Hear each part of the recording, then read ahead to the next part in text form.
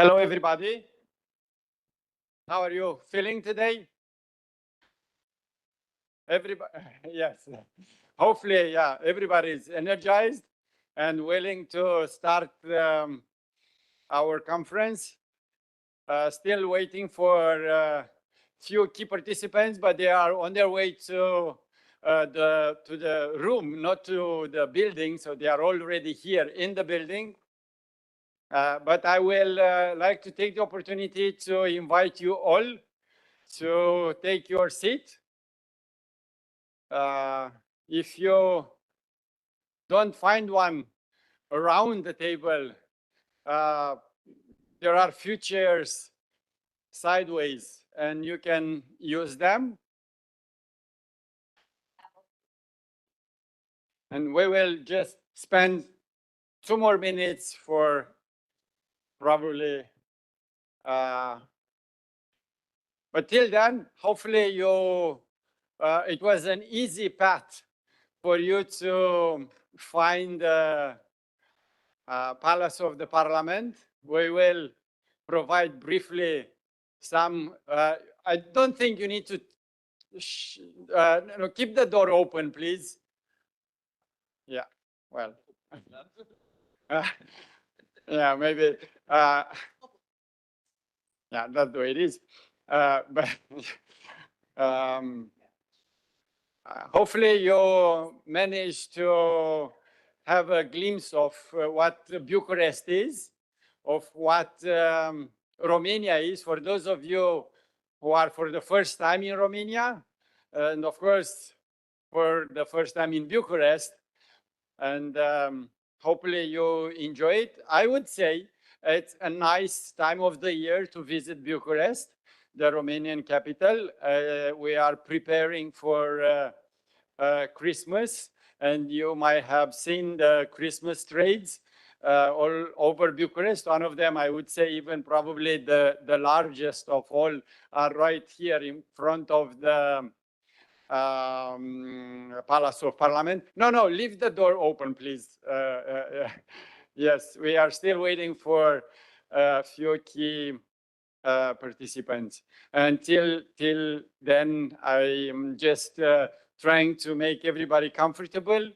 Also trying to, I know some of you are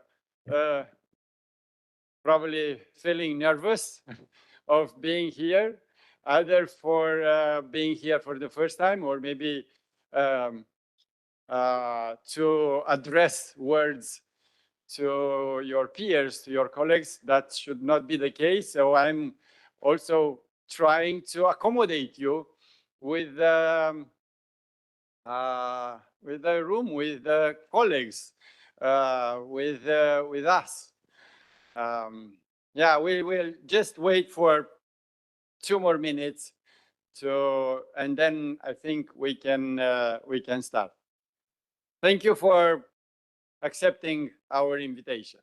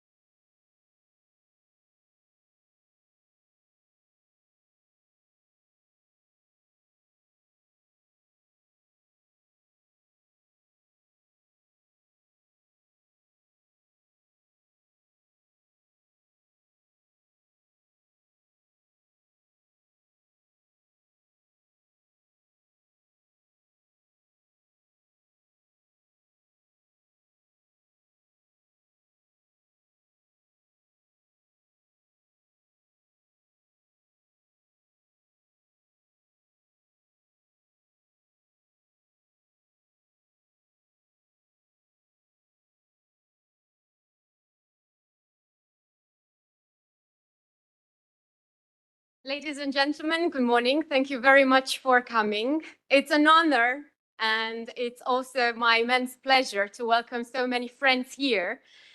For those of you who might not know me, my name is Diana Iancu. I'm the Dean of the Faculty of Public Administration and the proud professor that is going to give the floor to the chair of this year conference, Smart Cities, to my colleague, Professor Cătălin Vrabie. Please. Thank you, Diana. Thank you. Thank you all for being here and accepting our invitation to be part of this conference.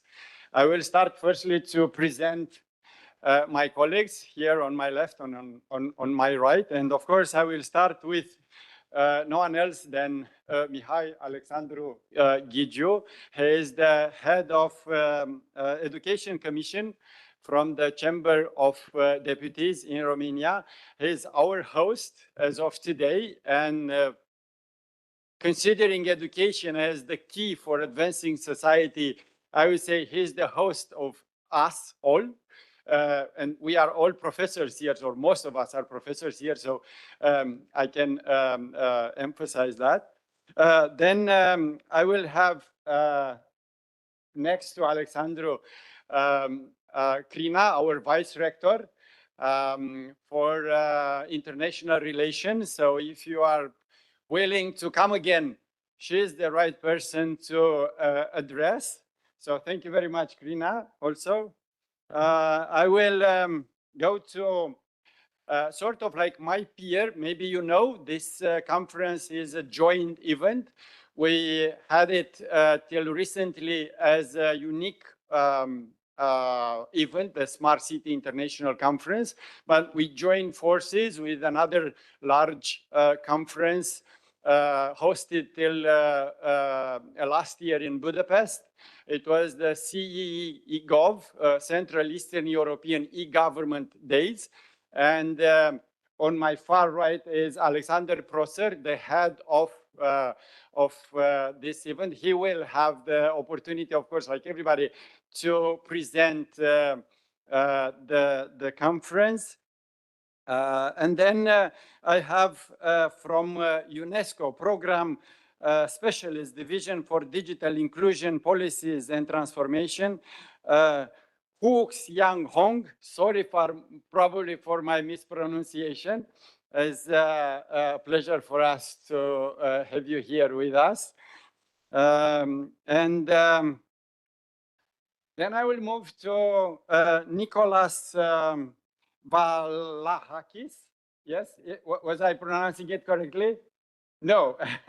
Yeah, I thought so. Well, I had to do some mistakes, and yeah, Ministry Plenipotentiary for Public Diplomacy, Embassy of Greece in Romania. Thank you very much, Your Excellency, for being here with us. And of course, Professor Adrian Curaj here on my left. Thank you very much, Professor, for being here. The Director of the Executive Unit for Financing Higher Education, Research, Development and Innovation, UF. Yeah, I was trying to move from English to Romanian, trying also to match them. So thank you very much for being here. And yeah, that's the panel as of this morning. And I think I can, start the conference. Yeah, as I said, welcome to Bucharest. Welcome to the 13th edition of the Smart City International Conference.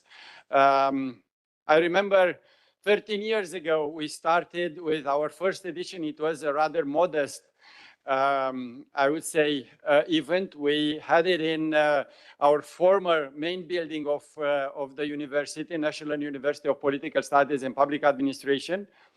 That was in 2013. The very next year, we moved to the new building. Some of you already been there yesterday. If not, you will come tomorrow for the second or the third actually day of the conference, and you will have the opportunity to visit the vertical campus, as we call it, nice building. But now, today, we moved thanks to Alexandru here, into the Palace of Parliament, which is, of course, arguably, but it is to us, to me at least, the most representative building for public administration and governance and governments worldwide, I would say, where there is no other administrative building bigger than this one. So it makes sense, though. Yeah, it was a long path, 13 years. It might look like a linear path. It was not that much linear. We had, you know, we all experienced COVID. We all experienced, you know, the hybrid, the online sessions with all the constraints that came with. But we were keen, if not stubborn, to push the concept of smart cities further and further. And while we were making these steps ahead, even our own perception changed. We started with smart cities considering, and we were speaking here earlier a bit about considering that cities, if we invest enough technologies in cities, they will become smart by themselves somehow. But then we realized that that's not the case. We need something else, and that something else is people.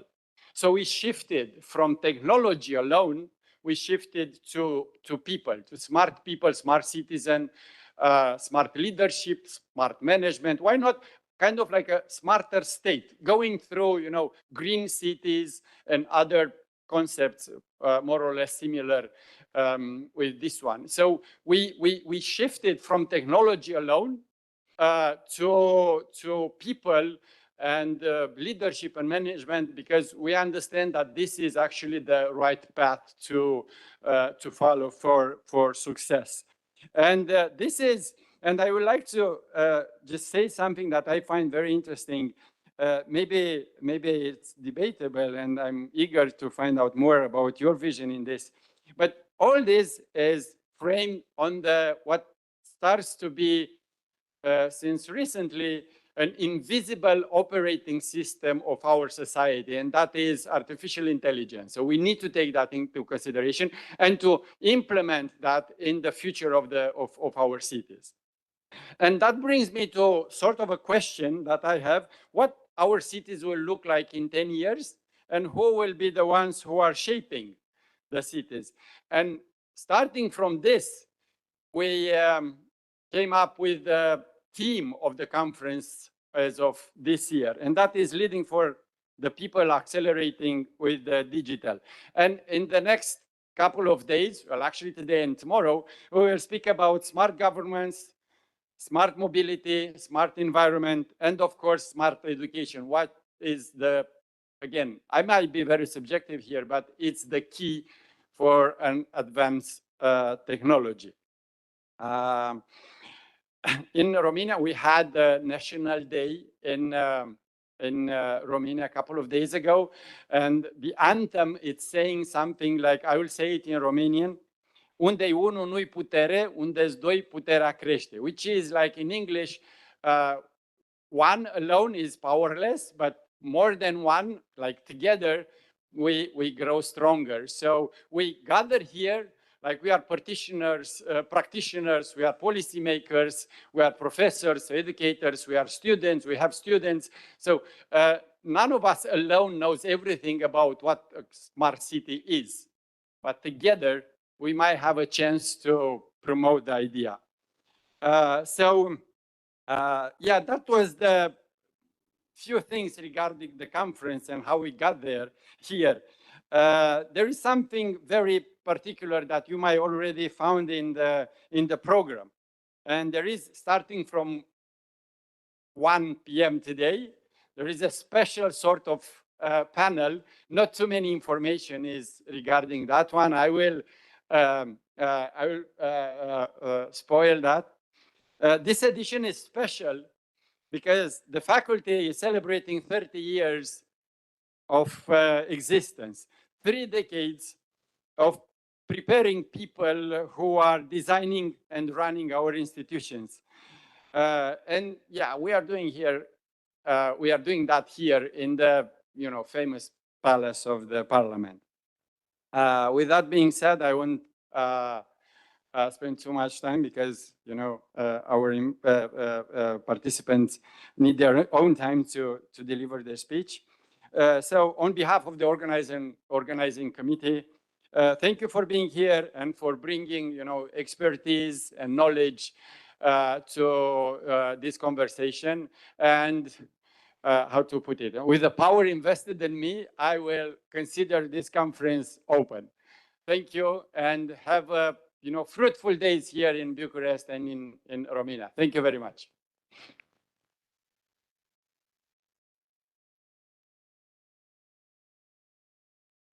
Thank you so much, Chair. It's a really pleasure to welcome everyone. And since the conference has started, please allow me to give the word to our distinguished host, to Professor Mihai Alexandru Ghigiu, who's also the president of the Committee for Education here at the Chamber of Deputies.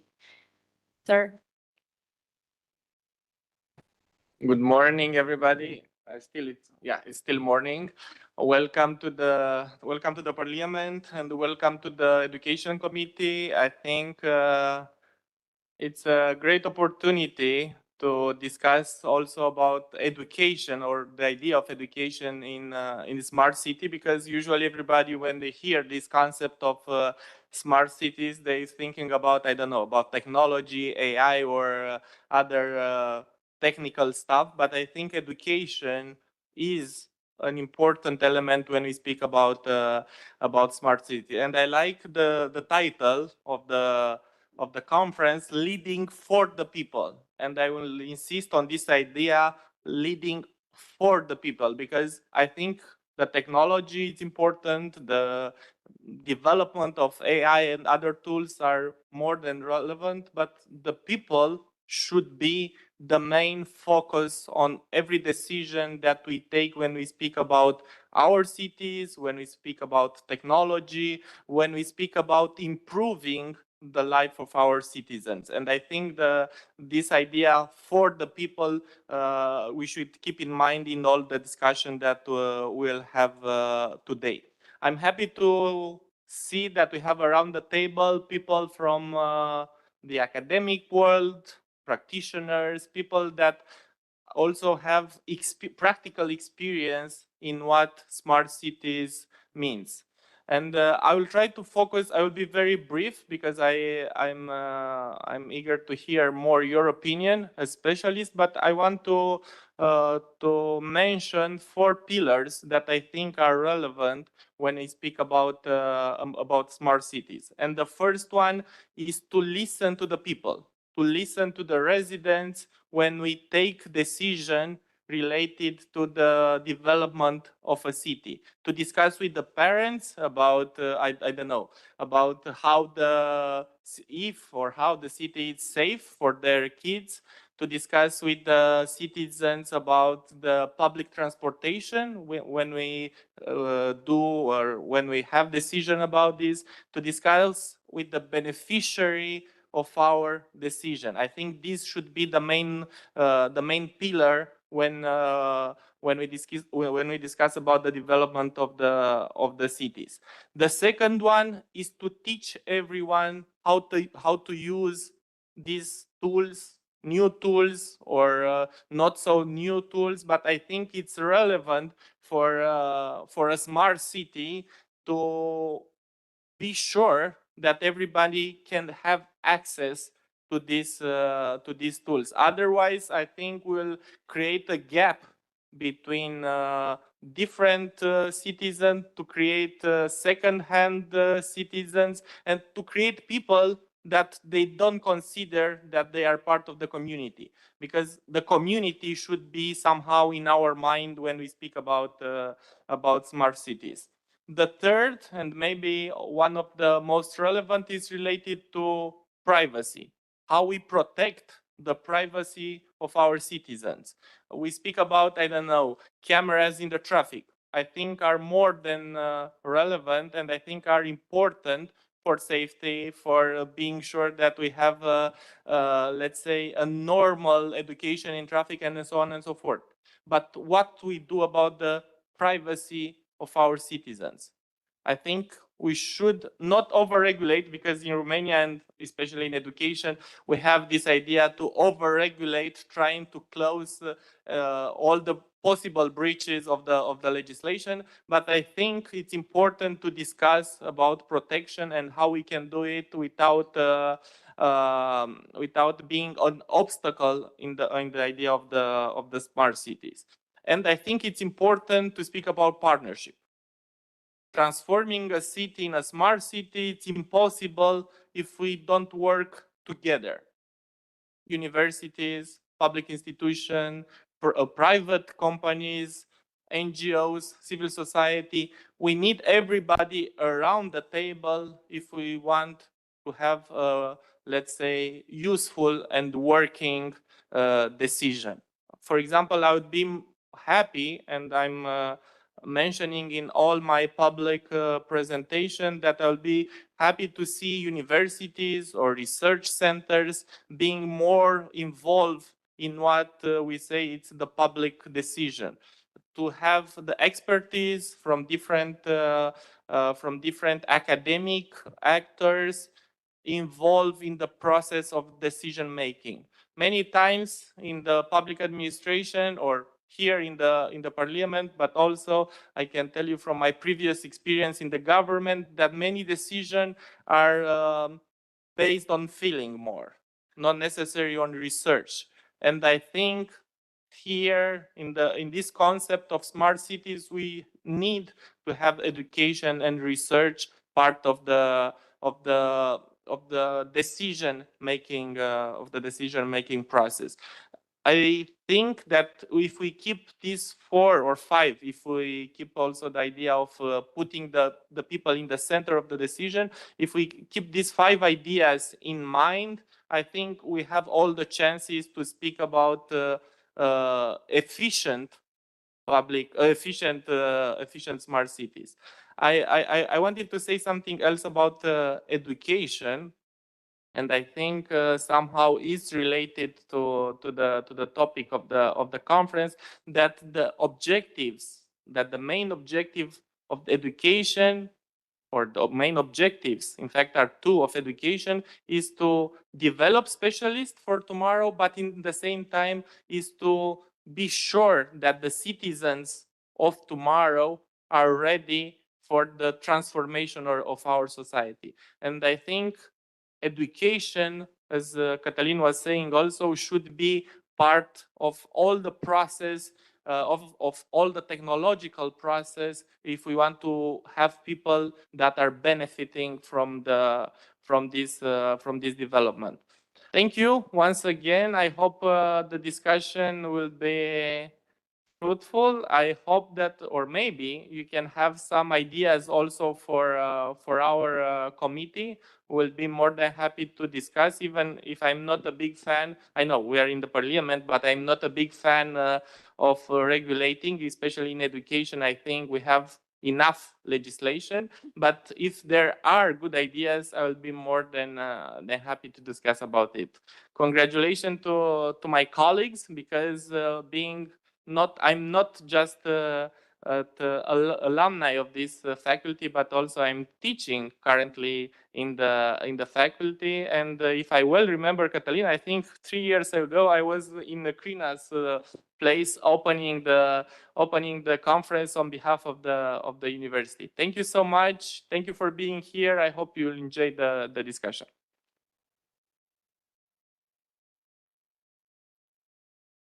Thank you so much for your generosity, Mr. President, and also for the multiple hats you are very graciously wearing.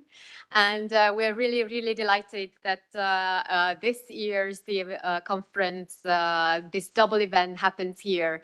I think it's a strong message that education matters and that it should matter more, especially when we're talking about smart cities. I'm very pleased now to give the floor to our own Deputy Rector, Professor Crina Rădulescu, who's also not only involved as the champion of internationalization at the university, but also a very strong believer that education is and should be the key pillar in today's society. Crina, please. Thank you, Diana, for your kind words. It's my turn to tell you all good morning.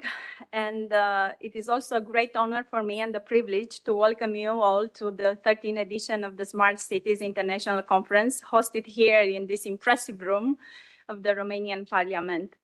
And yes, I realize that 13 is traditionally an unlucky number, but judging by the energy in this room, I think we can safely say that today, at least, 13 will be a lucky number for learning and innovation. As someone who has participated, I think, in almost every previous edition of this conference, I feel a bit like part of the Smart Cities Conference history.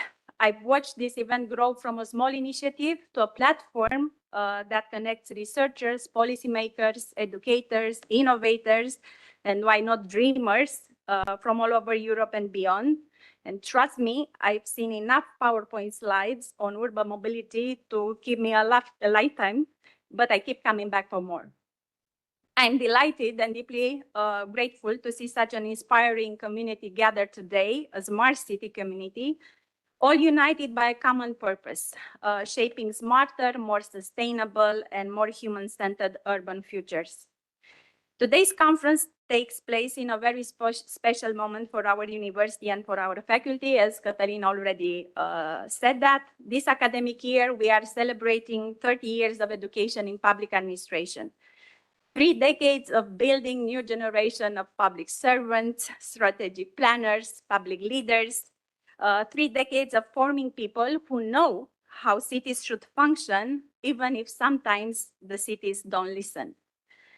It is therefore highly symbolic that our anniversary coincides with this International Forum on Digital Transformation and Urban Innovation, because for 30 years we have invested precisely in preparing professionals who can design and govern smarter cities.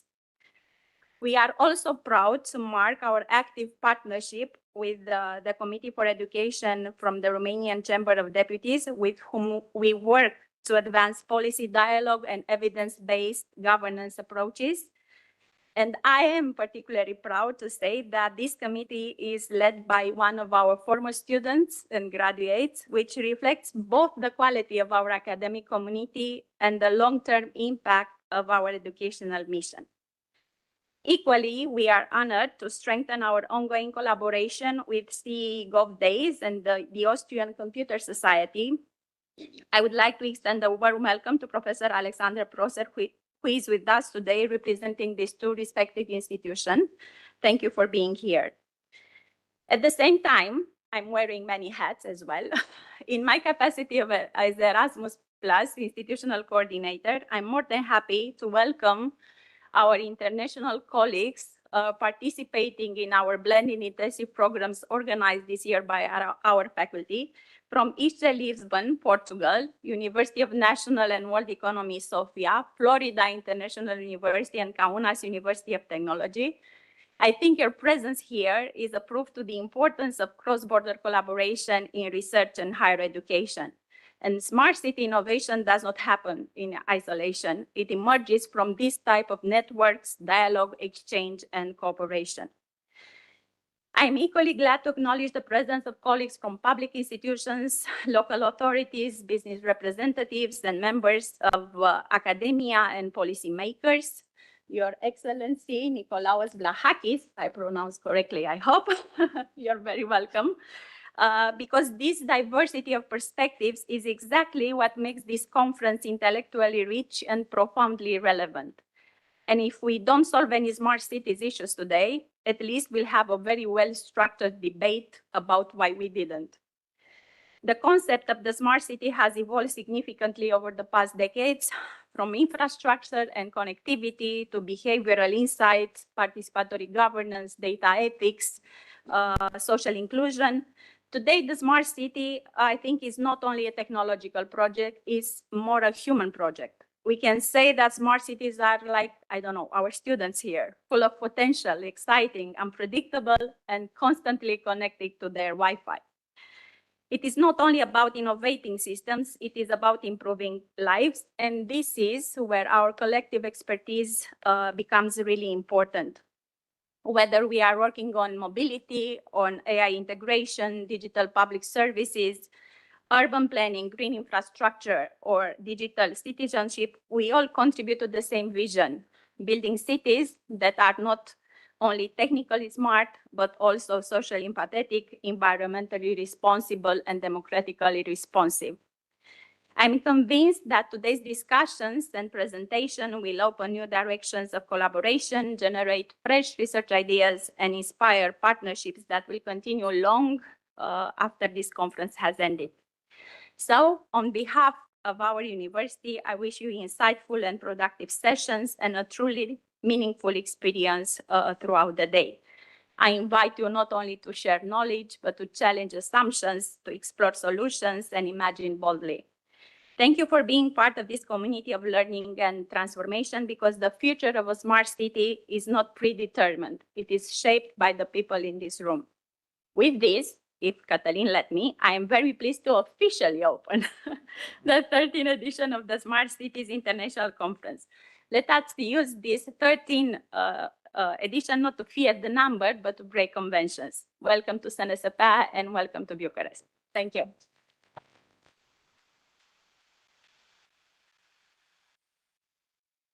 Thank you so very much. And it is my pleasure now to introduce you to our dear and partner for our this year conference. I'm talking about Professor Alexander Prosser. He's also a distinguished member of the board of the Austrian Computer Society and also treasurer there. But I think first and foremost, he's one of the dear friends of this conference, of this community. So thank you so much, Professor Alexander Prosser, for being here today and for joining your very special community with our own. I think that stronger we are is the better for us all. You have the floor, sir.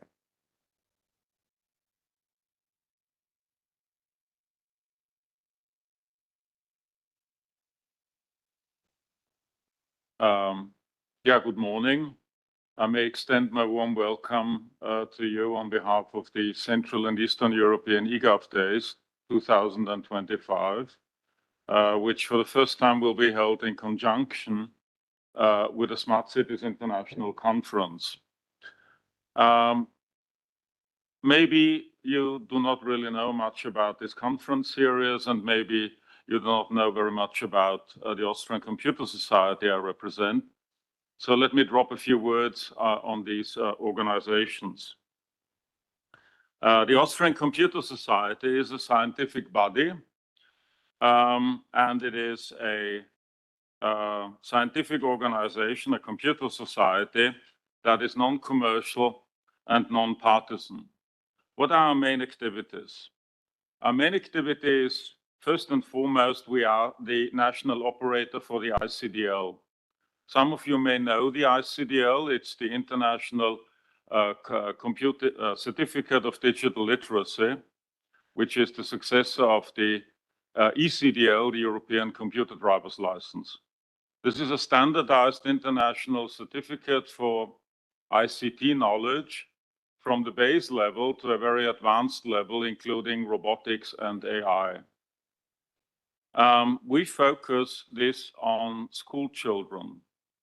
So we mainly do the ICDL with pupils, and we have about 100,000 tests each year. You have to see this in conjunction with the Austrian population. We are a nation of 9 million people, so half the size of Romania. Also, we organize the Beaver of Informatics, also known as BEBRAS. This year we have 65,000, again, pupils, school children, participating in this competition in informatics for kids. We also understand ourselves as a lobby organization for ICT in general. Our latest success is to include ICT as a subject to be selected for the high school exit exam in Austria. We've been lobbying for that now for well over a decade. Finally, we achieved it, and pupils can select informatics as a subject for their high school exit exam. The second field of activity is we are a fully qualified certification body for NIS2 and ISO 27000. NIS2 is the Network Information Security Directive, and it requires a recertification procedure every 3 years. So this is a recurring operation.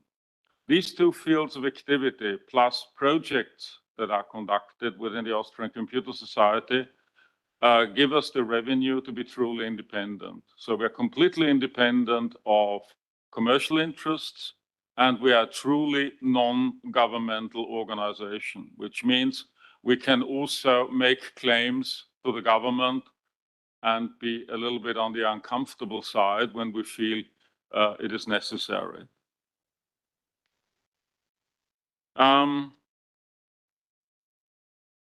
We also understand ourselves as a source of knowledge transfer to Central Europe and Southeastern Europe. Our most recent activity in this context was to found the Kosovo Computer Society. So Kosovo didn't have a computer society, so we founded it, and it's now fully operational. Also, we're a publisher, a scientific publisher, and we have a publication cooperation agreement with ACM, which you undoubtedly know. ACM is actually our sister society in the US. There's another initiative which I would like to point out, which I personally am pushing. That's women in ICT. Only 31%, excuse me, 31% of ICT professionals in Austria are female. 31%. That's dismal, and that's a waste of human resources. That's a waste of talent, and we are trying to improve on that.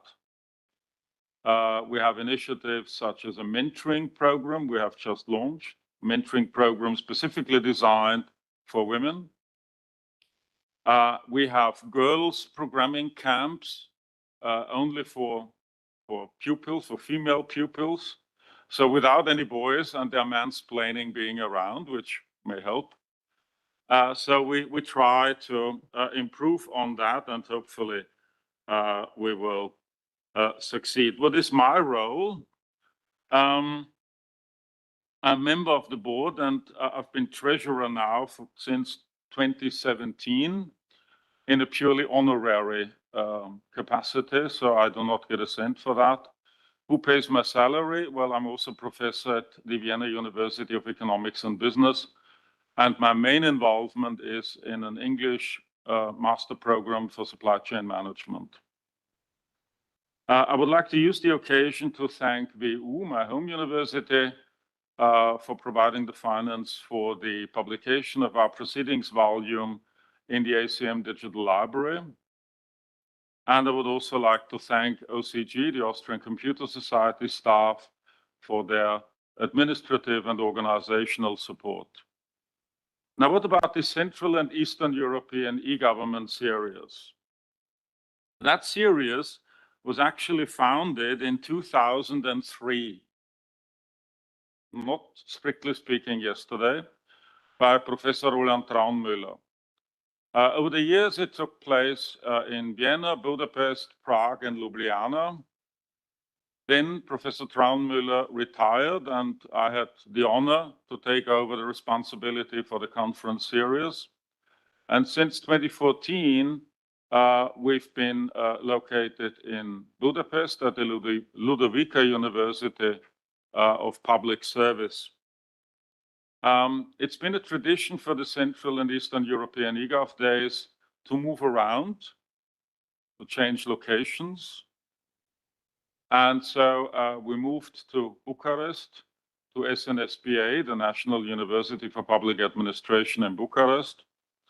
And I would like to extend my gratitude to Professors Diana Cornelia Janku and Katalin Brabie for hosting us.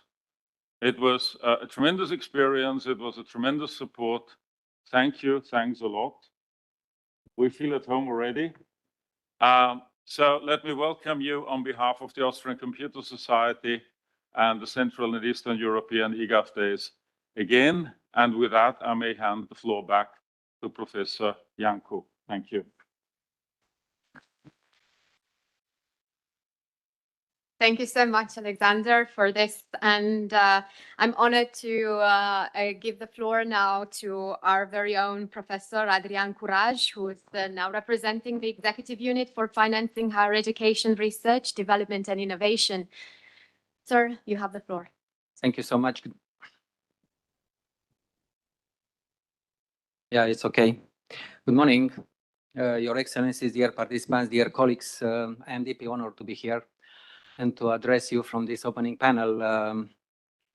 I wear two hats of head of the main science innovation funding agency in Romania, but also head of coordinator of M100 hub. You will see next in my presentation what means. That's why I wanted to clarify this. Okay, when we talk about smart cities, we are tempting to start with technology. But I would like to start today with something different, trust. If people don't trust that digital transformation serves them, their health, their mobility, their air, their dignity, then no platform, no sensor, no algorithm will ever make a city truly smart. If Europe wants to have a livable future for the cities, cities must lead. This is why the European Mission 100 climate neutral and smart cities by 2030 is really important. It aims to support 100 European cities to reach the climate neutrality by 2030, to act as innovation hubs so that all European cities can follow by 2050. Europe sets a direction that is not only technological, is obvious, clear, but deeply societal. But it is up to us to give it meanings. We have the direction, but again, it's up to us to give it a meaning. Romania is not watching this from the sidelines. We are on the field. 3 Romanian cities are already part of the European family of mission cities, working on climate city contracts. But we also understood that Romania needs its own national platform to mobilize all the urban energy in the country. That is where the M100, I told you from the beginning about M100 hub initiative came, a platform that mirrors the European city mission, but adapts it to our local realities. And I will talk a little bit about M100. M100 ambition is clear, no city left behind. Big is beautiful, small is beautiful, and diversity matters. Already extra 10 Romanian cities were selected in 2024. And the next wave of 20 cities is expected for 2026. So 3 selected at the European level, 10 already on board, and we are soon to select an extra 20 cities. It's really a very clear message about how important it is for us, no city left behind. M100 provide access to expertise and funding. But more than this is a learning mechanism, a platform for mutual learning, for people engagement and capacity building. And here we see the crucial role of partners in M100. I will say a few words about 2 of our partners. There are many, many partners, but I selected 2, Urbanize Hub and Order of Architects in Romania. Urbanize Hub has become one of the leading urban innovation actors in Central and Eastern Europe, connecting people, cities, and solutions for a sustainable future. In M100, they create real spaces for dialogue, urban labs, caravans in the cities, workshops where citizens, expert, local administration, and business came together to co-design the future of their cities. Order of Architects is not only a professional body. It aspires to be a united voice for quality architecture, for ethical practice, for a built environment that respects both memory and sustainability. This is crucial. Because when we talk about climate neutral and smart cities, it is not only about new districts full of sensors. It is also about how we care for what we already have. Our historic center, our neighborhoods, our industrial heritage, and how we adapt them intelligently and inclusiveness. So, How does all this relate to the theme of the conference, Leading for People, Accelerating for Digital? If I may, first, we need leadership that starts from a social contract. The European Cities Mission asked each city to co-create a climate city contract, which is a contract developed within the local ecosystem, citizens, business, universities, NGOs, investors. In Romania, M100 follows the same philosophy with the 10 cities already selected. By facilitating participatory process like Urban Lab and Green Cities, by providing expert support, national and international, helping cities for preparing their climate city contract using the same methodology as the European Mission use. Second, we need digitalization that is in service of sustainability. The international debate is increasingly clear. Digitalization and sustainability are now deeply intertwined. When done well, digital tools help citizens monitor energy use, optimize transport, reduce waste, and engage citizens in new ways. But we must insist on sustainable digitalization, technology designed with environmental and societal impact in mind. In concrete terms, this means using data and AI not to watch on and control citizens, but to empower them. To show them how air quality changes street by street, to help them choose cleaner mobility options, to allow them to participate in urban discussions through digital tools that are easy to use and trustworthy. Third, we must build strong coalitions. Starting from European policy and funding through the city mission, in Romania, we have built a coalition, a real coalition, a national coordination with a governmental-backed hub, M100, focused on policy coherence, multi-level governance, and access to funding streams. Local administration is part of the coalition. Innovation actors, professional guardians, universities and businesses, and citizens. This is a model of how we should approach smart cities everywhere as an ecosystem. The deadline for European Green Deal is 2050, we all know, and the city mission 2030. May sound distant, but every planning decision, every digital investment, every neighborhood project we start now will either bring us closer to the climate neutrality or lock us into emission and vulnerabilities for the decades. So I would like to leave you with 3 invitations. Think mission, not projects. Whether you are from the municipality, a company, university, or an NGO, ask yourself, how does this initiative contribute to our city's climate neutral and smart mission? If it doesn't, can you redesign it so that it does? What are the risks?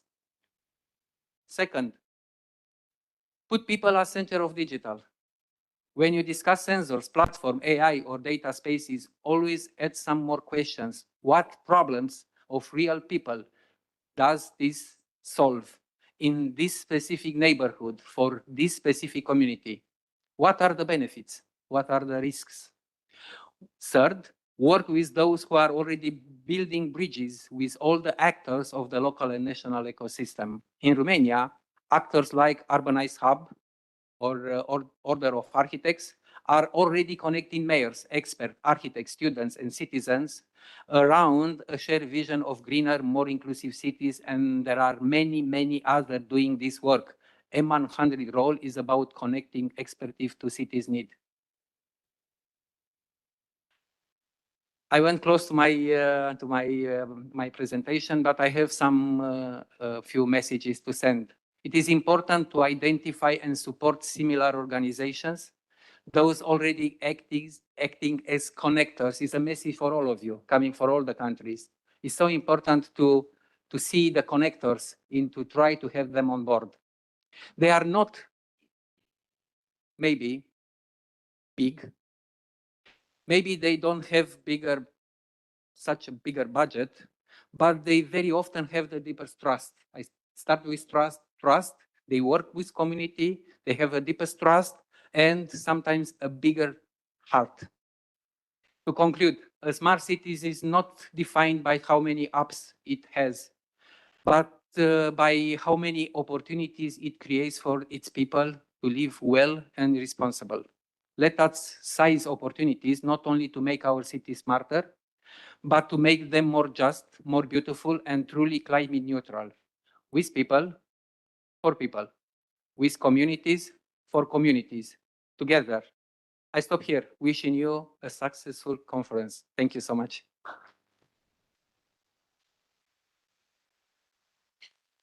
And sorry for saying this, I have to leave in a few minutes because I have a conference with the European Commission on the 100 mission cities subject, and I'm not, I want to reach the conference with the European Commission. Thank you so much, and sorry.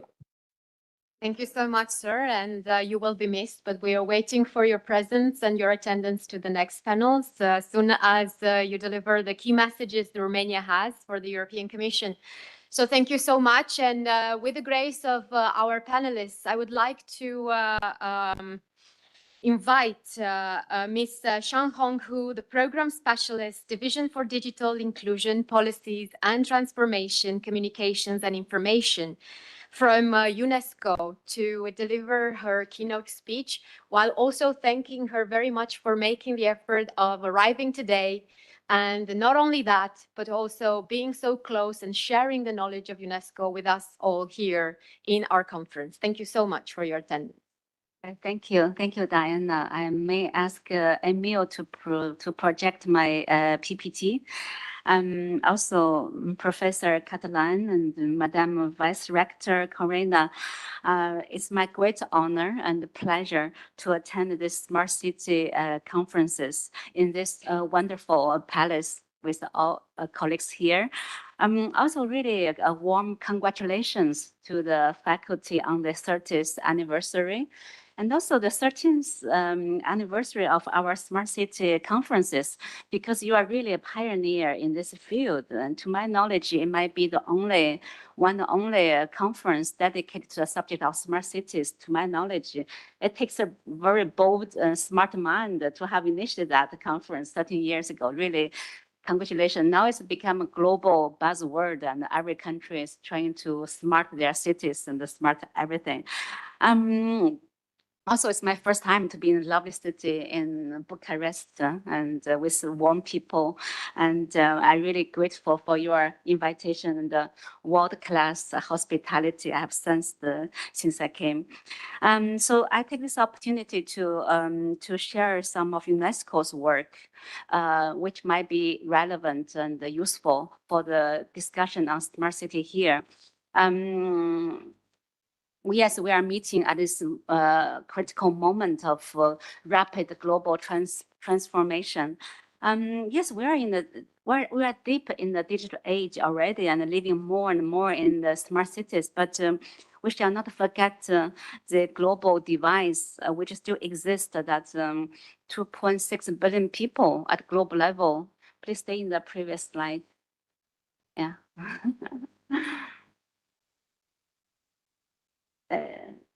Yeah, thank you.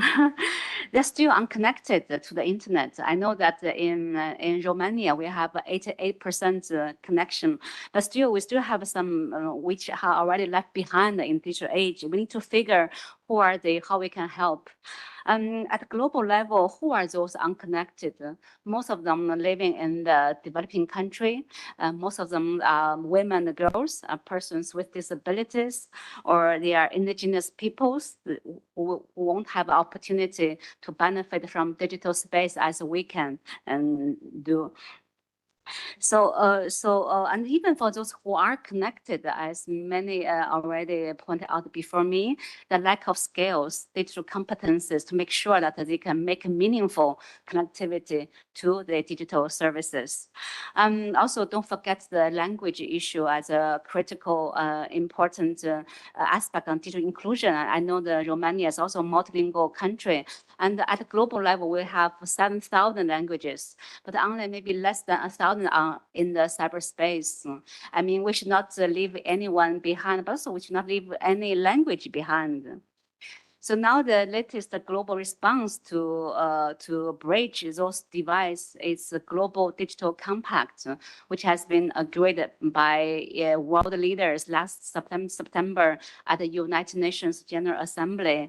It called for closing all the digital divides, expand inclusion, and promote human rights, and advance the data governance and also AI governance for the benefit of humanity. I thought this framework can also be useful for envisioning smart city strategies. Next slide, please. Next slide, please.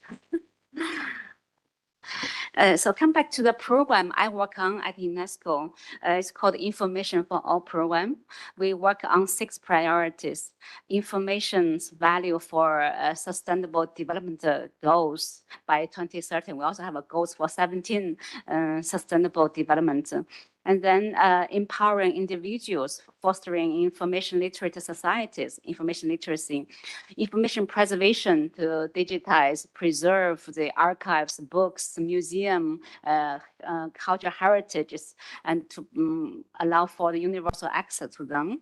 Information preservation, information ethics, to meaning to tackle those frontier technologies, whether they are internet or artificial intelligence or any, new technology, how they are affecting the society.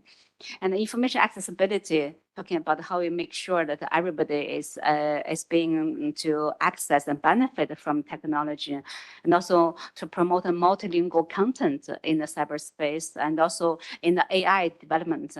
Next slide, please. Thank you, Emil. And in the same spirit, I think the slide before. Yes, so I'd like to draw your attention to the first global instrument governing the ethics of AI. UNESCO has endorsed a few years ago in 2021 to support the member states and the stakeholders applying AI in a humanistic manner. It contains 4 humanistic values on respecting human dignity, human rights and freedoms, respecting environment, ensuring diversity, inclusiveness, fostering peace, just and interconnected societies. Then there are 10 principles operationalizing these 4 values in different areas, including one such as multi-stakeholder participation. As many speakers before me mentioned, we need to involve all the stakeholders on board in the policymaking process. Next slide, please. In the same spirit, UNESCO recently endorsed the first global instrument on the recommendation on the ethics of neurotechnology, neurodata, and to advance human rights in the new era of neurotechnology and safeguard mental integrity or mental privacy and promote equitable, ethical digital innovations in this new area. You can all download our recommendation for your use from our website. Next slide, please. So in the digital age, that the data is the new currency, new oil. And if you can imagine the massive scale of data, which is growing so rapidly, it's be reaching 2,000 zettabytes in 2035. So what is 1 zettabyte? Meaning 1 followed by 21 zeros. It's like a universe scale. That's why data governance should precede digital governance, should precede AI governance, should really be preceding our smart cities strategies. Without a robust data governance framework, we cannot imagine any meaningful smart city as well. So that's why we also have providing a toolkit on data governance. You can scan the QR and download our toolkit to support the policymakers how to put in place comprehensive data governance framework and to support those future proof policies to ensure the data to be fairly used, ethically used, and to be also protected as well without being without impacting the open data used for the public interest. Next slide, please. Tackling again the multilingualism has become even more crucial challenges now with the generative AI, etc., which are more building upon a few languages. The language gap can be even wider for future. And for example, in Africa, there are 2,000 languages, but even less than 2% language are online, digitalized. So we have several important initiatives. For example, recently published the English Swahili AI dictionary to explain the AI issues in the Swahili language to support the Eastern Africa experts to understand what's happening in the AI area. And also we are in the middle of International Decade of Indigenous Languages from 2022 to 2030. To engage with the indigenous communities to make sure their language, their access to the digital resources. Next slide, please. UNESCO is working really broadly with all stakeholders. I mean, not limited to the governments, but also private sector companies, civil societies, academia. One of our ongoing collaborations with ICANN, the Internet Cooperation for Assigning Names and Numbers, to ensure all the domain names, the URLs you are accessing, the email addresses can be accessed by your local languages and script. I think in Romania, you also have the Romanian access to your URL and the email address. That's also a crucial issue to mainstream to many other languages and communities.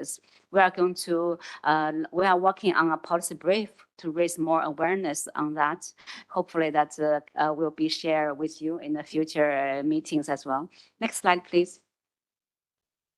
Another important resource I refer you to download from our website on the Global Roadmap on Multilingualism in Digital Age. It talks about how we make sure that you're using the advanced language technologies to develop, to promote the inclusion of different languages, and also with a very strong focus on the community involvement. Next slide, please. Since yesterday, I think many experts, doctor students mentioned that there's such a lack of capacity even among the policymakers and the civil servants. And our university, your faculty is really training the civil servants, future policymakers. So we need to ensure our future mayors, ministers, presidents are digital savvy. They understand the complexity of the digital technology. They know how to leverage the opportunities emerge, and as they know how to put in place the proper framework of policies governing the technology. So I also encourage you to register this online MOOC we jointly developed with Oxford University to enhance the AI digital transformation knowledge among the civil servants and the policymakers. Next slide, please. And our colleague speaker before was promoting the EU energy and climate cities, smart cities, and also UNESCO has also our program like MEO cities, meaning the media information literacy cities. It's an innovative way to creatively embed the media information literacy, digital literacy, AI literacy into the physical and the virtual cities through this initiative. We are doing this through engaging with all the traditional and non-traditional actors, ranging from government to hospitals to entertainment industry, mayors, and also families, libraries, universities in this initiative. Next slide, please. So far, we have 27 cities piloting this operational guidelines on MEO cities. And there's a long list already. I hope maybe Bucharest and other cities in Romania can also join us. And I believe MEO should be a key component for smart cities as well. Thank you. Next slide, please. And for future, I'm also sending maybe 2 invitations to engage with UNESCO on those global debates on the digital policies. Look, we are everywhere throughout the year. We are triggering discussion at the Internet Governance Forum. We are having sessions at the European Dialogue on Internet Governance, EuroDIG. We are celebrating International Day of Universal Access to Information on 28th September. Now we are at a critical moment of the WISES, World Summit Information Society +20 review. I think the experience you are having here in Romania can also be useful for the global stakeholders and share your knowledge and experience through our platform. Next slide, please. Also, we are engaging with the global experts and academic university to jointly develop the policy brief and research to inform our member states to know about the emerging technology and the issues. Look, now we have one on the quantum technology. I mean, not limited to AI, internet. We are foreseeing the next is a quantum, which are going to rewrite the entire digital system. And also we look at the challenges, I mean, those traditional knowledge agents, such as the public libraries are facing. We are looking at the new challenges to information accessibility. So it's just 16 pages crisp to tackle the issue and give the policy recommendations so our governments can stay in tuned to all the changes. I also hope perhaps after this conference, we'll have a new edition on smart cities. Thank you. The next slide, please. And that's the last one. Really a big thank you. I like to echo and conclude by saying that we should really try to avoid that everything becomes smart except ourselves. And before we move on to the smart cities, smart everything, let's be smart people for the first place. Thank you.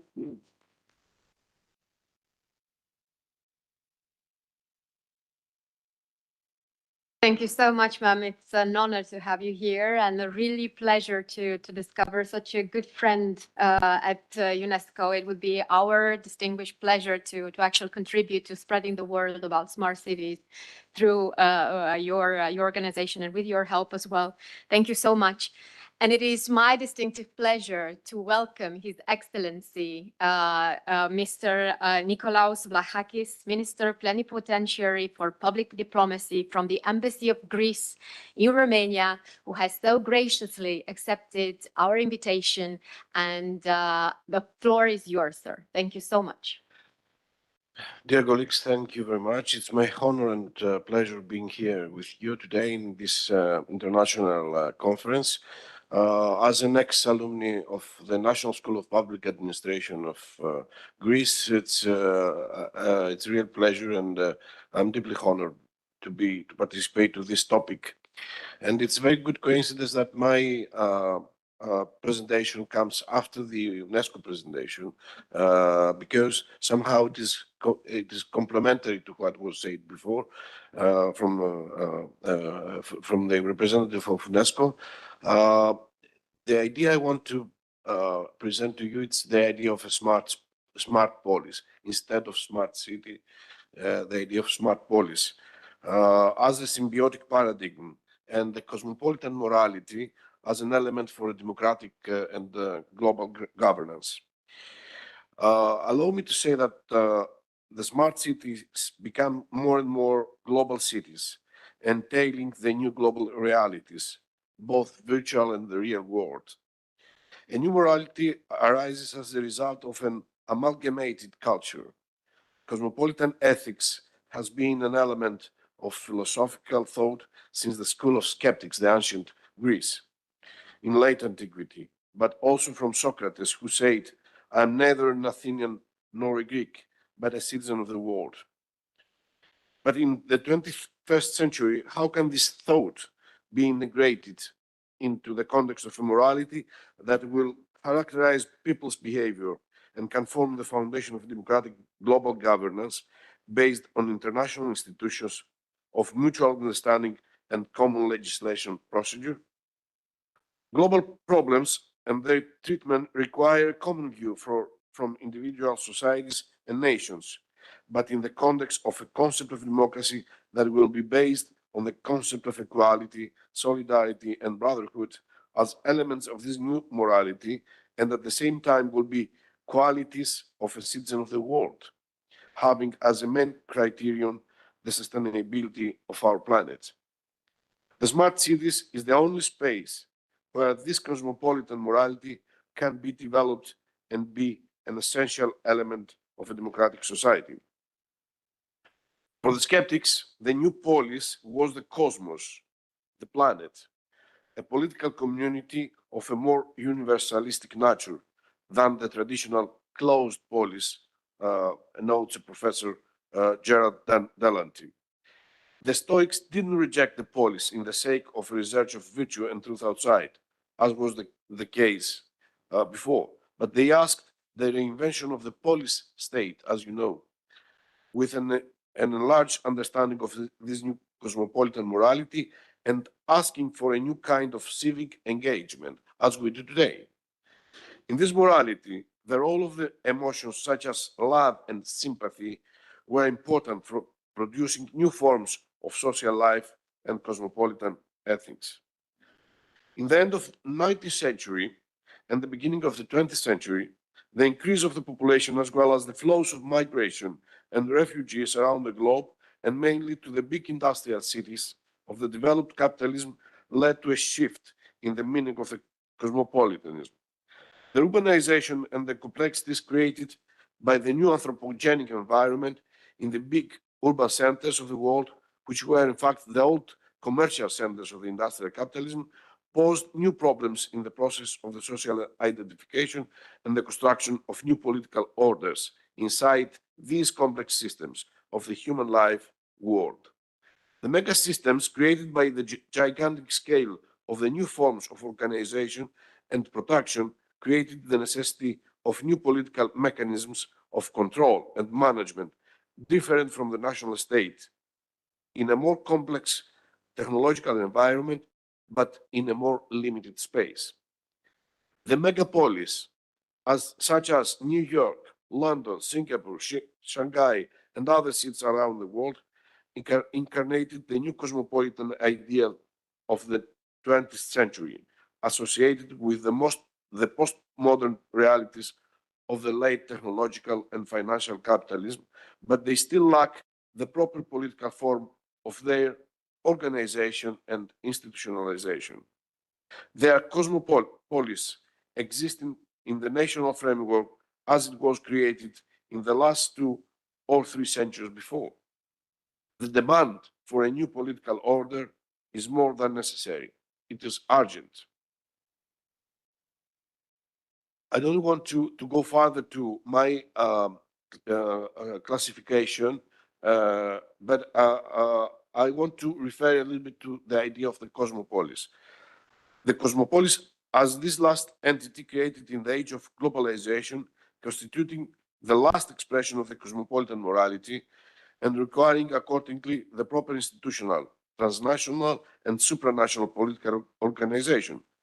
Cosmopolis combines all the systemic features of the megapolis, plus the concentration not only of the economic power, but the ambition of being a world city.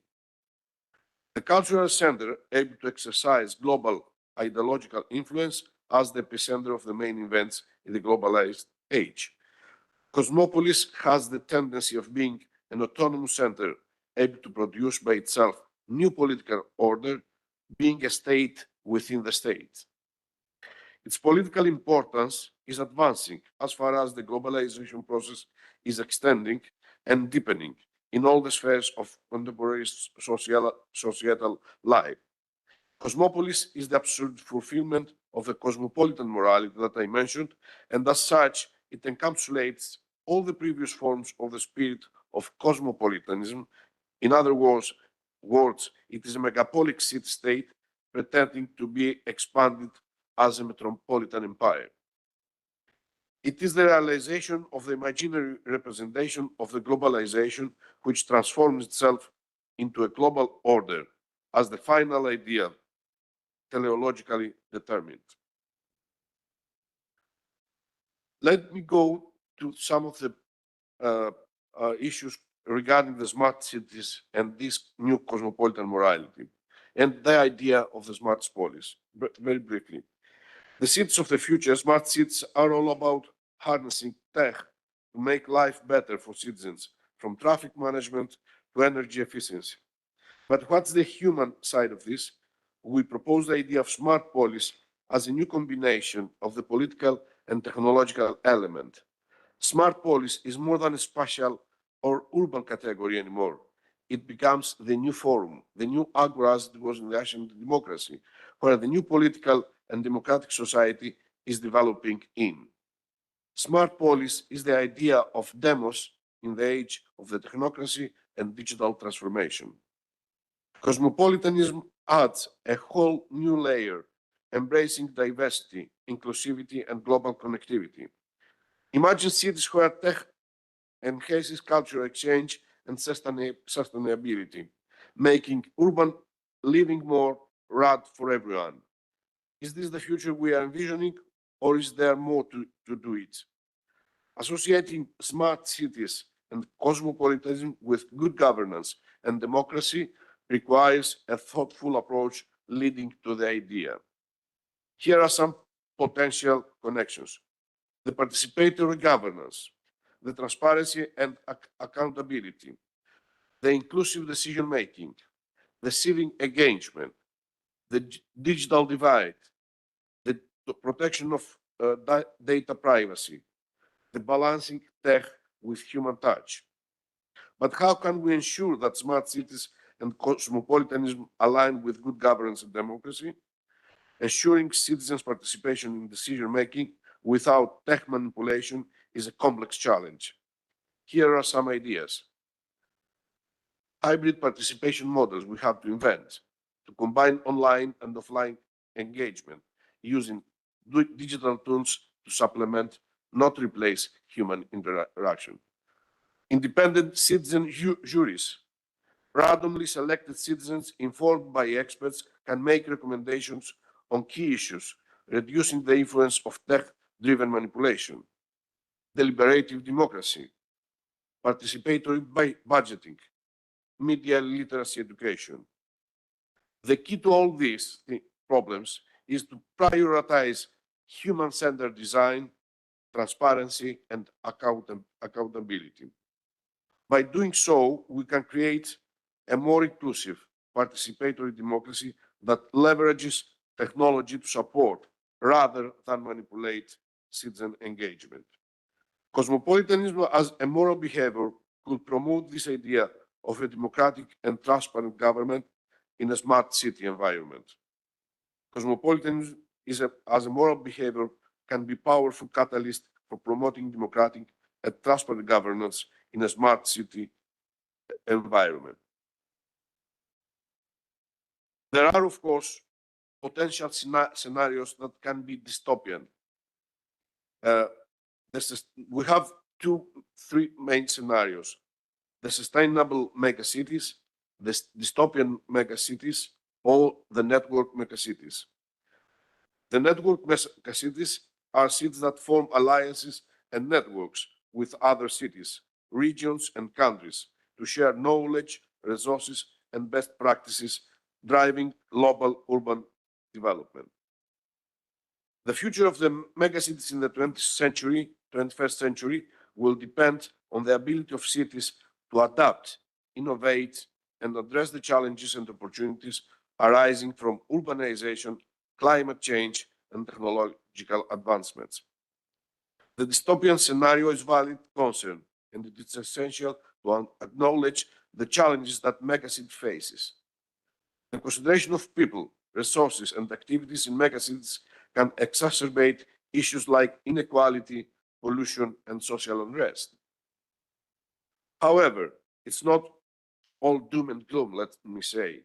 There are many initiatives, policies, and innovations being implemented to address these challenges and create more sustainable, equitable, and resilient megacities. One of these ideas is to implementing green infrastructure, investing in renewable energy, promoting sustainable transportation, developing inclusive and affordable housing policies to address social and economic inequalities. While there are no easy solutions, it is essential to recognize that the future of mega cities is not predetermined. By acknowledging the challenges and working together, we can create a better future for all. By adopting these strategies, megacities can ensure a more sustainable and resilient future, where resources are managed effectively and efficiently, and citizens have access to the resources they need to thrive.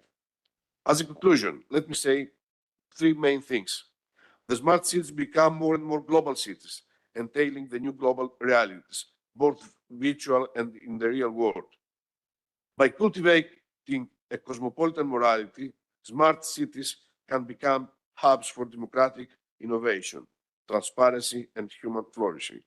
The smart cities transformed by the form of the smart polis is the only space where this cosmopolitan morality can be developed and be essential element of a democratic society.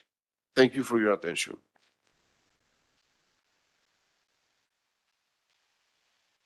Thank you so much, Your Excellency, and I do look forward to welcoming you back to our community at the National University. It would be a wonderful honor to have you there as well. Thank you so much to all of you for attending this first keynote panel on our international conference. Once again, a very heartfelt welcome to all our colleagues and friends from across Romania and beyond the borders of our country. We're very happy to have you. And once again, thank you so much to our dear panelists for their participation and for opening up what we hope to be one of the fruitful events of this month, if not of the year. So thank you all. We'll have a 10-minute recess, and then we will come back for the panel dedicated to smart and sustainable living. Thank you so much, and please enjoy the break.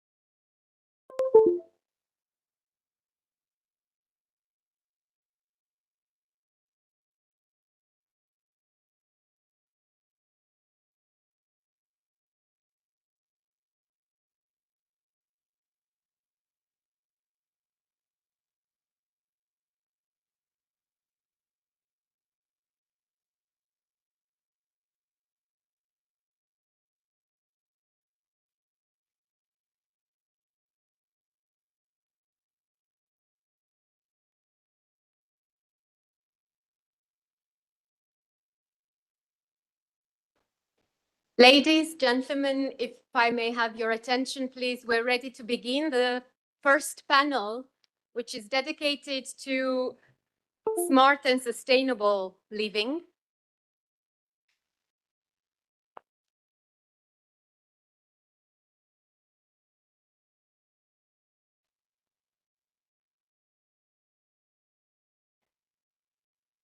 Thank you so much for coming back. I know the coffee break is really exciting part of the program of any conference, but I'm very happy and I'm honored to actually welcome you to the panel, which is dedicated to one of the key pillars of a smart city. And that is, of course, smart and sustainable living. And we have today a very interesting expert panel, and I'm very happy to co-chair this panel with my friend and our co-organizer, Professor Alexander Prosser. Thank you so much, Alexander. And as we agreed, I will make the introduction of the panelists. So, with no further ado, I'm very happy to welcome our very own Dr. Ioana Petrescu. She's the director for the Center for Leadership and Innovation at the National University of Political Studies and Public Administration.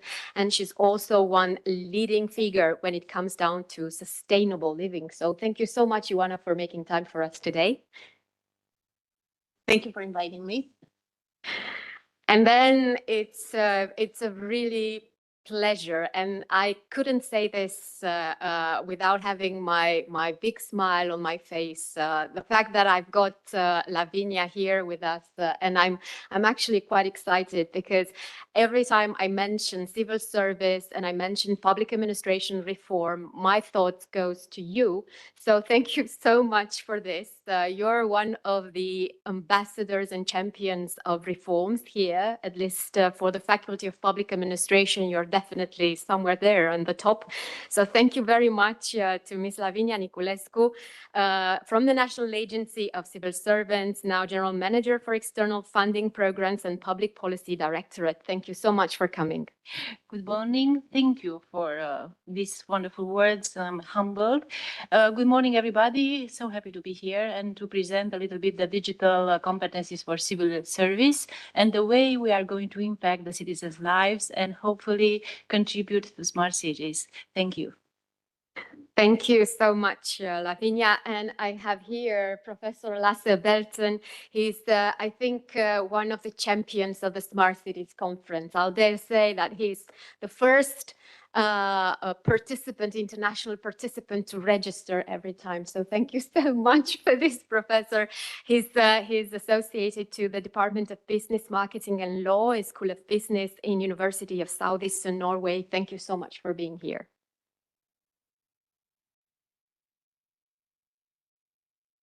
It's always a pleasure to be back here in Bucharest. And I'm also very happy to welcome our very own professor also, but now he's in his capacity as president of the Romanian Association for Smart Cities, Mr. Eduard Dumitrașcu. How are you, Eduard? I'm good. Our cities are good. Thank you so much for your kind word and for the invitation. Congratulations, Cătălin. Congratulations, SNSPA team for this great event. More than 10 years. Cătălin, where are you? More than 10 years. A lot of smart city projects in Romania. Thank you so much. Indeed, we are reaching out a milestone there with our Smart Cities Conference, and it is indeed one of the greatest events that we at the Faculty of Public Administration have. Although it started a little, as Cătălin mentioned in the keynote address, here we are. So thank you so much for agreeing to be in this panel. And I pass the floor to my co-chair, Professor Prosser, for the first question. This is how it's going to be. We will ask some questions and then all participants are invited to jump in. So we don't really have a script, but we really love to have your ideas. And this will definitely enrich the conversation. As we do have academics, we have members of the media, we have members of the business environment here. And mostly, I want to tell this to everyone, we have students. So I do hope that we all learn. Thank you so much for this. Professor. Well, thank you. The first question actually links up with something that has already been said by quite a number of speakers in the initial session. Smart living, like so many other things, usually focus on technology and the technological feasibility. But they also require trust and citizen engagement. In your experience for the panelists, how could you get citizens involved in this initiative, and particularly vulnerable groups? And how can you get these groups involved and on board? And I would like to start with Ms. Niculescu as a first one. First of all, when dealing with vulnerable groups, it's very important to get in real contact with them, to really identify the groups that can be impacted by the way the smart cities or some IT solutions or digital transformation of the cities can impact their life. I mean, maybe elderly people or low-income people, or I don't know, women not being at work, not being employed, and it's very important not only to identify the groups, but also to co-involve them in your decision. It's very important to design a participatory activity event where, in simple words, maybe even using, I don't know, photos or very simple words to explain as an authority, as a public administration authority, or as a civil servant, how do you intend to impact their lives by implementing a digital solution or something that is going to change their life. When they are going to better understand the steps that you are trying to implement within the next years in the local community, especially in the rural ones, then you can co-involve them in co-designing the approach. Maybe you can even learn new ways of better reaching all the other vulnerable groups from that community in ways that maybe you didn't envisage before. So communicate, co-involve, co-design, and try to translate, to facilitate the way the information of a technical project can be better understood by the local community. Thank you. Maybe a follow-up question. Considering the education of civil servants, would you see, and how would you see how that could reflect on the education of future leaders in the public service?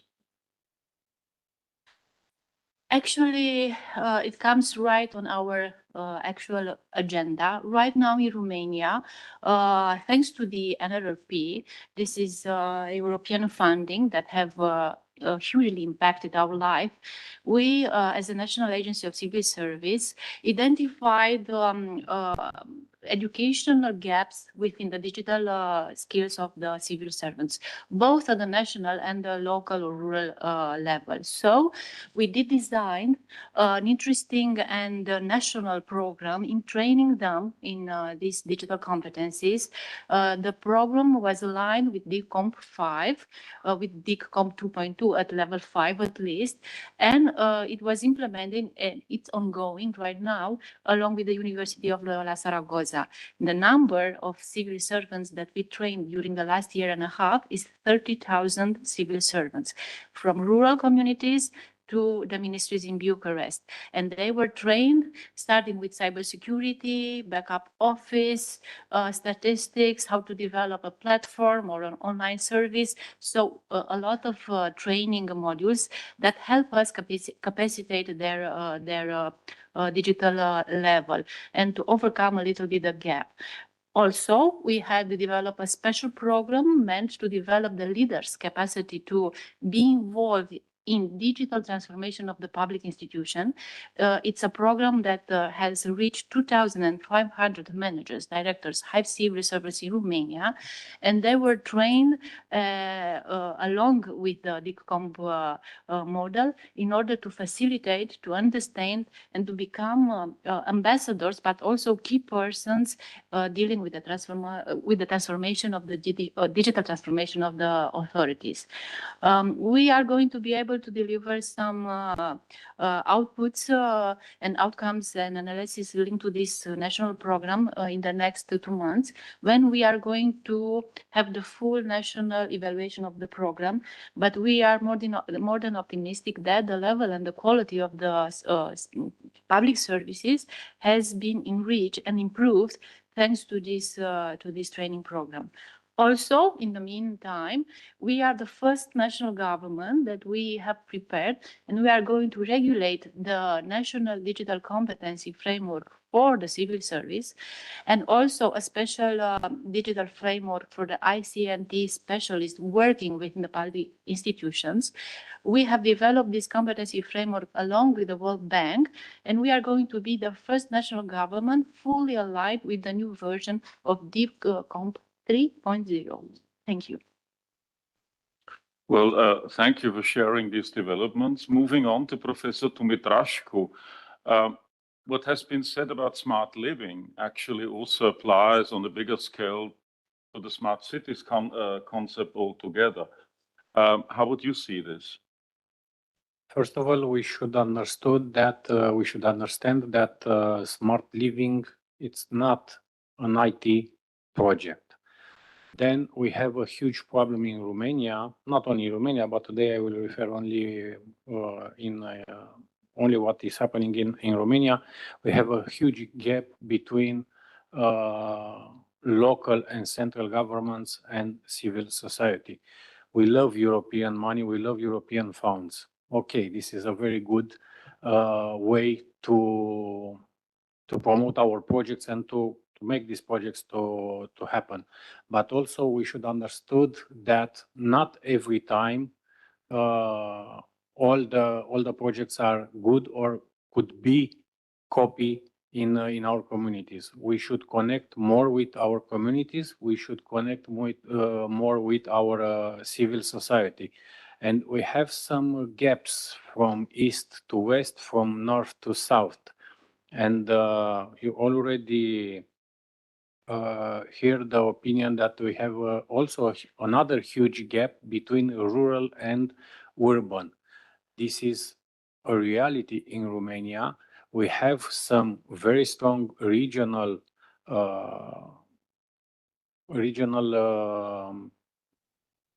area, let's say, like Bucharest, Ilfov. Almost 32% of our GDP is made in this region. But also we have at the national level 2,864 communes. More than 10 million people live in these communes. So if we want to do smart city, if we want to talk about a smart nation, if we want to integrate smart living concept and projects in our communities, we should connect at the roots with the communities. This is what we are doing from 2015 to 2016. We have almost 10 years of experience. We have more than 200 different counties, cities, different ministries, members in our association, more than 250 different technology partners, but it's not enough. It's not enough because we have another problem. Every time from 4 years to 4 years, when we have a local election, all the previous strategies, projects should start again. All the previous strategy, it's not good. I'm the new mayor. I know better what is good for my communities. So, like first conclusion, we should connect with the communities. We should start to use our strategy for long term, and also we should start to use European money for the people, not for the technical equipments. Thank you. Well, thank you. Norway, Professor Bjørnsen, is, I think, pretty well known for its advances in the smart cities domain. On the other hand, you have geographical challenges, considering Norway's geographical layout. So how do you see these participatory challenges to the smart cities, smart living concept? Thank you. I would like to start by saying that digital is not necessarily the solution for everything. We know that some groups are not digital, and we have to take that into account.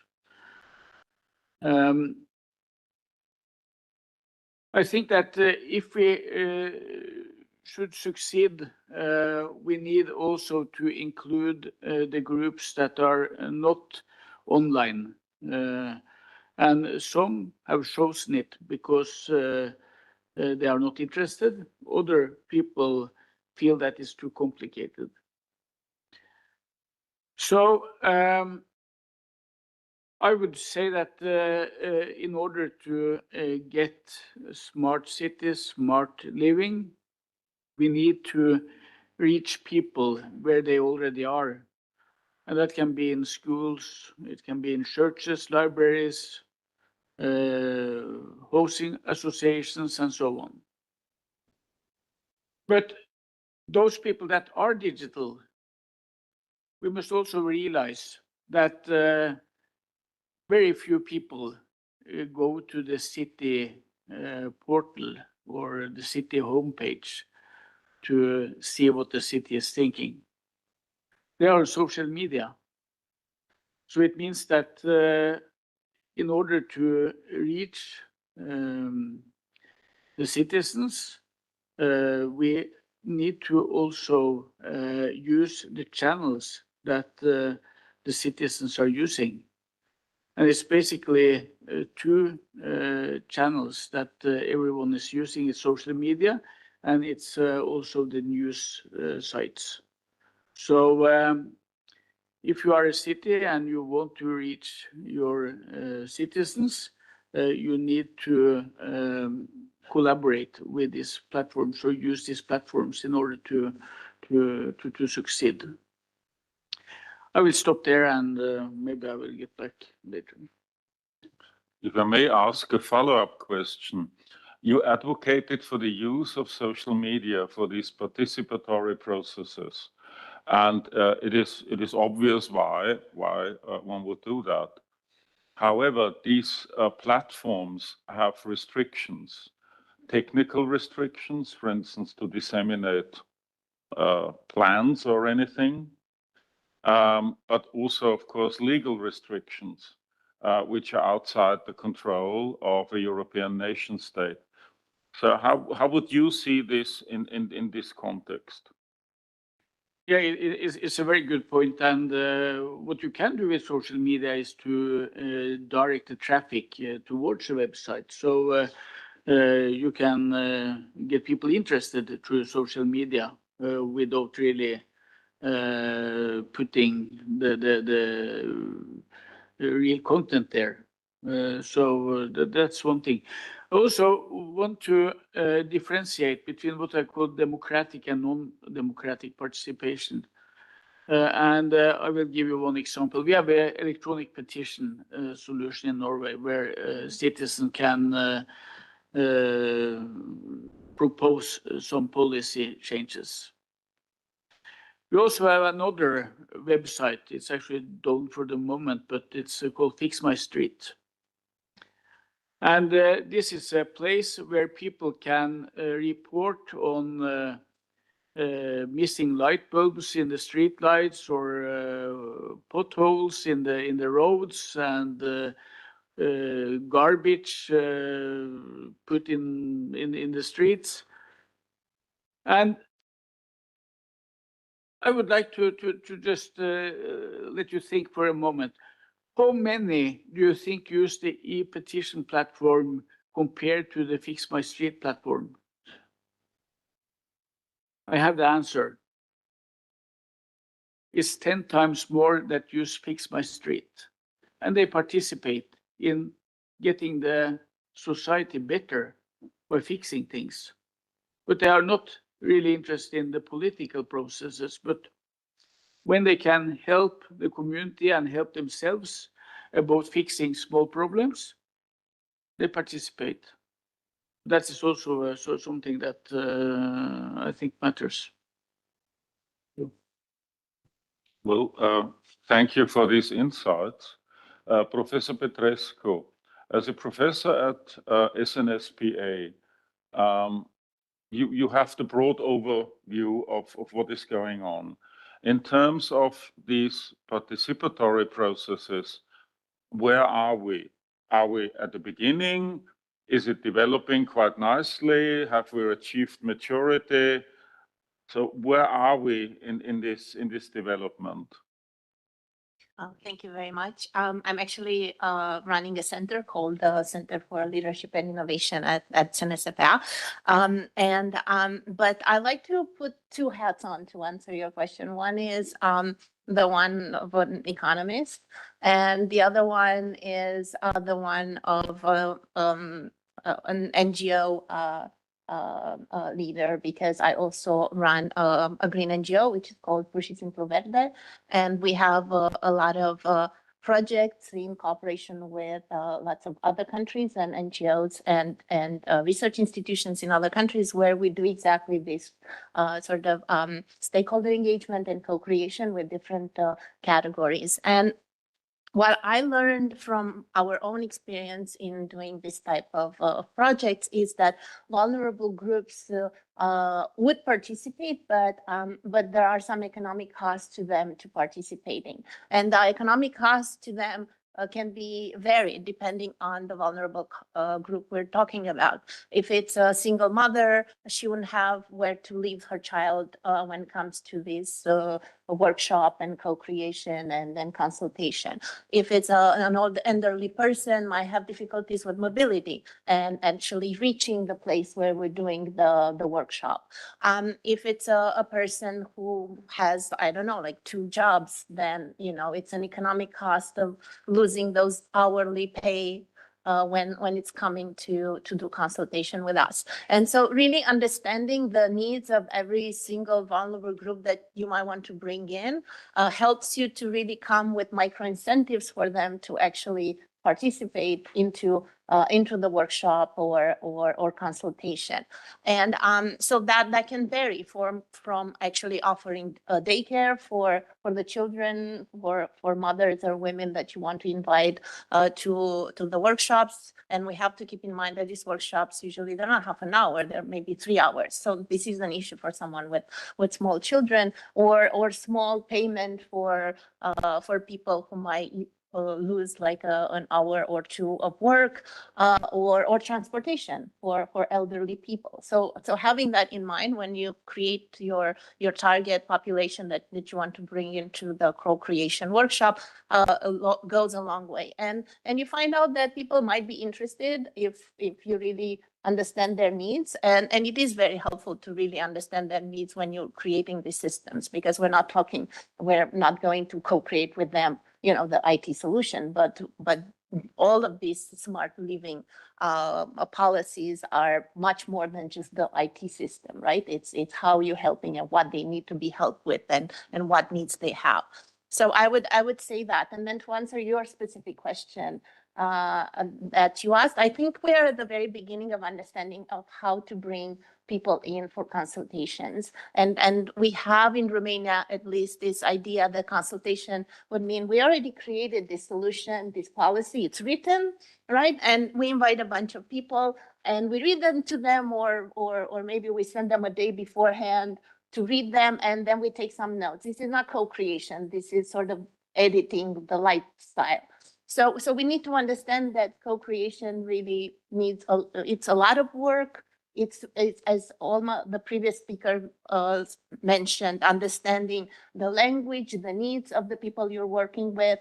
And so I think we have a lot to learn about this process, but I don't think we can really develop to be a full democracy if we don't learn how to involve all the citizens in these very important decisions that will eventually really affect them. So smart living solutions is an example that will affect all the citizens.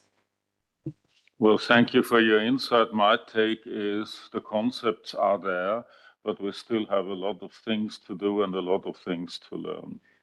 And here I would pass the floor to Professor Janku. Thank you so much. And actually, this really comes very well for the next question we've prepared, because we see an increasingly more digital services around us. And I think one of the key questions is what happens with all those communities that do not have the same access to resources. They don't have the same administrative capacity to deal with these services.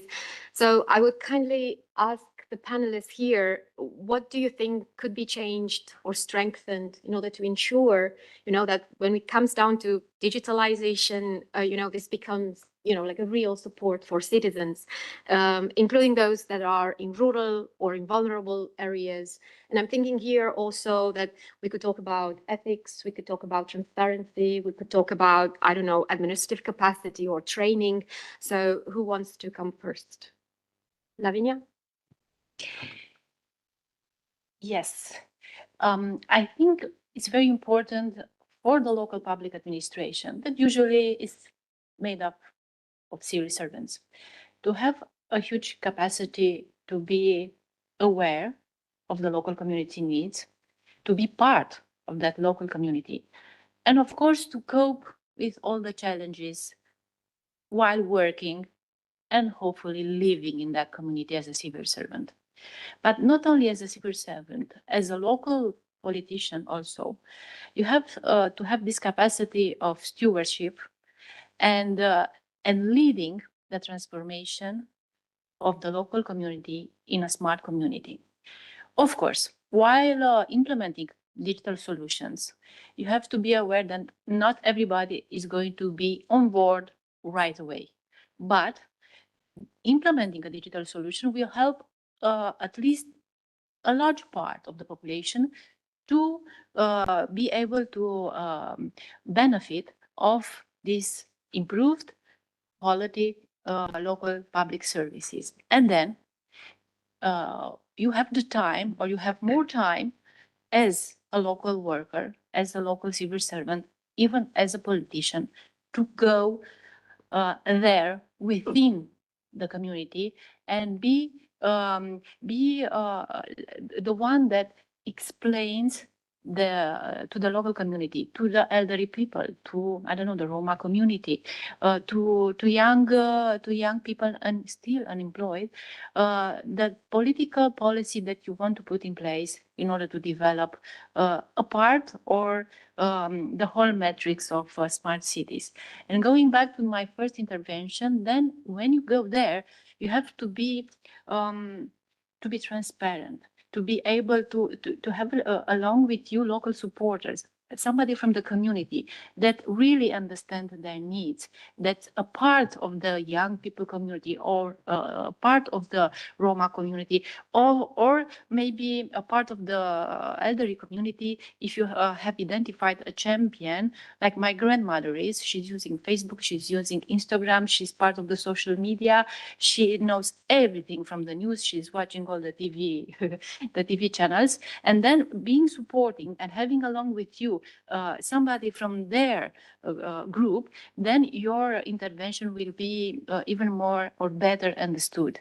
Use pictures, use real examples, simple words, and just use your soul. Be part and be engaged in that communication, and then trying to co-involve them in co-designing the local small policy along with them. Do not forget, give feedback after the event.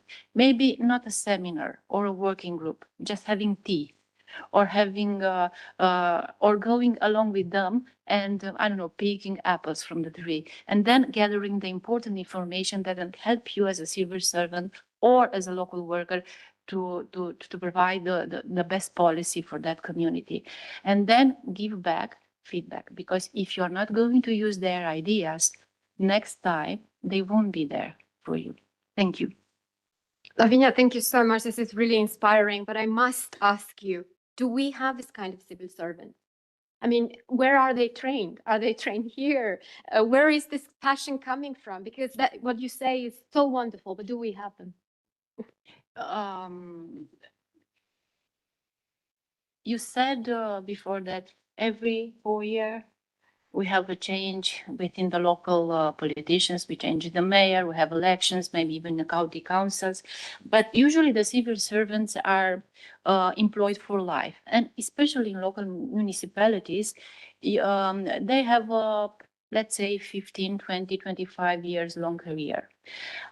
Yes, we do have those kind of people.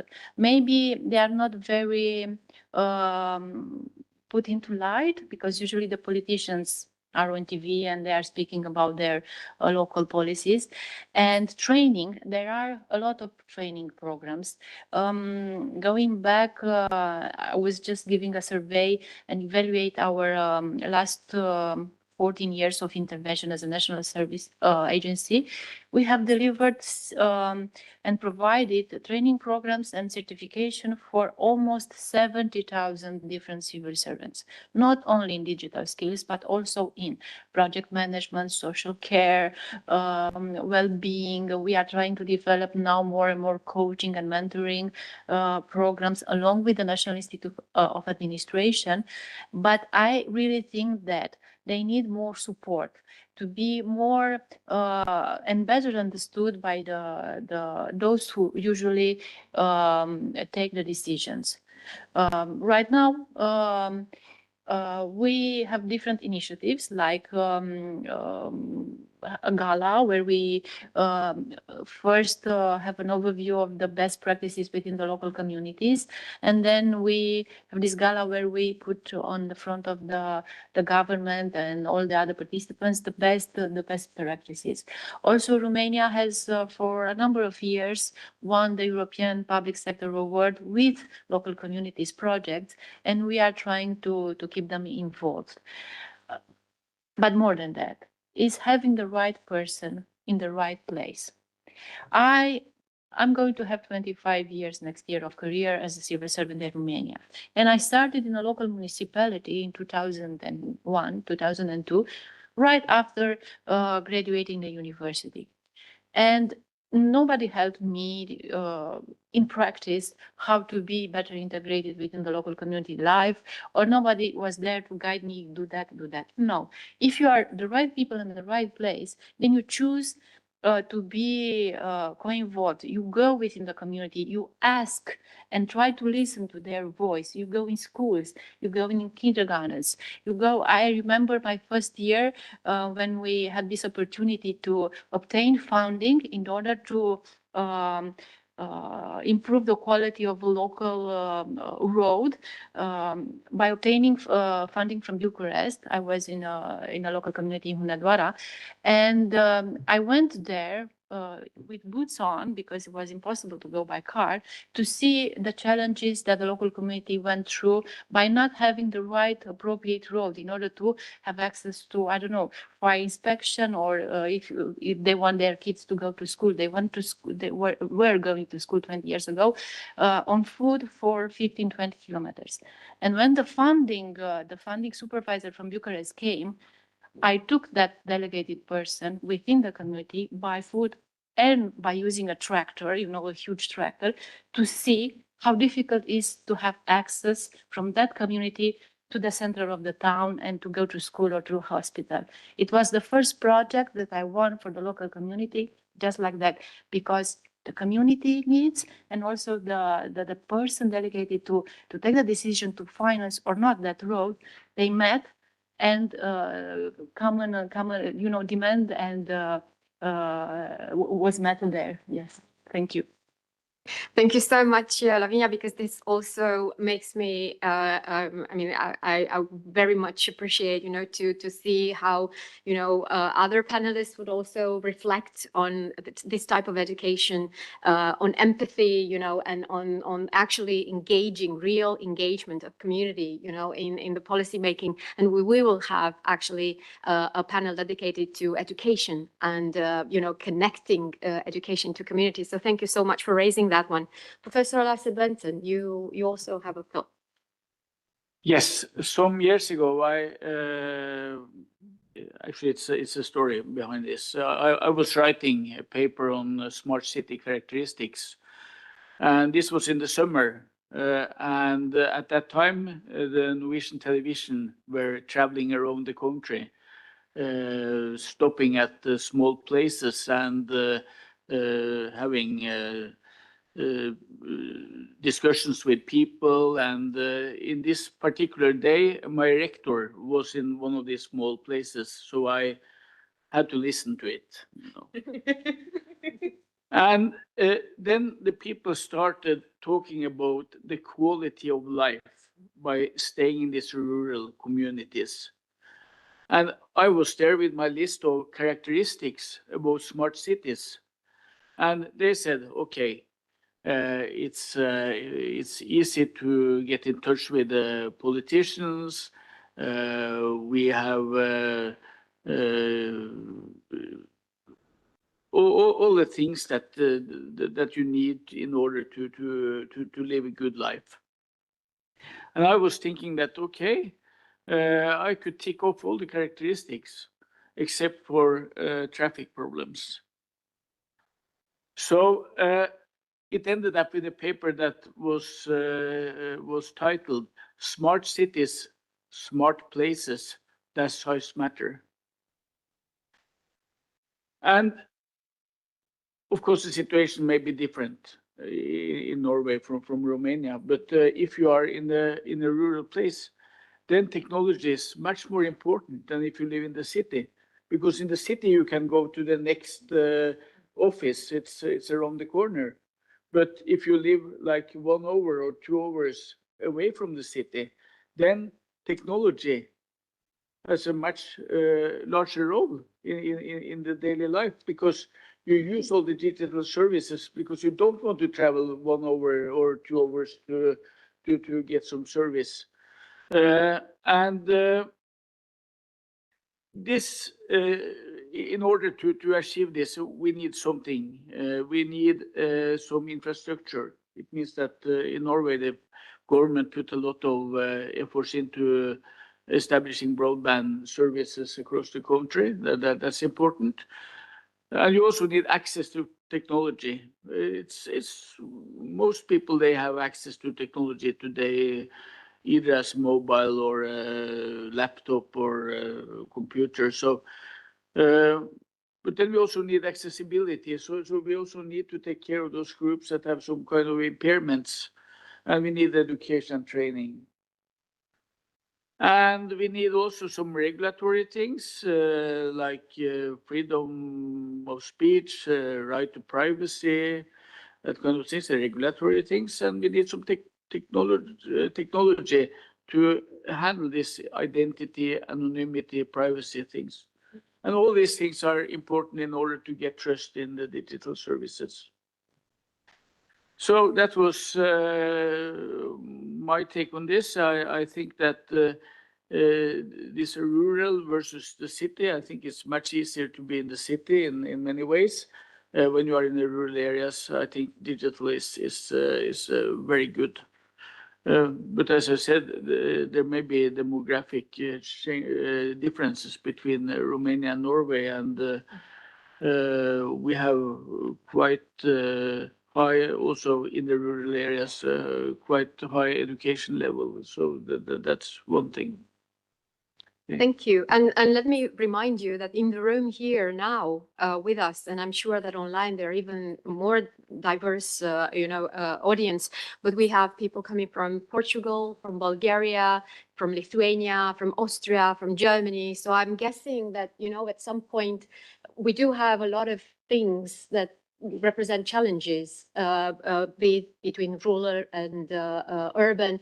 But I guess, everyone can take back and reflect on these differences and the challenges that they pose for us. Joanna, I don't know, you also work with a lot of local governments, and you go there on the field. How does it feel? How is it at the grassroots? And how do you feel this, what could be done more? Yes. So that's a very good question. And I also worked in Hunedoara, and there are places they have no internet whatsoever. So there are those cases. I'm finishing a book now, which is going to come out at Emerald Publishing next year, I'm hoping, and it's called Adolescent Democracies, a Former Finance Minister Guide to Policy Making. And I'm guessing there are a lot of adolescent democracy representatives here. That would be not Norway. Norway is a full democracy, but so we have a number of things in common, but these discrepancies between rural and urban are really huge. And actually, in my experience in Romania, in smaller towns and in villages, they do not have the resources to hire a good IT person, and not even to take care of existing infrastructure that they already got. So let's say that we already found funding, and we gave some sort of fancy digital system to the school, to the city hall. They have it, but then they at the first thing going wrong, they don't know what to do with it. They absolutely cannot hire like all the people they would need to take care of the system. And so that's a huge problem. It's a huge problem for most smaller places in Romania. And so I think a solution that could be generalized from other countries that did something similar, like US or France, is actually have like a core of let's say, digital public service core, let's call it, of maybe young people who are hired by the government, and they're paid sort of central government salaries, because you can't really hire like a good digital experts with salaries at the level of a rural city hall. And they would have really good incentives to go into rural area for a year or two, both monetary incentives, but also career advancement incentives later on in other areas to provide these services. Because otherwise we will keep buying systems and hardware and software for these smaller places. They don't know how, they're usually not well trained on how to use them. They're definitely are not good at maintaining them. And in the end, they're going to, at the smallest problem, they're going to stay locked in a room and not being used. These things happen all the time.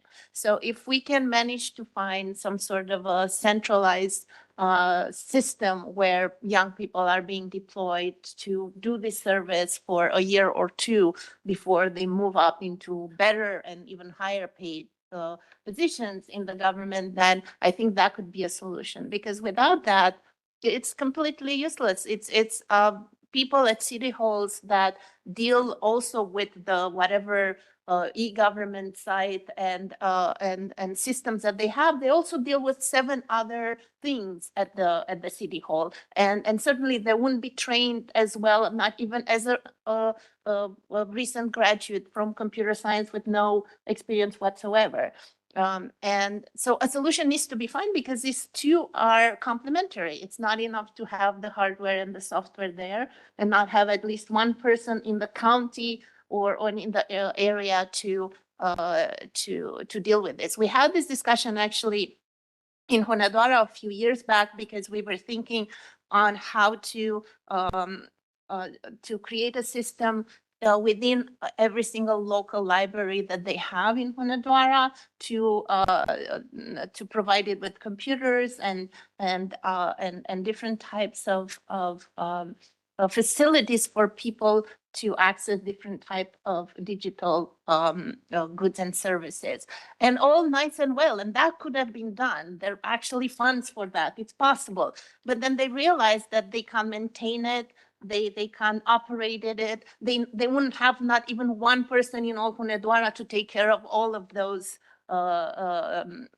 systems in all the libraries. So that's why you need to do that. And again, you don't need to deploy one person in every single city hall or in every single town. That's ridiculous. You need 3, 4, 5 full-time young people who would do that for the whole Hunedoara, for example, for all the city halls and all the libraries that have this type of systems.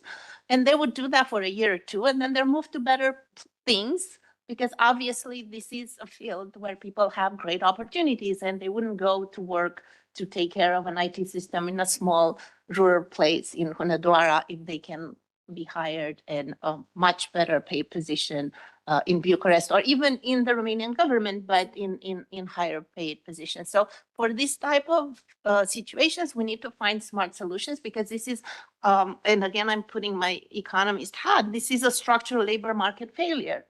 You cannot find a good digital expert to go to Deva, let alone to some other more remote place in Romania, and they need that. And so that's a possible solution. I am sure that there are others, but we need to think outside the box. And this is sort of the equivalent of other type of service corps that exist in other countries for similar problems. If we're thinking in terms of teaching, there are countries that did that because people wouldn't go and teach in remote areas and certainly not well-educated people. And therefore they gave them great incentives for a year to do that.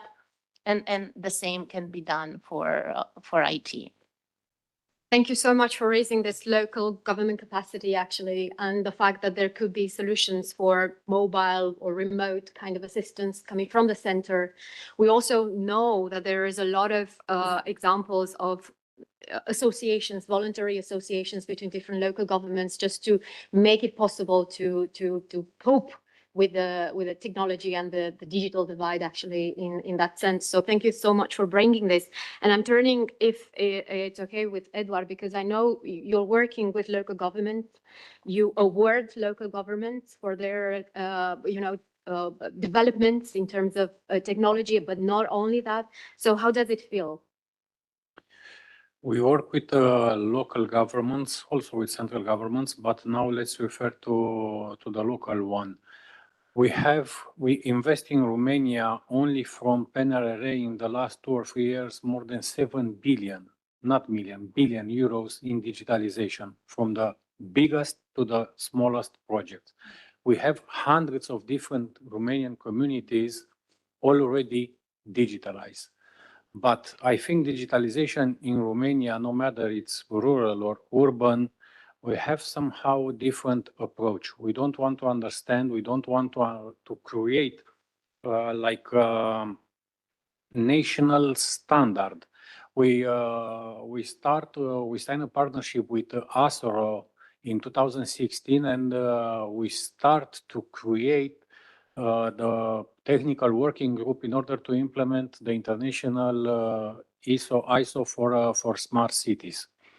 If we try to understand a smart city or a digital project in east of Romania, for sure will be very, very different the one in the west or in the south. Okay, we understood very good and very well that communities are different. We cannot replicate a digital, not even a digital project with copy-paste, but also we should start to create a national baseline, because this is what this is a real problem in Romania. The Romanian government 2 months ago, they didn't have the information when they want to implement some projects. They didn't know how to acquire all this information from the local authorities. This is not normal after you invest more than 7 billion euros in digitalization. This is one of the problems. The second one is in 2017, I think, we create a working group with the Ministry of Communication and all the other Romanian institutions related to digitalization, from the Ministry of Defense, Ministry of Interior, different other entities. 1.5 years later, the Ministry of Communication was dissolved. Then in 2020, the pandemic was here. Then 2 years after, in 2022, we start with the Ministry of Digitalization, because for a very short period of time, we have a Ministry of Digitalization in Romania. We start to create the same national strategy for digitalization. 1.5 years, the Ministry of Digitalization was dissolved. But we are still here. After 10 years, we have we develop a resilient in working with public institution. But also we have to understand that the money, it's not the only problem. We see all kind of situation in these 10 years of experience. In the first 2 or 3 years, we have a lot of ideas, projects, technologies, a lot of good people, technical people with a lot of excitement, but we didn't have money. Now it's the opposite. We have a lot of money for smart city projects, for energy, for mobility, for digitalization, education, but we don't have technical people. And this is quite strange. Only in our association, I think in 2025, there are more than 15, 16 projects that we didn't want to do it because we don't have technical people in order to implement this project. Then, from the local authorities' perspective, we have another project. And this is what I see with my own eyes. A lot of small city halls with hundreds of millions of euros investments in different hardware, different equipments. And these equipments are new in the back door. And the mayor is very proud to say that this is our digitalization project. It's a reality. I don't like to say this, but also I think this conference should be like a picture, like a moment picture in Romania. Thank you. I think we can move forward, unless we know what are the weakest links there. And so identifying them actually with the help of the academics, with the help of students, with the help of the business environment, this is right. This is what it takes in order to... Maybe we can learn something from Norway to Austria, from Bulgaria to other countries, because I'm sure that all these gaps, all these problems are somehow similar. Actually, I would really invite everyone to check the program of the conference, because today we have these, roundtables and expert topics being discussed here. But then we also have wonderful panels, wonderful actually papers talking specifically about the challenges, about the strengths of different communities. And I really, really invite you to look over and join us on site or online, because tomorrow we will be at our main headquarters at SNSP at the National University in Bucharest. You can be there, but you can also be online and watch and streamline actually these ideas that people, really put some really a lot of effort in designing.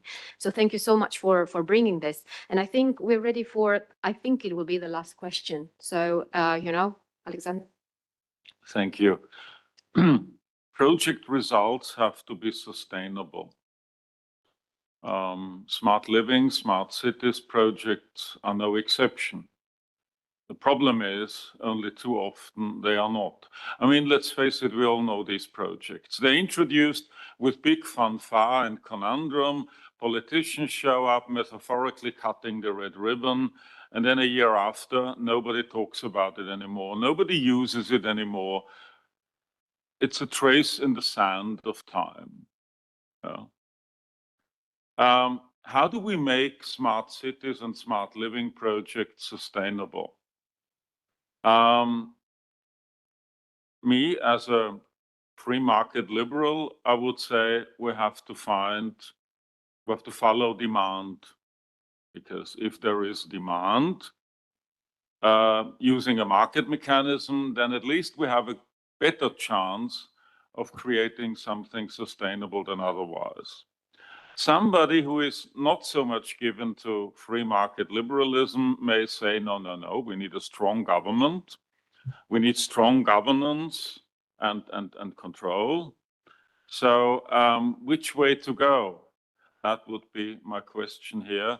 And I would like to first ask Ms. Niculescu. Excellent question. How can we be sustainable? How can we provide this long life for our beloved projects. I was remembering how 20 years ago, and this, I don't know, it's a funny, but it's a sad story also.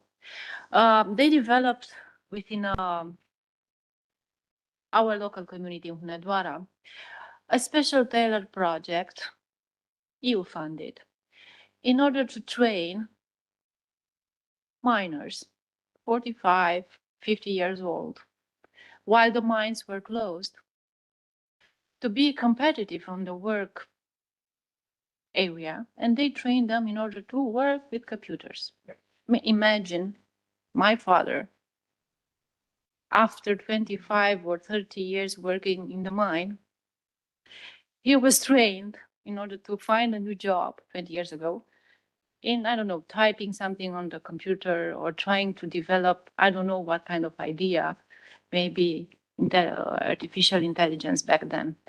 So it's a funny but still a sad story. Of course, it was not a sustainable project. They trained hundreds and hundreds of miners. Almost neither of them found a job working in computers, of course.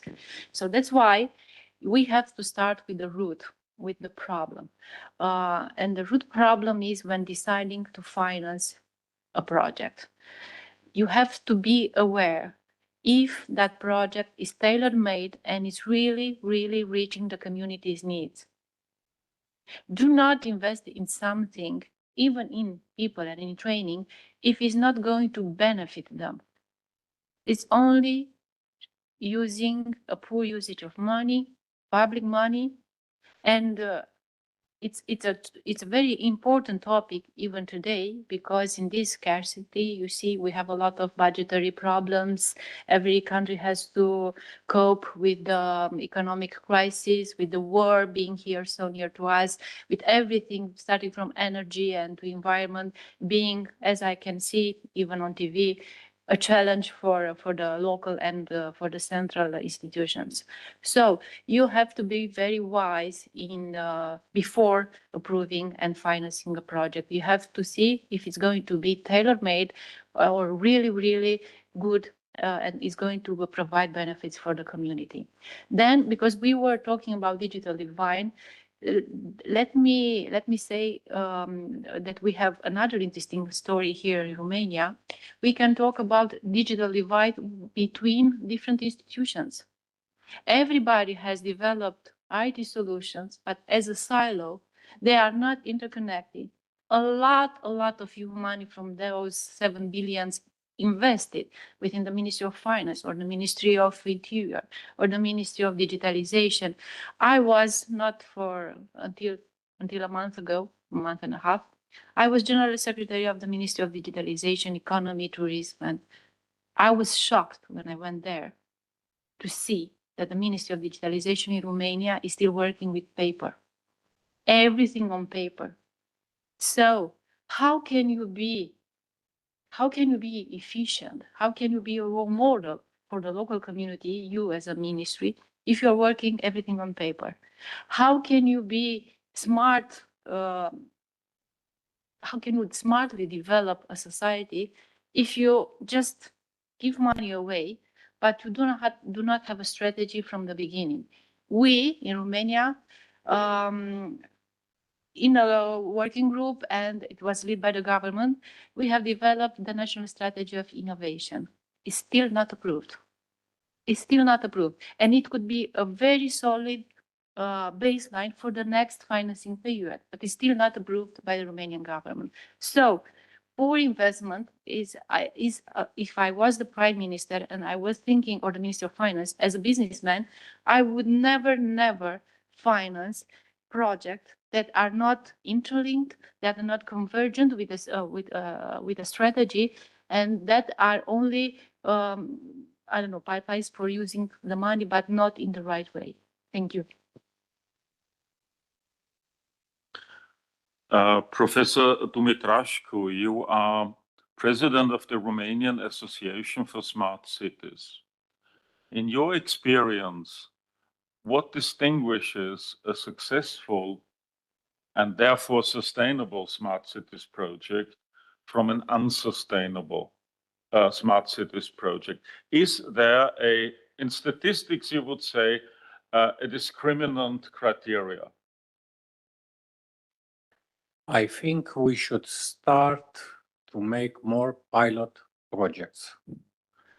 We are afraid in Romania to fail. We are afraid in Romania to invest in pilot projects. But imagine in Cluj, in Iași, in Bucharest, no matter the community, the city, you want to make a digital twin project. You want to make, I don't know, 5-10 million euros project. But you don't have all the information. You didn't connect with the community, but you want to take the money. You want to take the money, you want to make the project. I think we should start to learn from other countries to see what is their approach related to pilot project, because it's easier to invest 200,000 euros in a small pilot project, then you have the opportunity to make calibration, you have the opportunity to make even big changes if the project is required.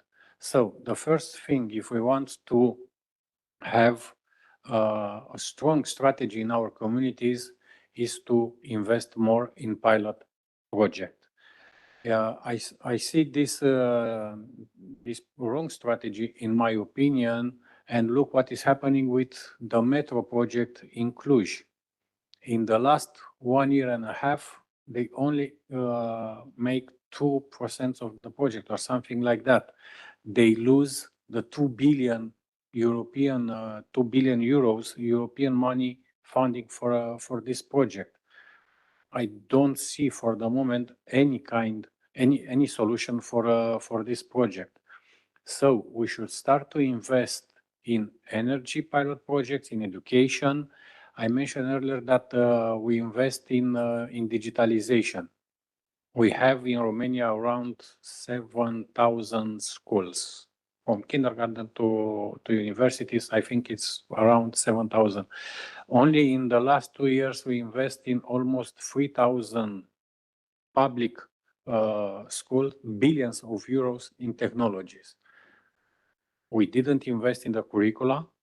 We didn't invest enough, in my opinion, in training programs for teachers, but we have a lot of gadgets, a lot of technologies, which is very good. We need these technologies, but also we should start to integrate these projects into our communities. So the first one, the first advice, let's say, after 10 years of working with hundreds of communities in Romania, will be invest more in pilot projects, connect with the community, and also bring the experience from our universities. We have very, very big universities in all our region, and also we should create. And this is what I like the most in Cluj, is they managed to create a very beautiful ecosystem related to universities, startups, communities. This is what we should do more, because we create somehow an organic needs of our projects. If we connect our smart living, smart city projects with the communities, startups, local authorities, then we have maybe 99 chance to have a very good smart city project. Well, thank you. I would like to pick up, Professor Petrescu, on something that was said here. Wouldn't these requirements actually in turn require the inclusion of things into a public sector education that you would not have seen as part of a public sector education in the past? For instance, establishing a business plan. I mean, that's something that comes natural to somebody with a training in business. You have an idea, establish a business plan. Business plan in this context means, what are my assumptions about usage? Are they realistic? What are the scenarios? So something a business person would quite normally do. And then in the execution, project management. In my experience, if you really want to sink money in projects big time, then it's in project management, and project management failures. Then you sink the most money the fastest. What bearing would that have on the education of future public sector leaders? Would they have to be educated in things that you would normally not have considered part of a public sector education? Let me answer that. I'm actually not teaching at this university. I'm just running a research center, but I used to teach at the University of Maryland at the School of Public Policy, and we would be teaching that as well. But you know what we were not teaching, and I think it's probably not taught in Romania either, but Diana could contradict me. It's system thinking for people in the public sector, because we're talking here about smart city solutions, right? And I think we all agree that this is not just an IT project, right? This is something far more complicated. This is a system problem, because in such a project, you have transport, energy, environment, social services, procurement, data governance, budgeting, all of it, right? This is not just some guy writing a code. So because we have only specialists in particular areas in the public sector in Romania, and actually that's probably true in many countries, and not people who understand systems problems, then that's why you end up picking up these projects that end up not being sustainable. I'm going to give the example of NASA, because they are famous for hiring people who are experts in particular areas, right? So the domain specialists, and they have system thinkers, and they work together. And that's because they need to coordinate discipline there, and they need to anticipate second order effects, and to manage the complexity that comes with the projects that they have. But I think we can all learn from that and understand that this is not just some fancy esoteric thing. You need people in all of these projects who would have this system thinking, and therefore you will not have these projects that train minors in computer science, or that those things actually happen. So yeah, it's funny only for us, but for people who actually ended up being without a job and without an actual opportunity to getting another one, it was not that amusing. So I think that's what I would incorporate in training for public servants, the system thinking part. Well, thank you. Just one remark. If you have already included that, then this makes your program a unique selling proposition in the public sector education programs I know, because that is not very common in this domain. So I wasn't saying, I didn't see anywhere do that. So I was thinking to respond to your question about some sort of business management tools that some of the masters in public policy at the University of Maryland, they do learn, but we also don't teach them system thinking. This is more of an MIT thing where they do have system thinking courses, but that's because they are thinking as engineers, they're thinking more in the technology realm. But this is absolutely applicable to what we're talking about. Of course, the engineer and the experts at NASA need to know system thinking, and apparently MIT knows that they need to know. But I think we also need to know that. And it's not something super complicated that just NASA people can do. This is something that can be applied to digital projects at the government level. And again, not every single employee at the city hall needs to be a system thinker. But for example, to have a bunch of them working at the digitalization ministry alongside experts in computer science and experts in transportation and energy and all these people who know the bread and butter of these details, I think it will go a long way in designing things that are sustainable to get to the core question that you asked. Well, thank you for these insights. Let me return, Professor Berndsen, to my original question. Do we achieve sustainability rather following a market emulating model? Or do we achieve sustainability by strong governance? Maybe we need both. So I would like to see your view on that. Thank you for an interesting question, and I think I agree with you. We need the market. Today, we measure digitalization based on the supply, basically. So if you look at these benchmarks, they say, how many services do you have?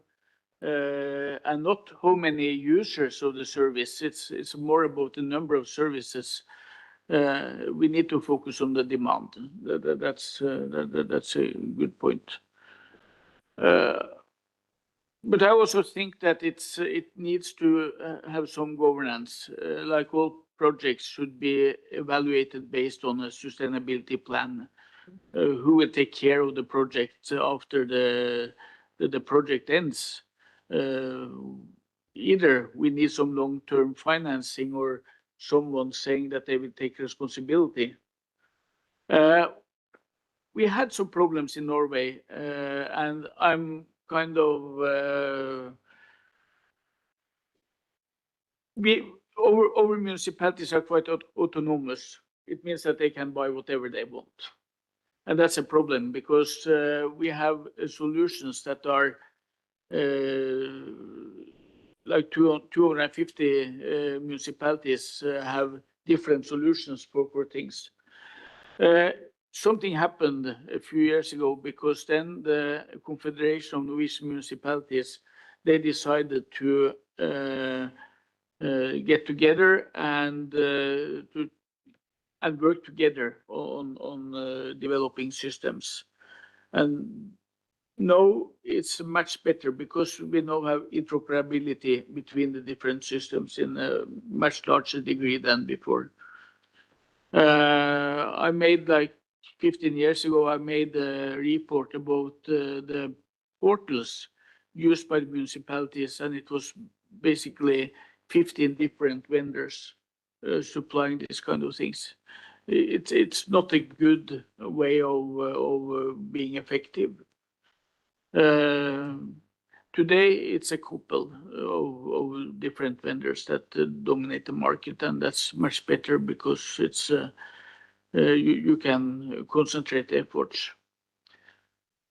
Also, we teach students about how to make this kind of solutions, and what we focus on is something called lean startup methodology.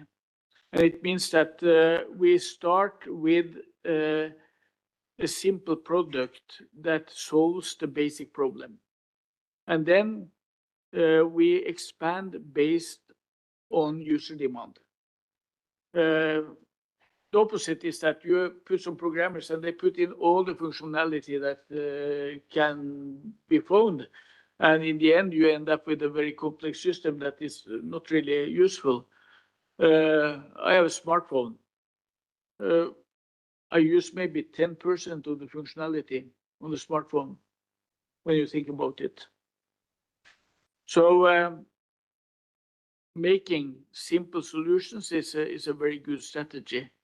And then just expand when the users ask for things, and not because the programmer got an idea about what the user should do. That is part of the problem. We also say that I have followed the IT cluster in Cluj. They also have one in Sibiu, and it's a very good community working together on solving problems, including universities and businesses and also municipalities and cities. So this kind of collaboration is necessary in order to create sustainable projects. I think I stop there. Well, thank you for these insights. Just allow me a concluding remark. I would fully subscribe to the notion of this iterative approach. Create a base system that satisfies the base services, the base demand, and then see where demand, and not just supply, demand, then actually takes you. I think this is a way to avoid at least the worst pitfalls of them all. And with that, I would like to give the floor back to my colleague. Thank you so much for this. I think, and I've noted some things here about everything that was said.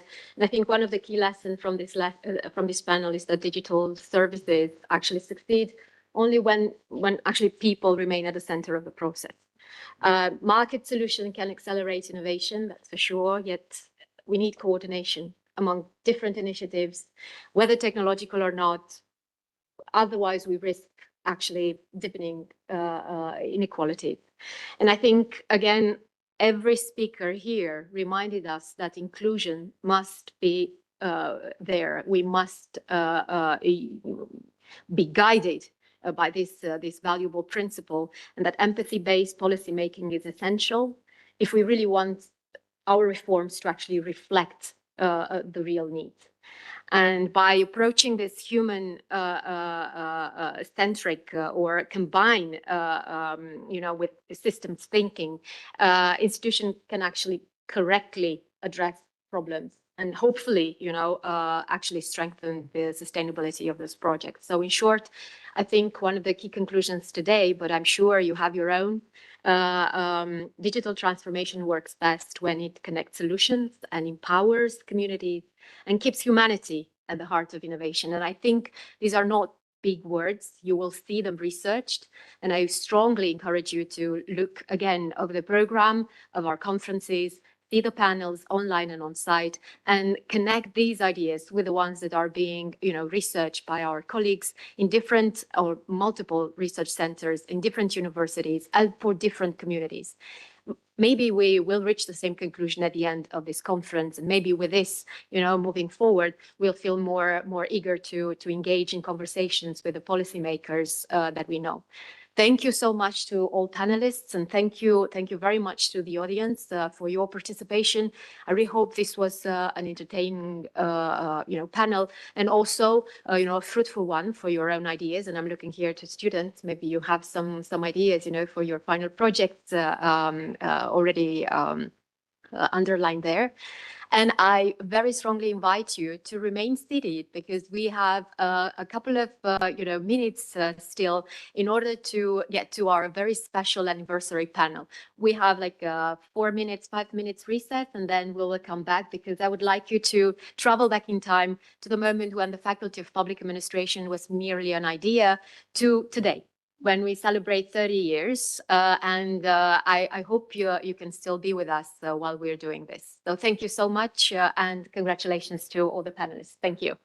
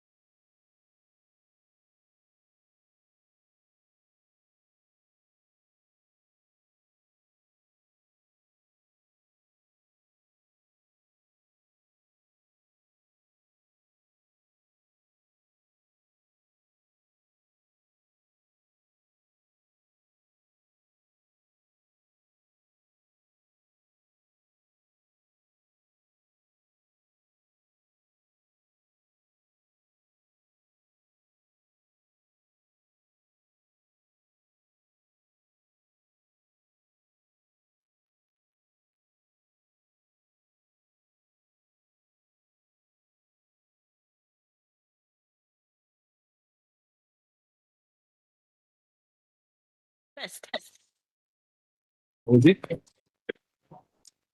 Sorry, but we have to be online in a meeting.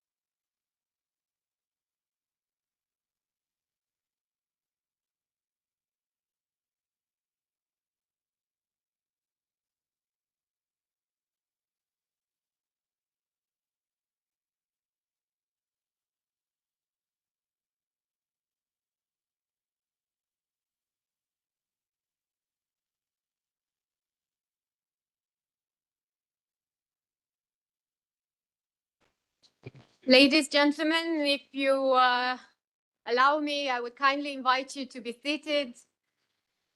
It's a short anniversary moment that we've prepared, and I would very much appreciate to have your attention.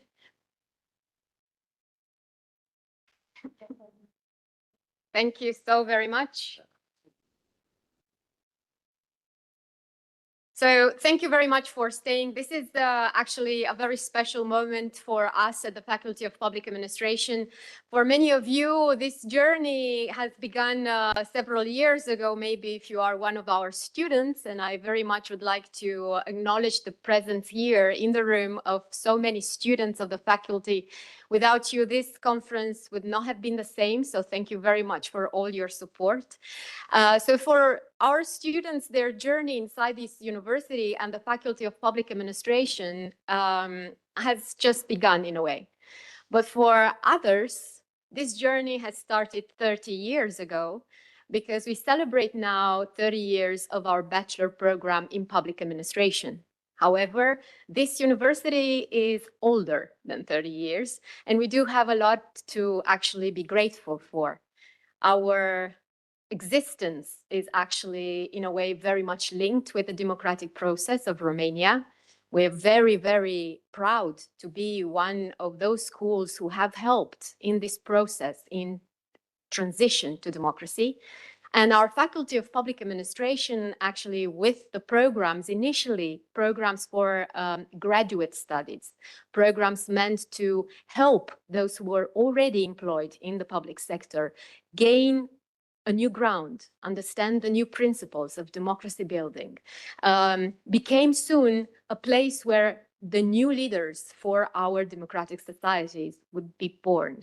Actually, the Faculty of Public Administration proudly represents one of those institutions who have helped in the development of actually democracy in Romania. And I say this with an immense gratitude to all those who have contributed among the years to this particular mission.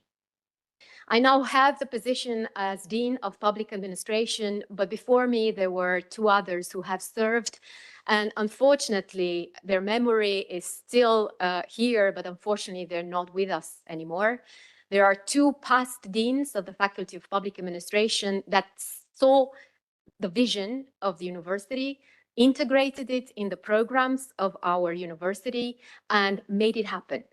And it's with immense honor and also regret that we don't have the possibility of sharing these wonderful moments with them that I mentioned the name of Professor Ioan Alexandru, who is actually the founder dean of the Faculty of Public Administration and partly the National University of Political Studies and Public Administration, and Professor Lucica Matei, who was the dean of the Faculty of Public Administration, taking the university into the European path. It was under the leadership of Professor Alexandru that we've started with graduate master programs, that we've initiated the public administration bachelor that we celebrate today. And it was under the guidance of Professor Lucica Matei, the moment when the university and the faculty, the programs became internationally accredited and the European administration bachelor degree appeared. So with great regret that they are not here with us anymore, I'd like to express our today's faculty gratitude to these forecomers. And it is also a very important moment to us to acknowledge how important it is for any university, and specifically for public administration university and program, to be close to our community, close to our society. It really matters a lot that we have a very dedicated group of professors, and that we also manage to find and attract young scholars, learners interested in, passing on the word, as we say in Romanian, that is, say something about the problems of their community, identify some of the solutions. We're really happy and we're very actually grateful that we do have among our students very passionate students. Of course, there's always room for improvement, and it's without a doubt that as professors and as members of the learners community, we really need to update our knowledge and our skills every day. And we are grateful to our student body because it helps us, develop more. And I, as a dean, am grateful to my colleagues because they also make me be better every day, challenging me, helping me understand what are the issues that require attention, and in the same time, building. Because we are building together a community. And this community of the Faculty of Public Administration has now reached its 30th anniversary. And I'm proud to present today to you some of the members of our larger community who have been with us for a long time, sometimes even more than 20 decades. And for, I think, one particular person that I have in mind now, even from the very beginning of this university. And I would like to take this moment to acknowledge their presence, to acknowledge their contribution, and to thank them for their support in our faculty. If you open up a website with the National University of Political Studies and Public Administration, you will definitely find a lot of information about our history. I would like to invite you to visit us as well, not only online, but also on site. Visit our programs and see what we're doing. But today, for the purpose of this anniversary panel, I would like to introduce a couple of my colleagues who are in the room with me, too shy sometimes to just sit on the spotlight, but whose presence actually make the Faculty of Public Administration what it is. So with no further ado, I would like to introduce and also thank on behalf of the community of our university to my colleagues who have been there, with the students, with different projects for every day. For the past, I would say I've celebrated 20 years in the faculty, so I missed 10 from its beginning as a bachelor program. But yeah, for 20 years already, almost, they're there. So first thoughts go to colleagues who share with me the burden and the pleasure of having a management, position. And I would turn my hat to Krina because she's the deputy rector. She used to be our deputy dean at the faculty. She is our Erasmus Plus coordinator, and she is definitely one of the hearts, of the university. So thank you, Krina, for everything that you've done and for all your, creativity in making us, move forward. I would like to also acknowledge and thank my dear colleague Corina Antonovic, who is the director for the Department of Public Management. It's one of the departments that we really, really hope will grow even bigger and more powerful than ever, because we definitely need more managers out there. Thank you so much, Corina, for being here. I would also like to acknowledge and thank to my colleague, Professor Madalina Cocoșatu, who's the head and chair of the Department of Law. By the way, where are you, Madalina? Somewhere around there, I saw her. Yes, well, I'm sorry she's missing this moment when I simply say like this. We started initially with so many law disciplines because that was the tradition of public administration program as we move forward. And now we, I hope, have a more consolidated law department, and we're seeking out new ways of integrating law into the public administration training because we still think this is so relevant. But we are moving also forward, thinking of how different digital technologies will affect, among other things, legal studies, and not only those. So it's a wonderful community there, and I would like to say that it's wonderful to have everyone, not keeping it into a silo, but rather, happy to disseminate and integrate learning and knowledge. And I would also like to acknowledge the presence of the chair of the Department of Public Economics and Public Policy. This is Adelina Dumitrescu-Pecula. Thank you so much for being here, Adelina. And actually, it's under her leadership that this conference, is being organized.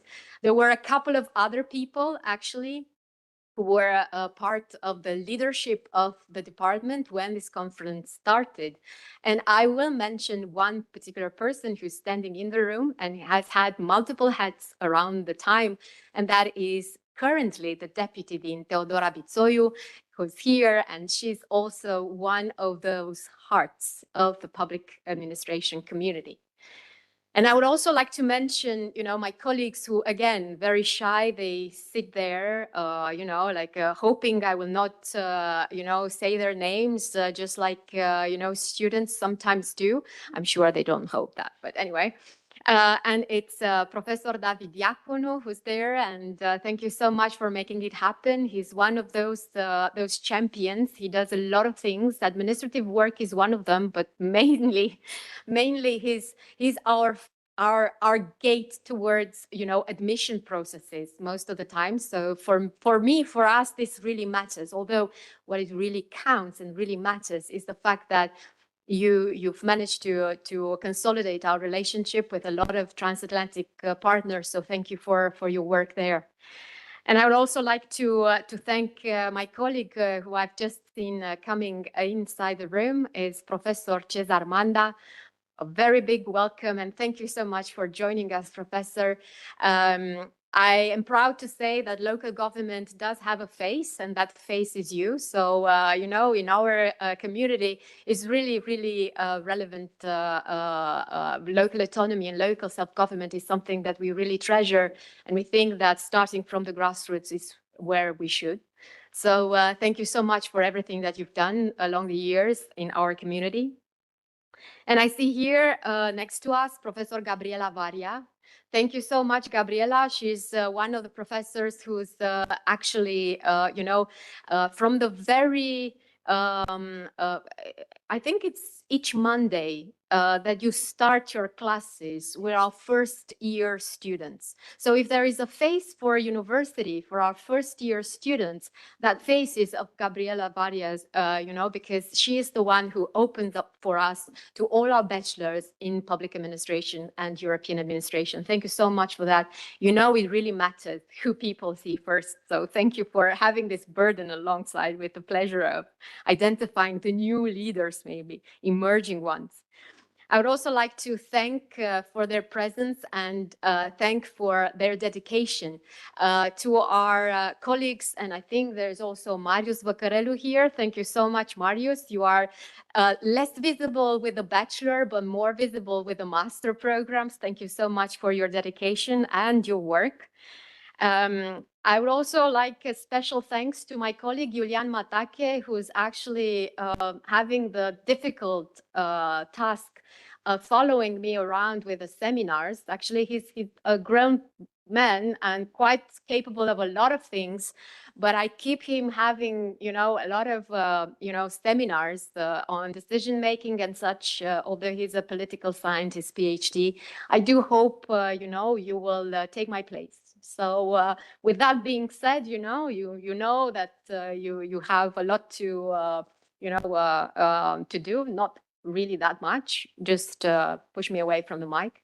But the thing is that I really sincerely am thankful for all your support, and I really hope our students benefit from your insights as well as mine. And I see there also Ioana Dogeanu. Thank you so much, Ioana. You are one of the people that when I see you, I think of how important empathy is, and also how important it is for people in especially our young scholars, young learners, to have someone to go to. Because Ioana, for those of you who do not know her, and I think there's a lot of you who don't know her, she's one of the mentors for our students. She's the coordinator of our mentorship, actually inside the Faculty of Public Administration. Gracefully, a job that was done by Krina a long time ago, but now Ioana has taken the lead. And I'm really grateful for everything you're doing alongside your team, because you're fantastic. You make people feel more at home, even though they've just, started their journey. So thank you so much for that. I'm really happy that, you know, people are and there's many of them that I haven't actually said today. I haven't mentioned their names, but I do want, because I do have here with us some people that maybe have not get that much attention, but are there in the front lines, and they are always there for students. And let me tell you that we've got several people doing this thing, the secretariat jobs, administrative jobs, you know, behind or in the back office. And we have here a team of people that are really those types of people that I would strongly say they really make it, you know, and with their dedication, they made it happen. We each year have more than 1,300 students. And just imagine if you're thinking of 30 years, of course, at the beginning we were smaller, but as time passed, we became bigger. So imagine the amount of number that, you know, people saw in the secretariat. We have colleagues with us that have been there for more than a decade. I do acknowledge the, you know, the role that was played by a lot of others before them. But today with us in the room are a couple of people, and I would like to name them. And I would start with Roxana Vulpe, who's our chief secretary. She's making, you know, the coordination alongside, you know, also the hard work. I'd also like to mention Laura Popescu. Please, Laura. Yes, don't be shy. Thank you so much. I would also like to acknowledge the presence of my colleague, Ioana Dinu Angelescu. I always, you know, say these two names just to make sure I don't, you know, it's so cool to have you as a team, guys. So thank you so much for being here. And there's a couple of others who unfortunately cannot be here today because the students registry needs to be open all the time. With this being said, let me, ladies and gentlemen, move towards one of those partners that are really, really relevant to our university. As a faculty, we don't exist in a vacuum. We actually are very, very aware of how important it is to keep it up with the times. So the first actually award, because well, maybe the name award isn't the good one, but it's just a way of saying thank you to those who have been beside us for some time and that actually helped us get some deeper roots. We connect with our society, we connect with our peers in public organizations, we connect with our students and learners and graduates, and hopefully we will do it better with the help of the people that I will mention today. There's many of them, and I'm grateful for everything and every partnership that we have established. But I will start, with your permission, with one of the graduates of the Faculty of Public Administration. I have his picture in my office. I know you maybe don't believe that, but I do invite you to come and visit it. And I have that picture with him and another graduate because for me, that was the moment when actually the first team of students, you know, the ones that I saw from the very beginning, graduated. So for me, that was a very special event. So I don't know if you know that, Mihai, but yeah, I have your picture. Okay. Okay, so you know that I actually look at you like every day, which is kind of weird to admit, like in this kind of room and in this very special moment, but it is what it is, right? So anyway, for me, it was a really important moment, but it's not because of that that I would like to say thank you to Alexandru Mihai. It's because he's one of our graduates of public administration. He has seen the difficult path in you know, becoming part of the bureaucracy in a way, part of the politicians in another way, also being a professor. So I think that it's the embodiment of what, you know, public administration can actually strive to do. We can definitely have our graduates, and you will find our graduates in the public sector, you will find our graduates in education, you will find graduates, you know, even for the private sector. And Mihai, I think, I don't know if you had any private job yet, but who knows, right? Because then you will have it all. So with no further ado, I will wear the robe. And I'm sorry because this room is so beautiful, but unfortunately it doesn't allow me to do everything that I've planned initially, in the sense that I planned to wear the robe that I wear every time as a dean for several years now when our students graduate and when they begin their academic journey. This is a very special moment, so I will wear it once again. Do allow me to change, as in to put my robe on. As I will be actually presenting the award to our colleague, and this is actually, yeah.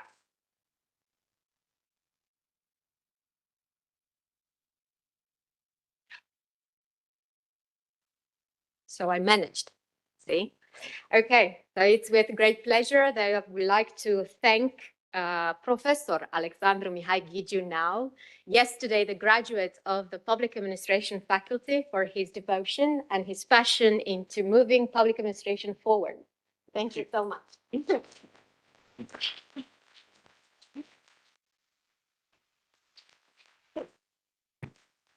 Thank you so much. I promise I'll be very short. I was counting that, in fact, I have 18 years since I'm with the Faculty of Public Administration, in my student period, in my teacher period, and also as a colleague in the University of Public Administration in Bucharest. I think, okay, I have, as Diana was saying, kind of experience in the public sector, but I think education and career in the university is still the first love. And for sure, I'm not sure how long I will be here in parliament or in other public position, but for sure I will stay with the faculty, with the university as long as possible. I think I see myself retiring from the university system. Thank you so much. Thank you for everything you have done for me.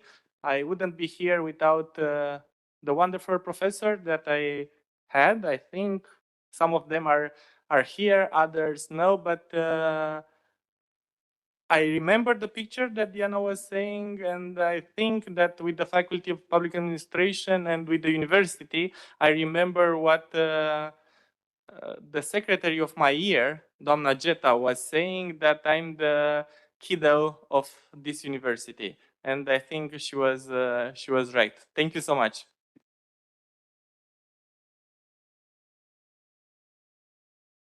Thank you so much for this, Mihai. It's wonderful to have this time travel. Maybe for some it's difficult to actually realize that we are actually pretty much very close, you know, to live with people for 20 plus years and to see them every day and to connect with different generations and see how things are moving forward is one of the things that really makes us, for me, actually, it's one of the wonderful moments when you realize that being a professor is probably the best thing that you could have ever done in your life. So thank you so much for that one. I have, I think, online, because I asked my dear Deputy Dean Mihaela Cărăușan, who's online now, and I am so grateful for her attendance. She's actually on an Erasmus journey, but she promised me that she will keep the secret of these conversations that we had prior to the conference, because I asked her if she could make it so that Mr. Sorin Dragnea, who's like the secretary, chief secretary of the university from the very beginning of the university, and therefore the chief secretary for the entire university and our programs for the 30 years of our bachelor, could actually join us online. So I don't know if you hear us, Mr. Dragnea, but this award goes to you, and I have it. I have your picture. We see you. Diana, Can Diana, you hear us? I'm present. I'm present now. I'm also in Erasmus Mobility in Verona. I know. Thank you so much for making time for us. And actually, I would like Thank to you for the say invitation. thank you for the for your invitation. service. Yes, it's wonderful to have you with us. It's wonderful to have had you as a guide and mentor for all these years. And I'm sure that the university and the Faculty of Public Administration wouldn't have looked the same without you. And please know that your award is here. I have it right here. So I will treasure it until you safely return home. And I do hope to see you and congratulate you in person. Once again, thank you so, so much and do have safe travels. I appreciate it. Thank you very much. When I come in home, I take physically. And That's what I want. wish Yes. you all the best for the students and the professor. And I salute of the first student in our university and in our public administration faculty. Thank you so much, Mr. Dragna, and safe travels. Thank you so much, Mihaela, for making this happen and keeping it a secret for me. I know it's holiday time, so usually we do Secret Santa, but this time, you know, Mihaela was the one who managed everything. So thank you so much for this and take care. Thank you. Bye, thank you. And I turn now, and I would like to say a very big thank you to that organization that has always had our back.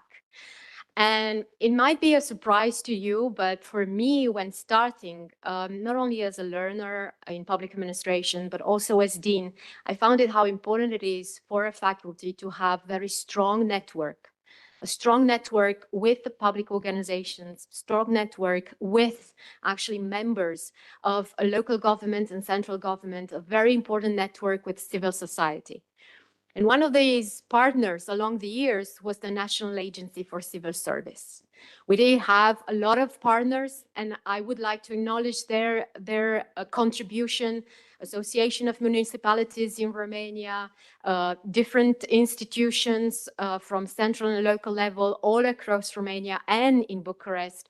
I'm really grateful for every support that was given and every advice that we thought was relevant to take into consideration in developing our curriculum, in developing our courses, and even, you know, meet our students' needs and requirements. And you helped us clear the clouds, if you want.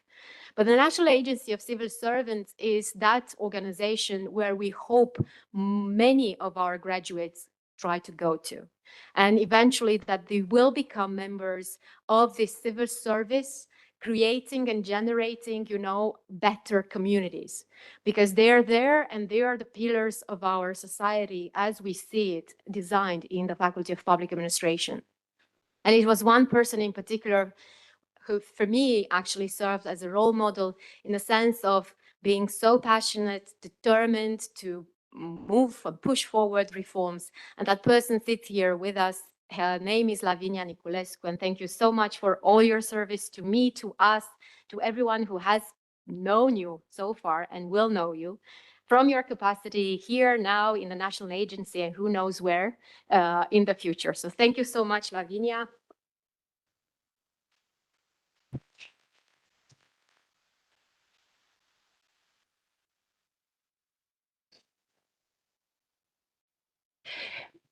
Thank you very much for this. I'm also a graduate of SNSPA. I graduated a master program quite a few time ago, but nevertheless, I want to celebrate the partnership, the strong partnership that we have together between your organization and NEXT, and especially addressing the national competition. Thank you, and to your colleagues for all the support that you have given to us, not only in being a strong supporter of the national exam, but also contributing with tasks for the examination, and this is it's not paid, so it's more than important for us to have you and the other universities with us. Also, I want to thank you for your work, for your service. You are continuing on educating and preparing young people in order to become civil servants, and your work is highly appreciated by us and by the other ministries, and we are so grateful for your work. We know that the trust in public institution has decreased during the last year, but thanks to our partnership now, we can say that more and more young people, students, choose a career in public service, and I think you have an important role in this too. Thank you.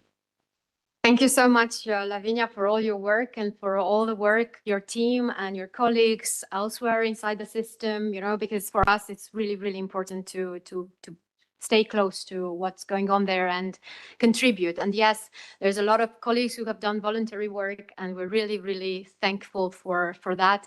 The national competition would not look the same without them.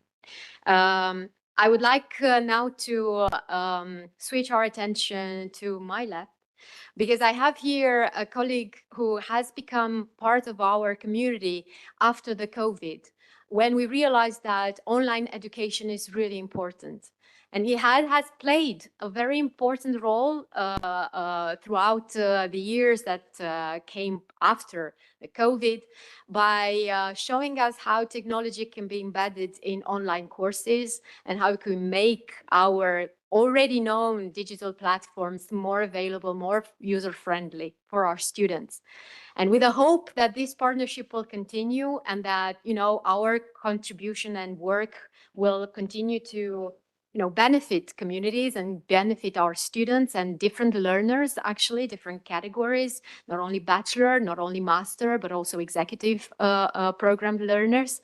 I would like to thank to Professor Gabriel Lazar, who's also working for Ascendia, right? Yes. I was trying to make it sound more English.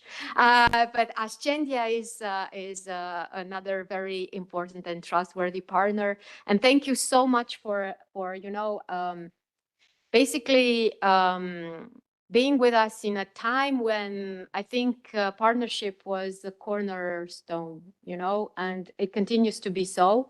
And I would like to see much more of this cooperation, in the sense that I would like for our students to really be more engaged with their online courses, even though they are taking their full-time courses or their distance learning courses.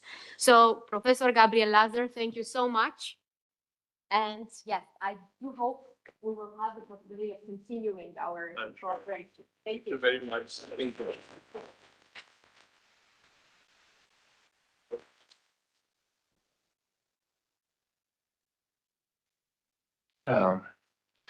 It's an unexpected surprise. I am proud to be here today. I want to say that I am only the representative of Ascendia, because with me it's a small team of enthusiasts in digital education, in e-learning, in development of digital skills.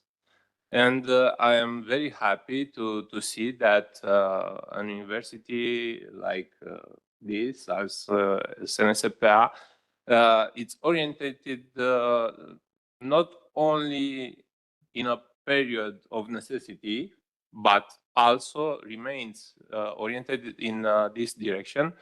And I am sure that it's a lot of things to do in this direction. If it's a willing for this, we are ready to help. Thank you very much.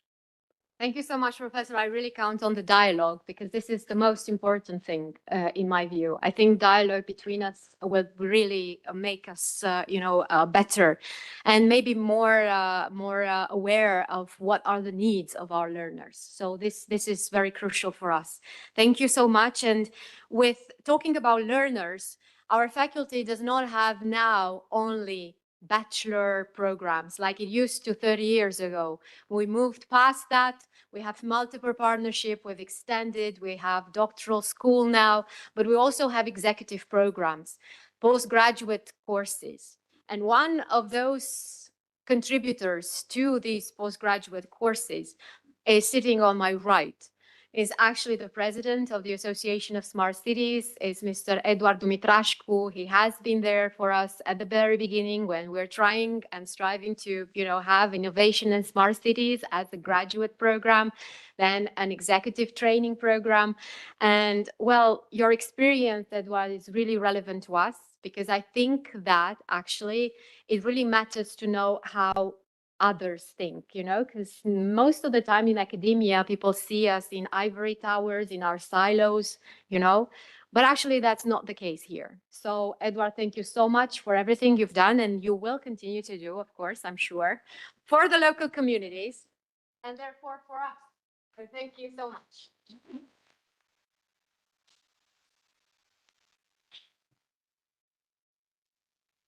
Thank you so much for your kind words. Thank you for partnership. Also a very big thank you to Cătălin for everything, for all this project that we managed to develop in these years. But also we have to be very sure that smart city without a city is just an utopia, is the same smart city without local governments well prepared, well training. It's just an utopia. So thank you once again. I hope to see hundreds of new students in our programs in the next period of time. Thank you so much once again. Thank you. I hope you will continue to inspire, students, because I hope they will be also engaging with local communities, and one way or another, they will, that would lead them back to you. So yeah, thank you so much for the inspiration. And talking about inspiration, not only that local communities and central government and local government altogether are relevant to our faculty. And we are very grateful for our international networks. And honestly, I don't think, or let me put it this way, when I was a student, to go to Budapest was a dream. Very simply said. We had very little power financially to do the trip. It also took, imagine Bucharest and imagine Budapest. Now it's less than 1 hour by plane, and it's something that, you could also buy a snack for the price of the ticket that, helps you get to the center of Budapest. Budapest is the capital, the neighborhood country. So that was for me, my goal as a student, to reach out there, because there was a very important university for me at the time, and I wanted to be a master's student there. I didn't make it to Budapest. I stayed in the university, but I think that was really lucky for me. I'm so grateful now that our students, that learners, regardless of their age, are able to actually move, visit, see, learn from other places, from other people, from other universities. I can't imagine how our life would be without this wonderful mobility, without the possibility of actually learning from others. And this is possible inside the university, not only throughout these conferences, but also through Erasmus Plus projects, through different international programs. The funding is relevant, but I think what is really important is the curiosity, and keeping there, the curiosity very, very, present. And so we have, as I mentioned, we have a couple of partners that have been there for us for a long time. And I must confess that for me, some partners were very abstract, like the agency. That was the name of it, It might sound weird, but the agency was actually the Erasmus Plus coordinator for all programs across the country. The agency is the one who's actually helping us now as a university in Romania have I don't know, Crina, I think we're in the top, thanks to you, top universities that are attracting international funding and Erasmus Plus funding, actually. But I would leave that for my colleague whom we celebrate today, because the agency actually has a name. And the name of that colleague and the name of the agency is Mihai Găiculescu. And thank you so much, Mihai, for making it, international for us.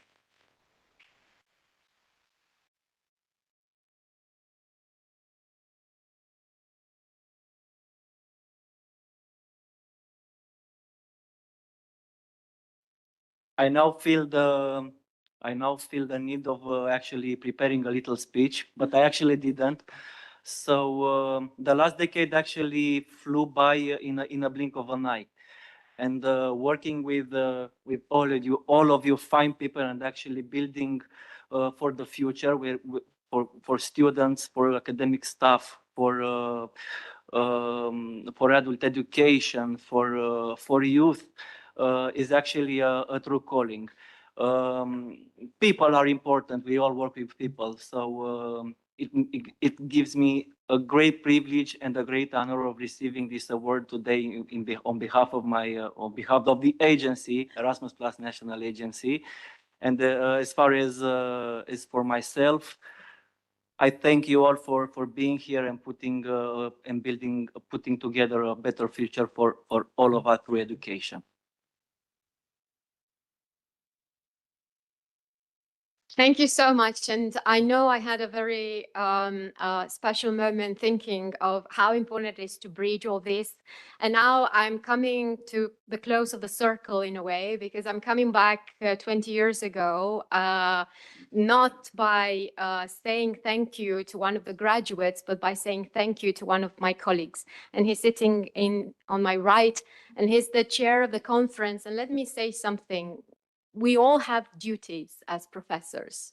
We all have, our working hours. Some say that, we don't work as much as we work. Others appreciate for the work we are doing outside the hours that we are teaching or researching. To tell you honestly, as a professor, you don't quit your job after 8 hours. You don't just switch off the computer and that's it. Tomorrow is the next day. We're actually learning all the time just to be sure that when you meet your students or your peers, you will have something to say for the better, I hope. So we all have duties, but some take this duty far, far further. And I named here our colleagues and professors, but I skipped one person in particular. And it was not because I didn't want to, say the name of my colleague, but because I had this award here with his name. And I thought that maybe once I mention it, it's enough, not twice. However, honestly, in all conversations inside the faculty for a long, I think there's already 20 years that we've known each other. His name always appears close to a lot of initiatives. Being curious as he is and being passionate as he is for education and generally for, getting people connected is something that everyone associates with Cătălin. And he puts this work, and he actually says that he's not working. This is something that he really enjoys. And I think that's actually the spirit. You're not working because you're coerced. You're working because this is, a way of life. And so I would like to thank Cătălin and acknowledge everything that he's done beyond, working 8 hours, because he's the one who has built.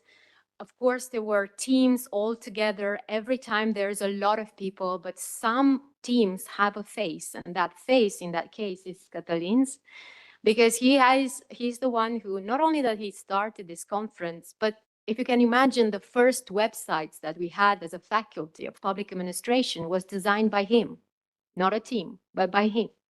And we also had a campus, an online campus initially, and again, it was his ideas there. So it's a way of acknowledging 20 years plus of activity and also hoping that these 20 years will be, the future 20 years will be even more fruitful and with much more passion than even before, because there's so many things that still remain to be done. So thank you, Cătălin, for everything you've done and for chairing this conference.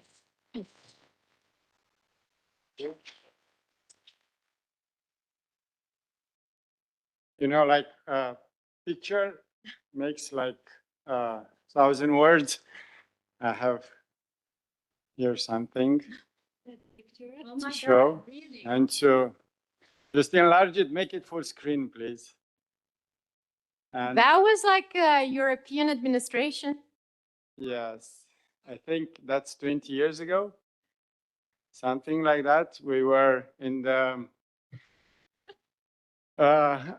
previous building of our university. I think it was 10-year celebration of public administration. It was not public, not European administration, but public administration, 10 years celebration of public administration.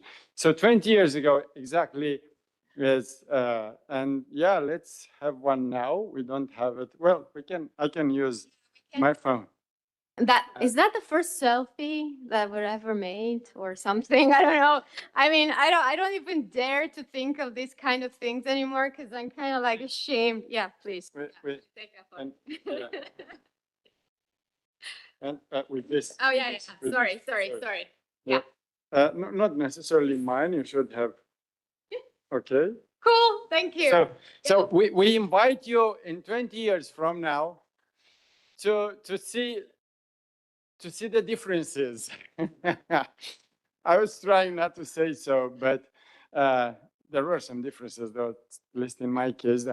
Yeah, as I said, yeah, picture makes more than words, so I will leave it to that. Thank you very much. Thank you, Diana.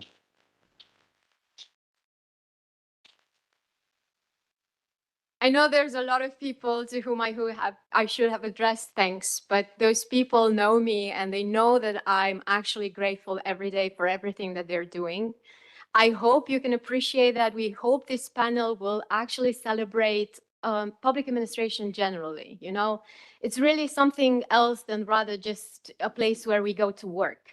It's something that actually means commitment and deep passion. Actually, as professor, we really are vested in this school, and we're vested in the type of training that we're doing, regardless of the place where we're doing it. So thank you so much for sharing these moments with us. I hope you enjoyed knowing a little bit, a very little bit of the people, wonderful people that sit behind us every day. And so I kindly invite you now to discover more of our programs and also to discover who is Faculty of Public Administration now, 30 years after. And I thought that I kept it a secret, the thing with the special anniversary panel and everything, but thank you so much for that. I guess it's mine. Yeah. We're taking here for everyone. Yeah. This is a very nice addition to remind us that nature is always with us, right? And we should be very thankful, for it. So thank you so much for this. I kindly invite everyone to have a very good lunch. Thank you for sharing this. And to my fellow colleagues, I have here some cookies. They're said public administration with a love sign. So if you love public administration, come get some chocolate, right? Thank you so much and enjoy the lunch. Thank you.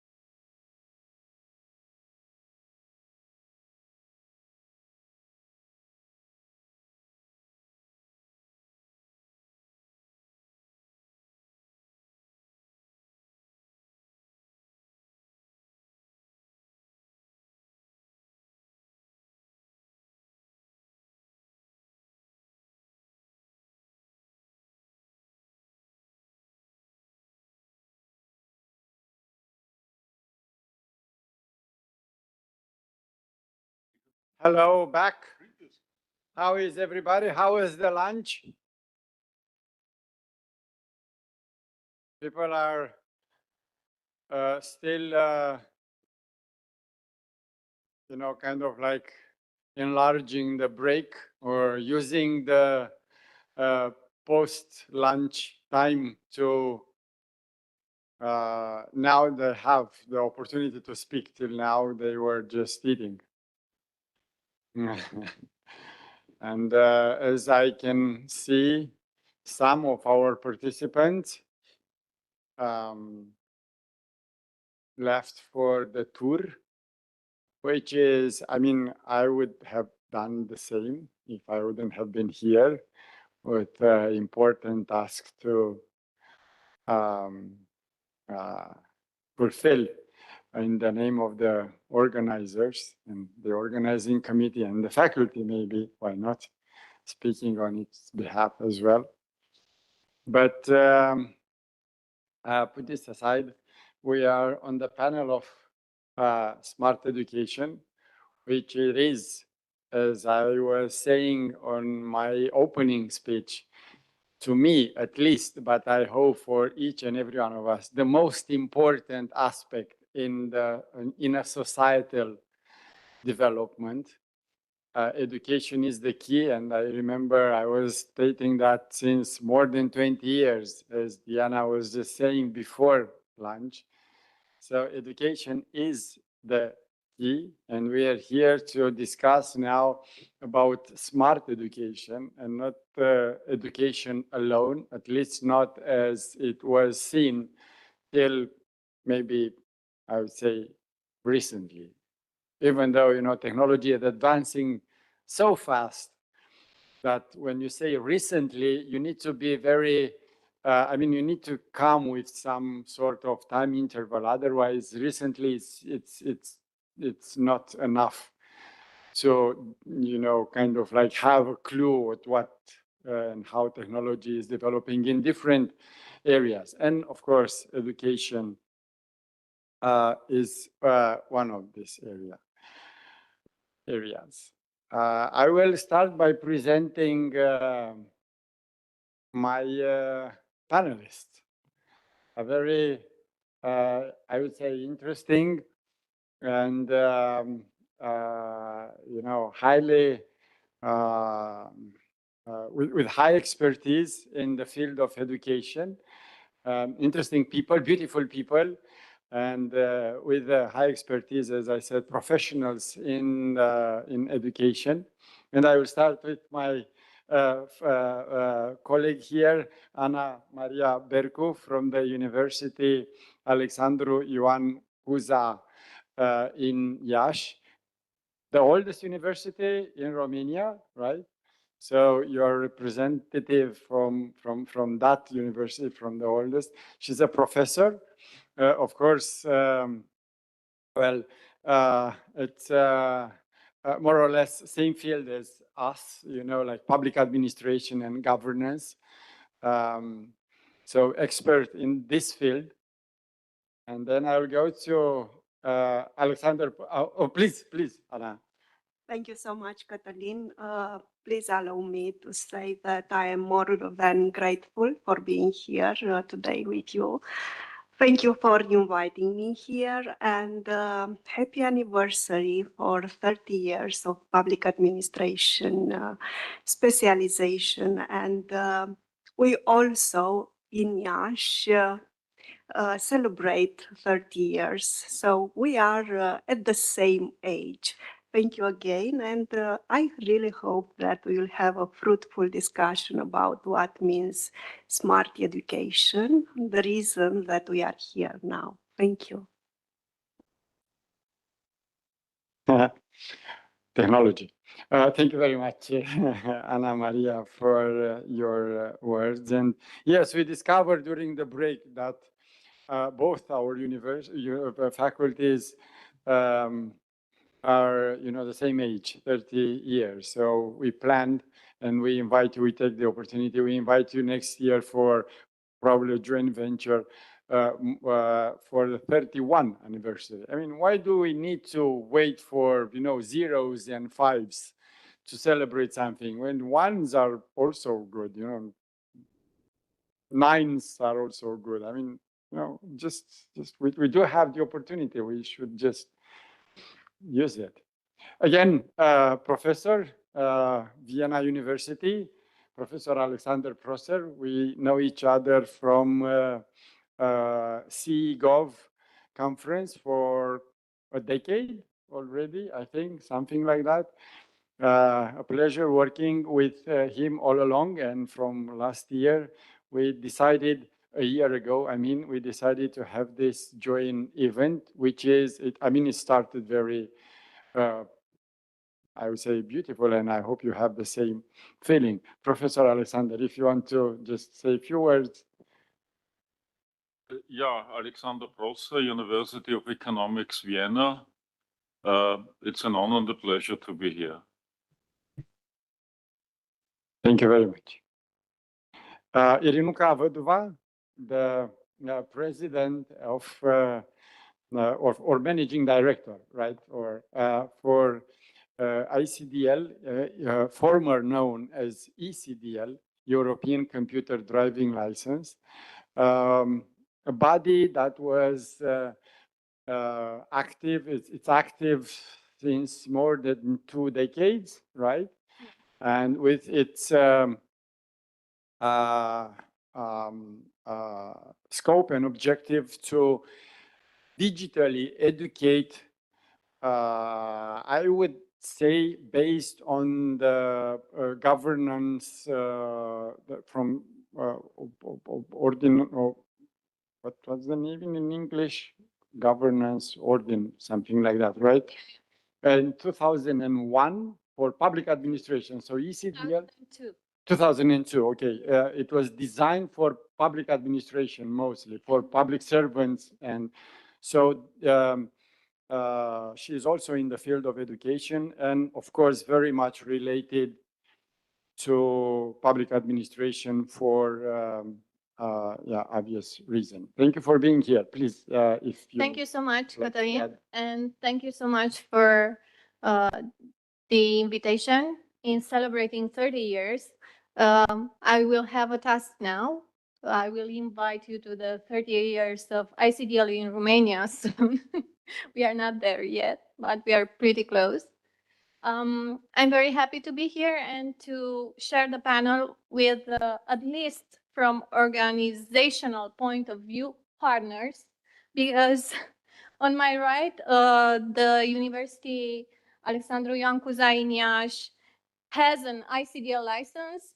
We are close partners with Austrian Computer Society that implements ICDL standard in Austria. And of course, not to disclose the next guest, we are closely collaborating also with Ascendia. So I'm in a very, very friendly panel, I say. Yes, thank you very much. And it was no reason to be kind of like worried if you are disclosing the name of the next speaker, Gabriel Lazar. You already met him. He received sort of diploma written in stone, or, well, not that much stone, but from us. We are good partners with Ascendia, collaborating for pushing digitalization into the education ecosystem as much as possible. So we have here the representatives, the most important actors of education, and more than that, we are in the room of the Education Commission from the Chamber of Deputies in Romania, in the Palace of Parliament in Romania. So there is no better place to discuss about education than here. And well, it's so easy to ask questions. And my duty as of this panel is not too much to engage with discussions or of course not to give answers, but to simply ask questions. Moreover, I have the questions here, so I don't even need to ask questions, just read them.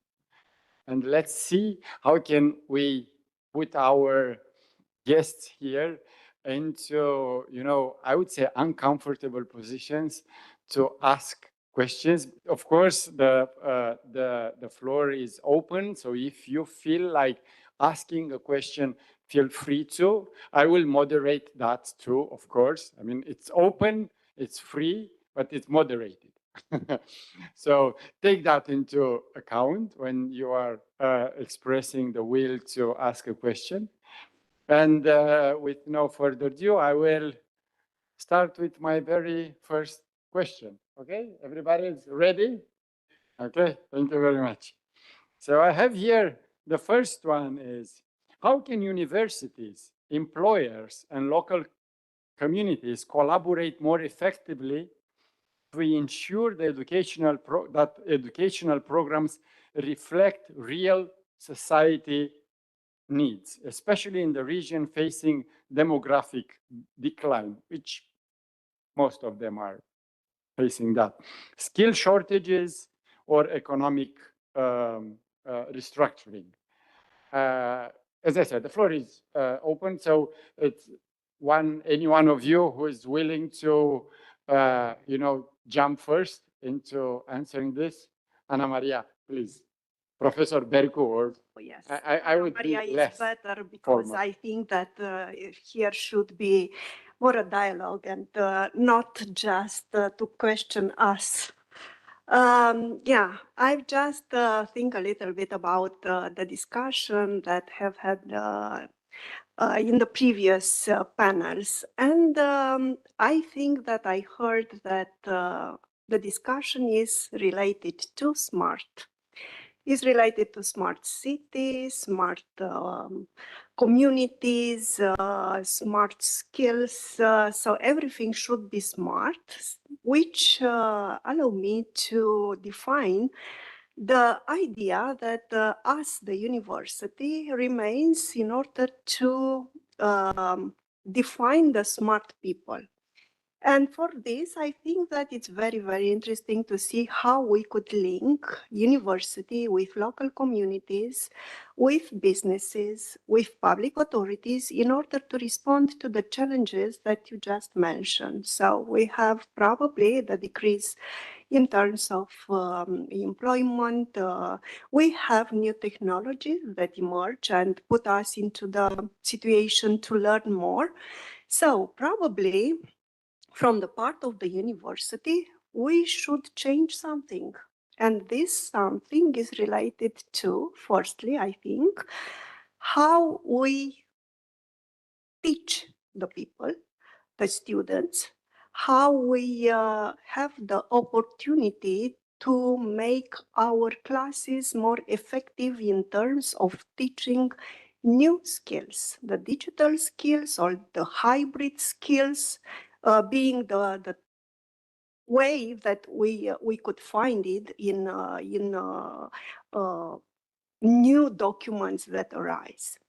So from this point of view, I think that the university should be an open university, open to the community, open to the public authorities, open to businesses, in order to learn how to transform. So the open university should be transformative also. For this, which is the best method, or I don't know if we could define a best method, but probably we should define the type of cooperation, collaboration between us, university, and the other stakeholders. Probably one of these methods could be a long partnership, and wouldn't be like one-way direction. It should be a two-way direction, from us to the community and from the community to us. In this regard, I think that it's very, very important to define our roles, to know what to require from the community and what requires for us, the communities. If I think in terms of what community wants from us, probably wants to deliver best prepared students, future professionals with the degrees and skills that could accomplish the requirements of the market. If we think what the stakeholders could give us in order to give them the best students, probably is the support and the real dialogue that should be maintained between us. So, yeah, long partnership, open university, and developing together the two ways of cooperation. I will stop here, and after that, we will continue with the ideas. Thank you. And now I was noting something. How is Austria dealing with the same challenges, or at least the university you are representing here? But I think Austria as a whole. Well, I can't speak for Austria. I can only speak for our university and program. Maybe I'm an untypical case in this forum, because as a university teacher, my focus group is not society, it is business. We train logistics and production managers. So the program I'm mainly, almost exclusively involved in is a supply chain management master program. We are ranked #2 worldwide, so we can't do everything wrong. So maybe we could derive some lessons from how we do it. Number one, students get a very clear theoretical education. So they learn the methods, how to optimize a supply chain, how to optimize a path, graph theory, whatever. Then they implement it in tools. And by tools, I don't mean Excel. I mean, for instance, a geographical information system. That's done by a colleague of mine. You learn how to optimize a logistics chain in theory. And then you do it in a geographical information system. Or you learn the basics of data science. And then you come along with SAP BW, the data warehouse product of SAP, and you do it. You do the data science part in a real world tool. That would be one of my lectures. And then, and so on, the similar things. The third element is we always try to organize joint student projects, particularly for the master program, for our students with joint industry partners. We don't always manage, to be honest, we don't always manage, but in most cases we do. And if we don't find an industry partner, then we say, okay, look, that topic is academic only. Bad luck. Yeah. But in most cases, we actually try to get an industry partner. And in the Viennese region, we actually have a lot of industry. We have a lot of manufacturing. It's not just hiring, tourism, and, you know, so that there's a bit of industry around. And so usually we find the topic. And then, of course, it's English. The program is taught in English. So I think it's the combination of theory, application of the theory to the tool, and the check with real world industry needs. Because those industry needs do not just provide the feedback to the students, they provide the feedback to me too. I see what the manufacturing industry wants. For instance, a few years ago, I saw, well, they do process mining. Process mining is not just something nice in theory, but they actually do it. So my business analytics class included all of a sudden a case study in process mining. I designed one, and since then I've been doing process mining. Or I see, well, look, manufacturing companies use more and more image processing based on machine learning. So they, for instance, in a quality check, they want to train the system that it understands what the good quality is, what the quality deficiency is. Whatever the field of application, that's secondary. But the system learns and then applies it to a given situation. So I said, okay, look, we need to design a case study. It wasn't designed for the next semester, but a year later I had my case study ready. Or CO2 accounting. There's an international standard, IFRS S2, which obliges all, quote, capital market oriented companies to have their CO2 accounting. So we have an elective now, and that's also what I'm doing. I have an elective now doing CO2 accounting. So this is not just the feedback for the students.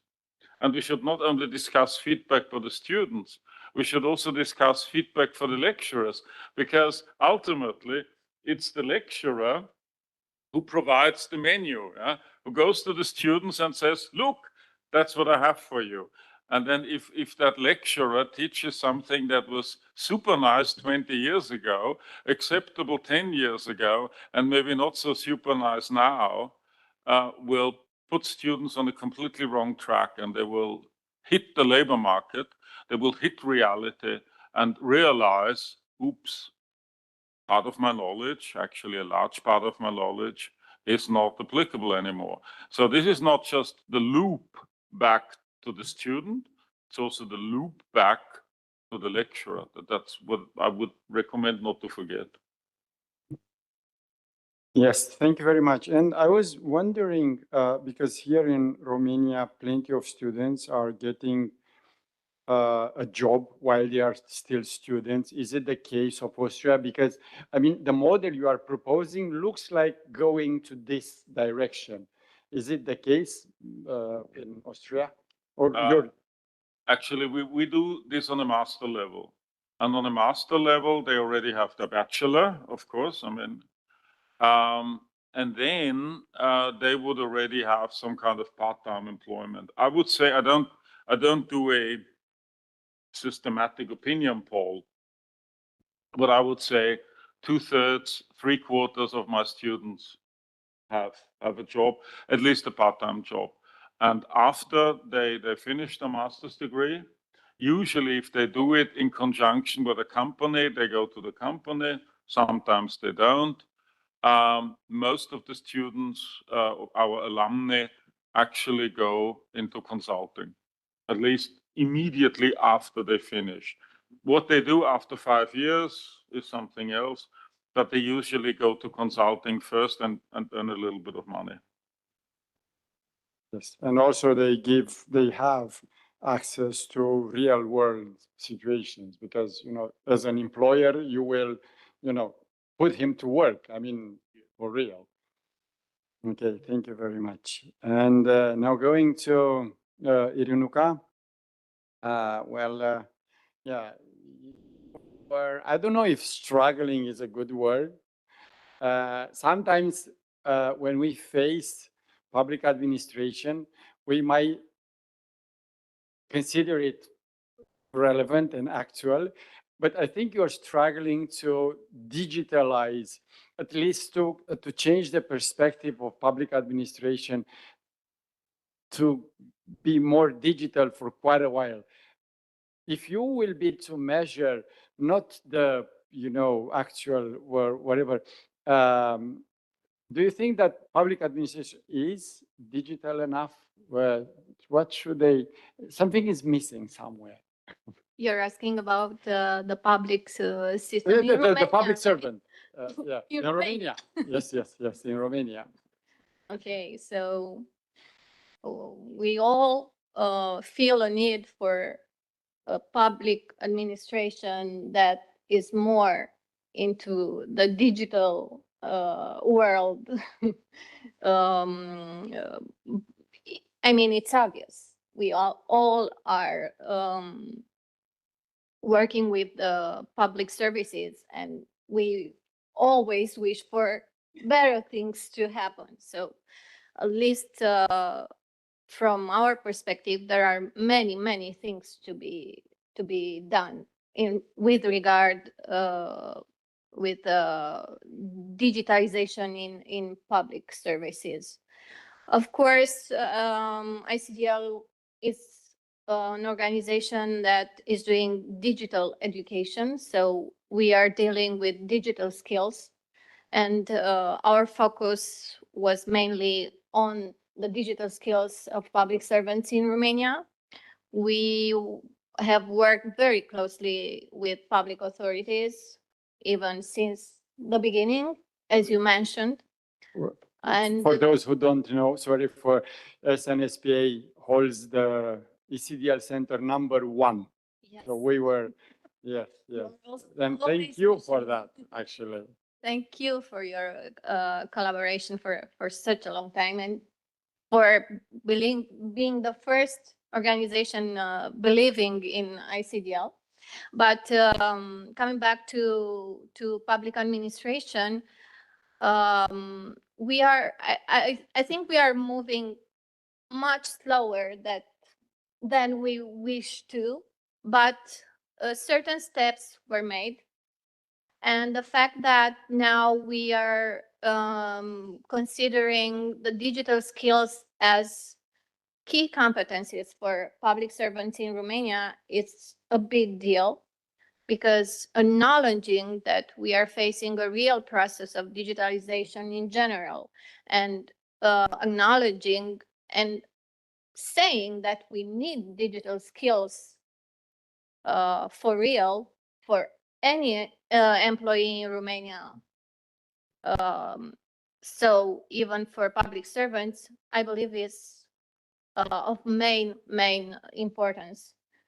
And we are expecting from now to do actual steps into working much better with the public services in Romania. So I'm optimistic, and we are working close to have a very efficient process of raising digital skills of public servants, and of course of everybody in Romania, because we need standardization, and we need also to be very close to what is happening in the real world. This is the key. We have to adapt. It's like, maybe you hear this a lot, but this is something that we are all facing, even personally. We have to adapt, we have to reskill, and it's a real thing. And acknowledging this will help us a lot. Also, in regard with your first question, Please. it yes, was interesting. You were asking about how universities, employers, and local communities should collaborate better. I would say that a better collaboration starts with not working in parallel anymore, because at least in our country, there is this feeling that everybody's doing the best it could, but everybody on its path, which is truly wrong. We need to get together and put all our strengths together and to do things more coherently for better impact. So first we have to start to collaborate, I guess. Yes, indeed. Thank you. I was, I was starting with that because, ECDL, well, firstly, it's sort of like a deliver of education, a private deliver of education. And so with all due respect to my colleagues that are from the universities, but I consider private sector a bit more dynamic. Universities are more focused on research and stuff like that, while private companies are more, I would say, dynamic in the market. They feel it better. So I was asking you that in order to understand sort of how, because you feel, my assumption was that you feel the market better than we at the university might feel it, because as Professor Alexander said, there is this loop in Austria, at least. I don't know if we have it in Romania, at least not that much formal. So I don't think that we have this feedback all the way from the employer to the professor. I think we still have, I'm not kind of like complaining, but we still have professors that are teaching what they know best, with all due respect, as I said. So I was asking you this, just, thinking that you feel the market better, or you feel the... We are in the market constantly. Yes. So what we do is we adapt constantly. You said ECDL is now ICDL, International Certification of Digital Literacy. Everything changed for us since you became the #1 accredited test center in Romania. Everything changed. We are now different standard, different certification, which is flexible, modular, with modules that we wouldn't dream of 5 years ago or 2 years ago. Everything is changing rapidly based on what's happening in the market, based on the evolution of technology, of digital technology, which affects us mainly. So this is why I was coming back to your question about collaborating, because the private, public, academic partnership is essential, at least for digital education. Thank you. Dear Gabriel, can I use the same? You represent probably the most dynamic company in the field of education and digital and delivering solutions for education to everyone. I think not just to academia or high schools, but education as a whole. Everyone can access your tools. And you have, I would say, even the statistics, how many of us are using it, and maybe even you, I assume, you have the impact on the real world, kind of, like pupils or students. So not employees or employers, but, professor, or on one side, teachers, and on the other side, students, pupils. How is this seen from your perspective?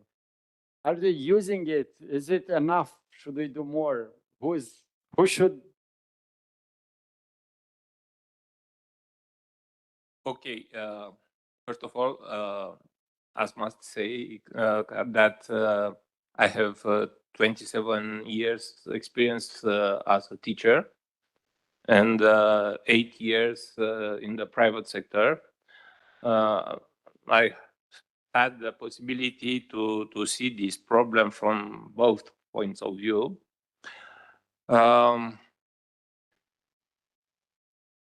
SCINDIA mainly works with instruments. We make instruments for digital education, but in the last 2 years, we understood that it's not enough. And we started another business direction in digital education, because it's not enough to put these instruments on the market. It's very important to teach the professors, all the population to use these instruments. Personally, I work with thousands of teachers on regular basis, and many of them are very enthusiastic. It's a very good thing because they saw the action of the digital instruments on the students or their students. There are also, of course, many teachers that don't understand yet at this moment how important it's to change the instrument that you used as teacher. But from my experience, personal experience, from the experience, from the feedback of the teachers that we work with, I can say that the use of these instruments, it's a very good thing for school. And our collaboration, it's also an example. And another good thing is that more and more universities understood that this kind of collaboration, it's very, very useful. We are invited to teach on, I don't know, master programs, our subject of interest. For example, we have AI instruments to build digital content for education, and an university here in Bucharest invite us to have a course on this subject. This kind of close relation between universities, the private sector, local communities, I think is the key to develop beyond the politics and programs, and to make something real, something concrete in this direction. Well, thank you for being here and helping us pushing digitalization to education more and more. And we were one of the universities that I was one of your students and very, very enthusiastic in using the tools. So I'm the living proof for this. And our students here, there are not too many here anymore because they left to this tour, but they are the well, maybe not lucky, but they are in a way the lucky beneficiary from some of the tools you were developing at India. University, I will now go back to universities often struggle to balance the academic knowledge with the practical skill. I would say that Professor Prosser already answered to that to some extent, but I'm challenging you to provide more details maybe later. What models of curriculum design or community engagement learning have you seen successfully integrated at Alexandru Ioan Cuza University? Oh, I don't know if it's a success to integrate the part of theory with the practical implication. But I think that some steps are made. For example, we try to invite a lot of practitioners, civil servants, in fact, to teach students different discipline in terms of case studies, also to provide insights from the interior of the public service of public authority, and also to engage them, not in the university, in the faculty, in fact. We have the opportunity to go to the public authority, in fact, at the city hall, and have some, how to say, live exercise of taking the decision or to discuss about the real problems and to define some alternatives for the further decision that should be taken. In this regard, I think that we could discuss about the, how to say, co-creation of the classroom, something like that could be. So a co-creation of the classroom, and also I think that this is from the part of National Agency for Quality Assurance in Higher Education. One of the main criteria is to have a consultation of the public authorities and of course the other stakeholders that are engaged in our activity and to define which are the needs and also the needs in terms of knowledge and skills from our students, and also which can be the real methods to deliver to our students. So yes, I think that for the instance, the collaboration and partnership should be stated through the engaging the parts in the learning activities. Now I have a slightly different question. Is it like sort of internships that the students have to, it's not like an internship? So the internship, we could have it, it's based on curriculum, but we have the opportunity and it's allowed from our faculty board to invite practitioners in our classes and also to go at the authority in order to make these kind of study cases, practical cases. Okay, thank you for the clarification. I was just willing to make it. We also have at our university the opportunity to bring practitioners and serve as a teacher for classes. Yeah, and it tends to be very, because we professors sometimes we are making them for it. So we have also the associate professor or practitioner that came to be associate professor. But also we could invite at a specific theme of our lesson other practitioners that could fit the content of the discipline. Is it also the case for Austria or your university to have practitioners coming from the private sector and delivering sort of, lecture to students? I mean, is it a good practice also in Austria?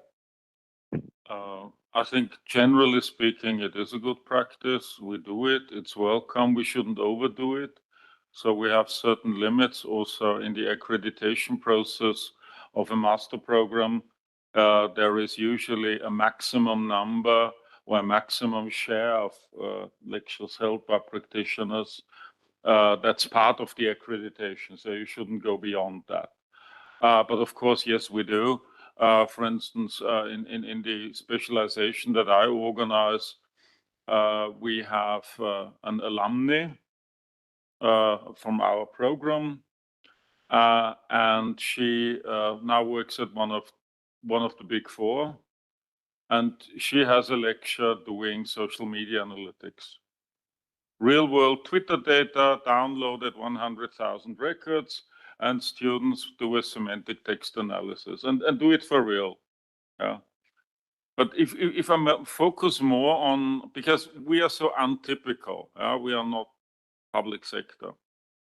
I think there is one thing you should prepare your students for, and that something that many practitioners, academics, students, alumni don't understand. And it's an issue that equally applies to the public sector and to the industry or the private sector. And that is, what does digitization actually mean? Because more or less we are talking about digitization here. And you can see digitization, I think, on 3 levels. The first level is electrify the process. You have a process on paper, it works nice. you introduce an information system, and the information system simply has to completely emulate the process. There will be areas in the public sector where you have to do it exactly that way. Legally heavy processes, voting. You can't change the voting procedure because you have a new technology. So there will be areas where you do it exactly that way, but it should be a very restricted number. Then you have areas where you use IT, the digitization, you use IT to optimize the process. So you redesign the process, but you still do it more or less the same way. This already actually gives you quite a bit of leverage, competitive advantage, or in the public sector, you don't compete with anybody, but that's maybe one of the main issues. The public sector doesn't have a competition. That may be one of the issues here. The third level is that you change the business model. You use digitization to change a business model. A very nice example is something that's become quite common, and that is framework contracts in public procurement. So say you have a tender procedure for some cars, for computers, stationery, stuff like that. To electrify the process or maybe optimize it a little bit, you use the electronic system to do the tender, and the next tender, and the next tender. And you don't really leverage the optimization process by changing the whole business model. Meaning you say, well, we don't have individual tender procedures by individual agencies. We collect the demand, we negotiate framework contracts. These framework contracts, there we use our market power. We drive prices down by using the market power, by bundling not just one car here, two cars here, 4,000 cars in one go. Then the prices will rush down. And then we use the digitization to get the framework contract to the desktop of the purchaser in the agency. So you really use digitization not to fiddle around with the existing process and to get a 10% gain here and an 8% gain there, but to change the business model, to change it completely, do it in a completely different way. And these framework contracts, if you do them on a large scale, 4,000 items, 10,000 items, you don't do that. You simply you can't do that without IT, because otherwise, I mean, how do you want to distribute the valid framework contract by PDFs? I mean, you simply can't do that. Yeah? You need a purchasing system or an e-procurement system. And so you use digitization in order to introduce a completely new business model. And with central procurement, Austria saves about 20% of purchase prices a year, on average. With some items, it's more. Cars, it's more, way more. With other items like IT, it's considerably less. But on average, it's 20%. And you can only achieve that by changing the business model using ICT. So don't use ICT, and that's, I think, an important lesson we have to teach our students. Use ICT, not to fiddle around with the paper processes and do the 5.6% optimization. Use ICT to reinvent the whole show in order to get a big gain. That's also probably something. And yes, we try to hook on to the practitioners and to get their experience and in the field knowledge also in our academic teaching. Yes, of course.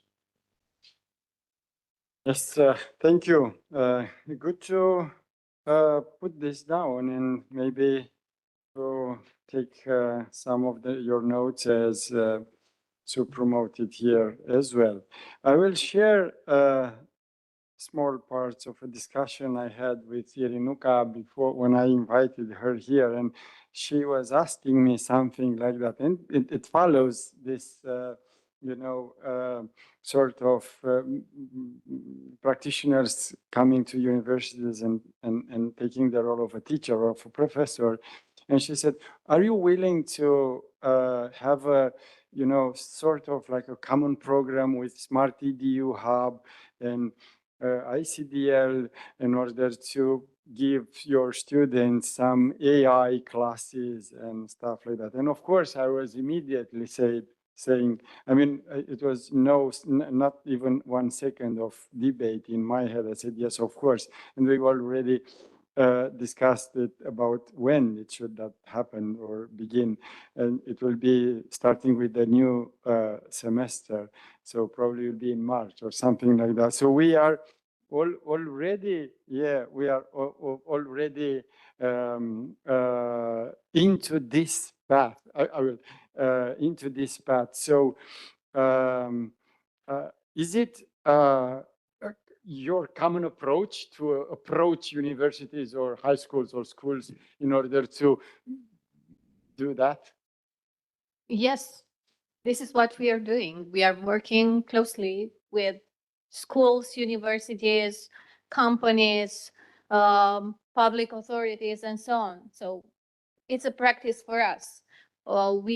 As you truly observe, we are ahead of what is actually happening in the public sector, in public schools, in public universities, because we have to be always focused on what is relevant in the moment and of course in the future also.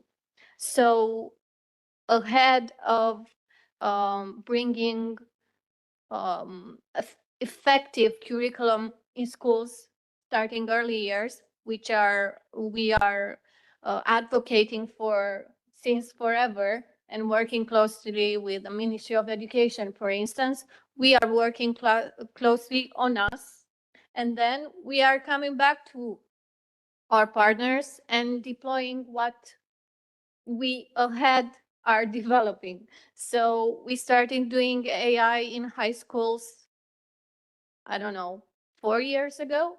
And the Ministry of Education is now talking about some guidance for teachers and maybe, bringing some insights, AI insights for high school students now. But we've started way ahead because the reality was that. So yes, we are knocking on the door of schools, of universities. We are developing programs in close relationship with university. We started a 3D design and printing module, I don't know, almost 8 or 9 years ago with the University of Polytechnics in Bucharest. And now having 3D design and printing skills is something common, but we've started ahead. We are now developing, I don't know, prompt engineering modules, again, with polytechnics. So it's a very common practice that we are doing because we have to work closely with the specialists and the people that are using technology in order to develop very strong curriculum and very strong evaluation standards. And this is also, I will stress on evaluation standards because no matter what we are thinking, what we are developing, what strategy, what curriculum, we have to be very close focus, not only on the inputs, but also of some verified results. And the results must be competencies. It's very important. We are not, very far from teaching the theoretical knowledge, but always we have to focus on practice in the end. So this is it. we are looking forward on starting a new program with you. Yes, yes, thank you. Yes, yes, very important because, and I think it is important here, especially for our students. They are not here, as I said, but ECDL is not anymore about Word, Excel, and Access, and maybe PowerPoint. It's larger, way larger than that. Would you have classes on robotics, right, as well? Yes, of course, And- robotics and AI, and of course, insights in all this emerging technology, even in IoT or big data, cloud computing, and so on. Yeah, So we need to stress that to our students because, and to have this partnership because it's not the same ECDL we had 20 years ago. no, it's Completely not at all. completely different. Yes, yes. Now turning to Gabriel, we had 3 years ago or something like that. I don't remember. Maybe the hackathon. The hackathon, yes. And Ascendia was partner in that hackathon, and we were having professors from SNSPA working together with students from SNSPA, but not only. We also had from other universities in Romania, not even from Bucharest, but from Sibiu and groups of mixed professors and students to produce, if I can put it this way, courses on the digital courses based on Ascendia products, Livresc to be more precise. So you are also looking for this kind of collaboration. Was that sort of a unique example, or is it a way of doing business for Ascendia, sort of, kind of like forcing, or at least advocating for this sort of partnerships with universities and probably other high schools and schools? I think it's a wish.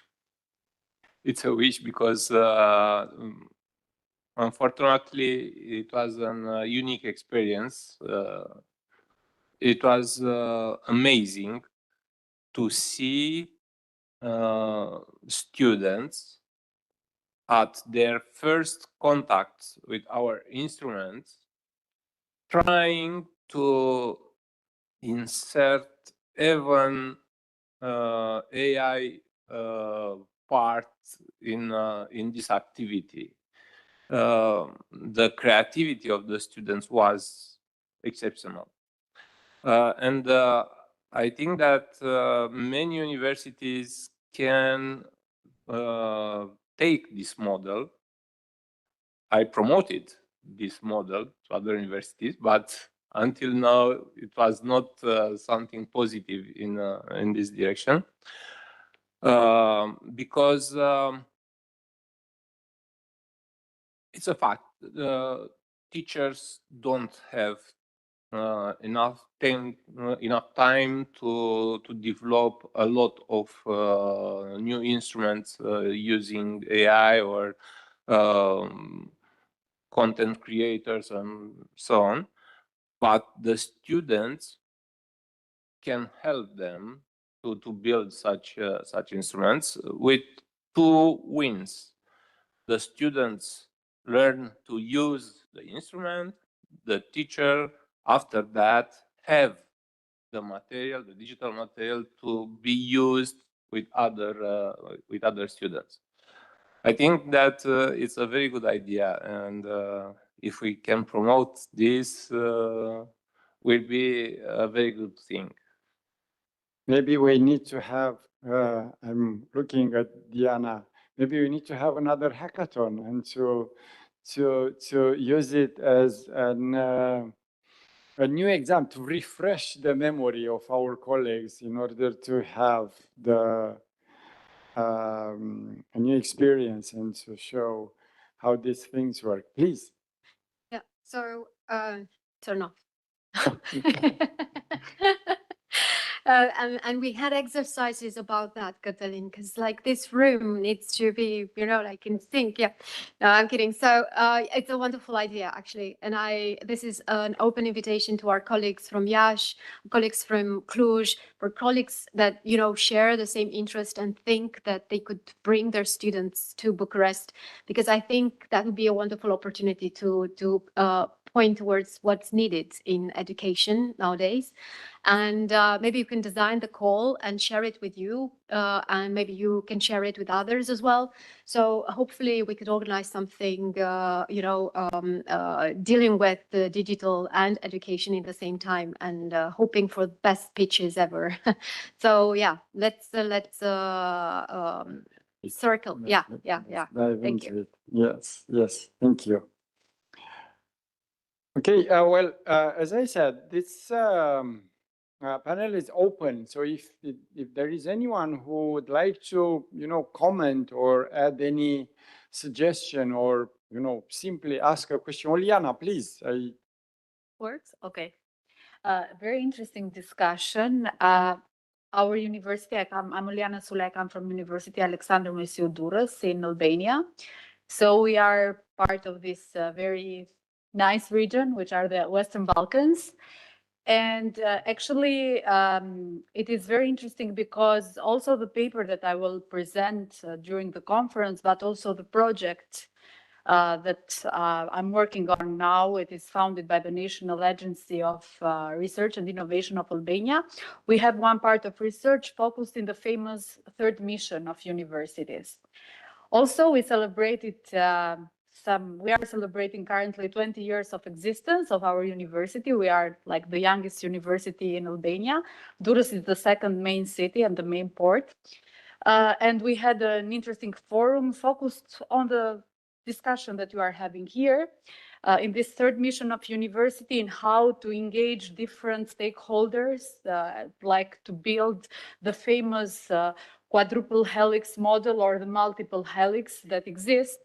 But what we miss in our region, because our project also focuses mostly in different countries of the region, it is like building true bridges especially between industry and university. Actually, we had one participant from the industry. She was very straightforward, and she said, we expect that universities come to reach us because you reach us only for sponsorships and internships, nothing based on real collaboration. So, and then we wondered with my colleagues that actually maybe what our region is missing is finding a way to have this two-way collaboration. So do you have any kind of best practice that you maybe can share with us, or how it goes? Do you experience any kind of challenge still on this famous industry university collaboration? Especially because the third mission also is technology and knowledge transfer of the university, right? Thank you. I hope it's not a question for me, because I don't like answering this. So I will pass it to my colleagues here.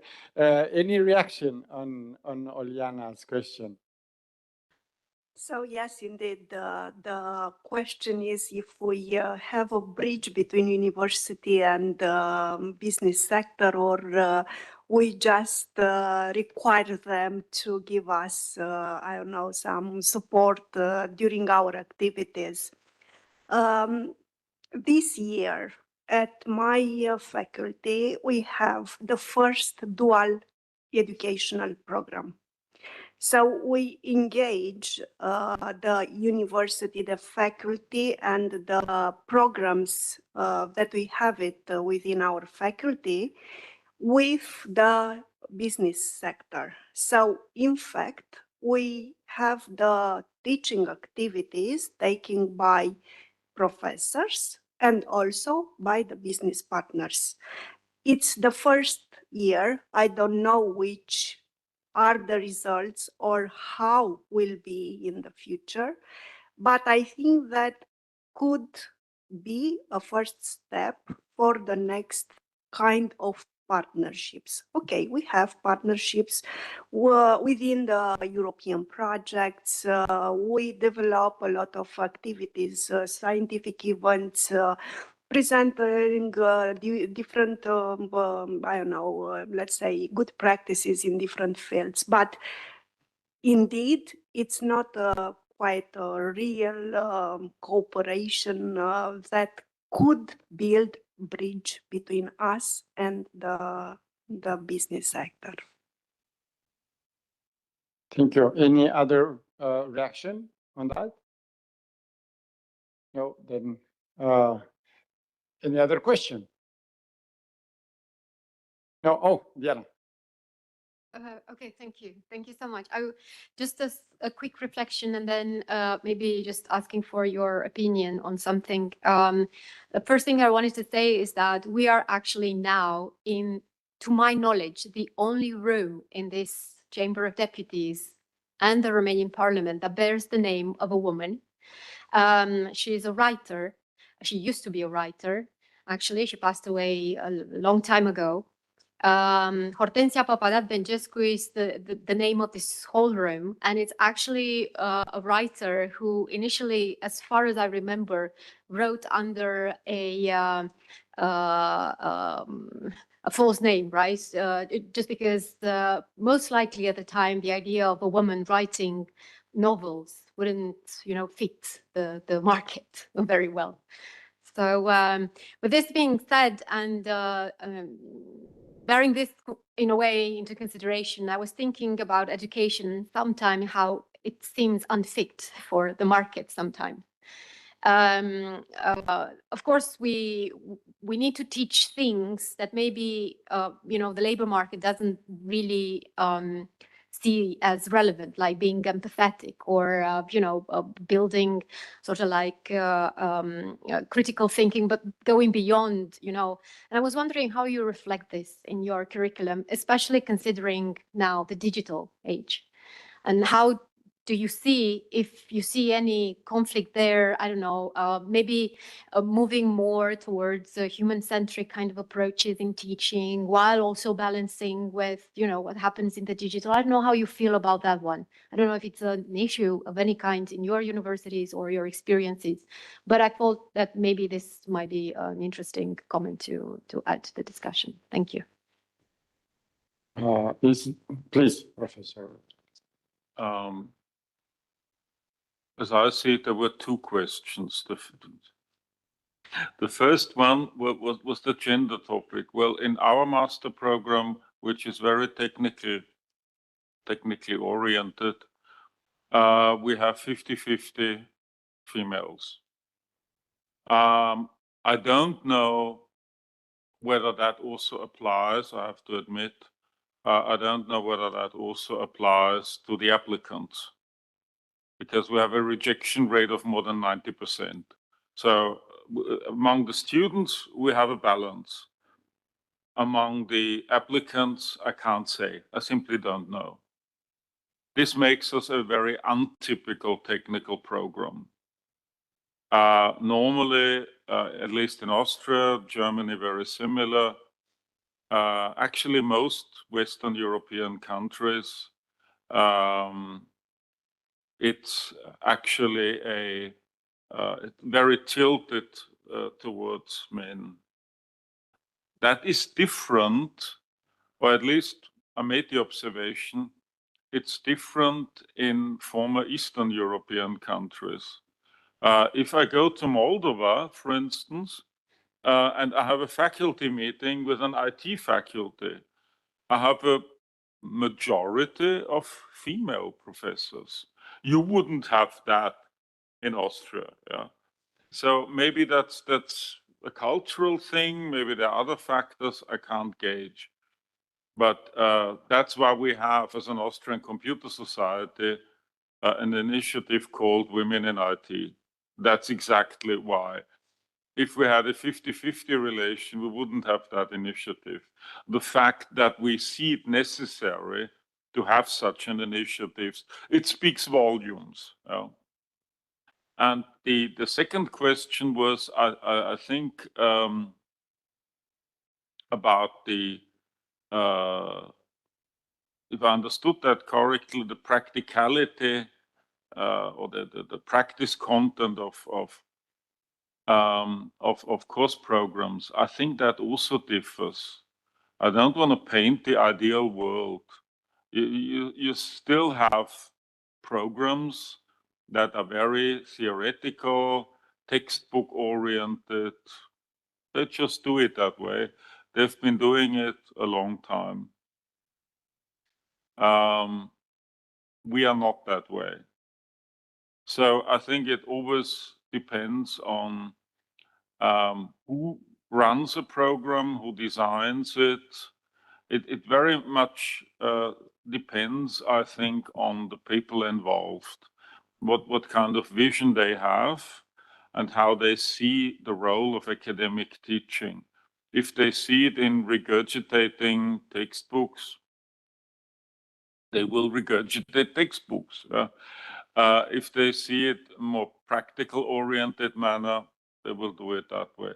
I think teachers, academic teachers, have a very, very high responsibility, not just for the classroom, what they do in the classroom, but also how they design their courses in the first place, how they adapt it. Whether they say, well, now we have a course program, it's nice, it's working, it was approved, accredited, so let's do it for the next 100 years, yeah? Yeah, it's maybe not the model of success.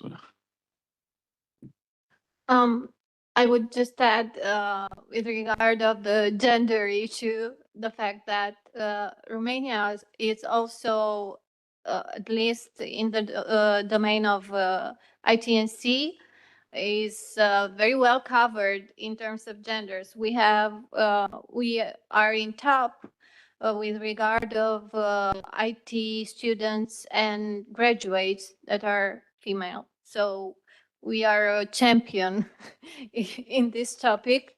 I constantly I am asked about colleagues in other countries what we are doing here in Romania. How do we attract so many girls in IT&C?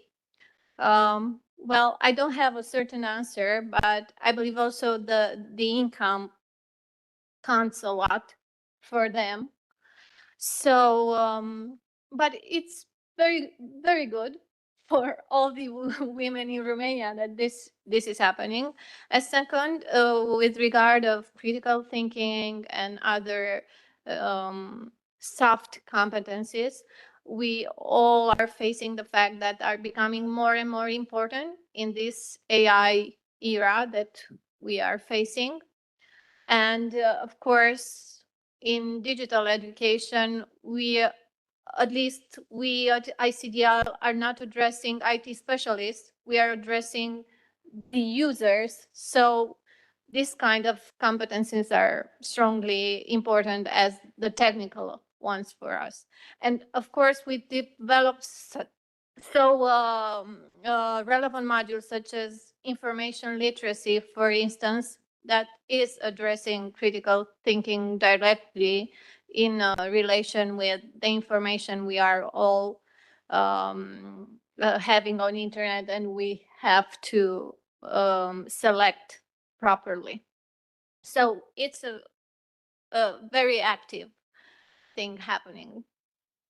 Thank you. Thank you so much. Lasse, I think you had a question. Yeah. It was more about this gender thing, and the situation we experience today is that girls are outperforming boys in school, which means that they get priority into the most prestigious programs. And of course, someone is still complaining about it's not enough female professors, but if you just do the prediction, in 20 years, it will be much more female professors than men. But that's the development. But it takes some years to to get there. Good.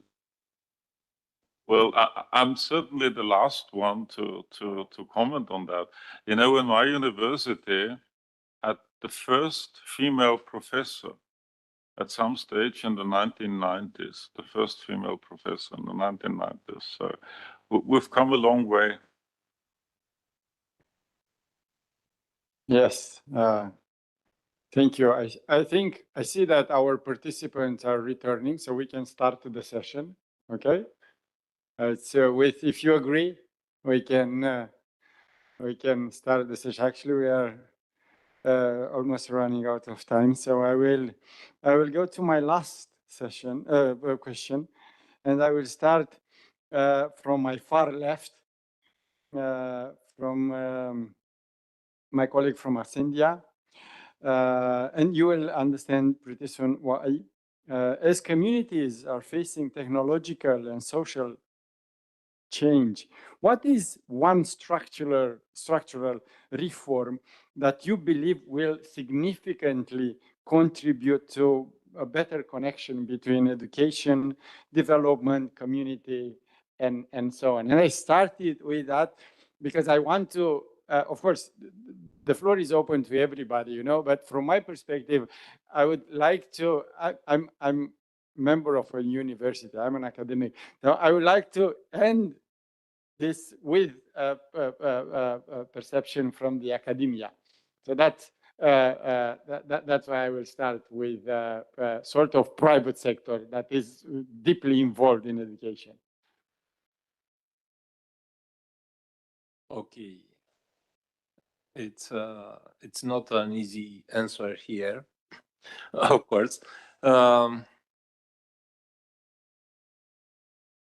It's very interesting because I saw in the last period that communities have more and more initiatives in that direction.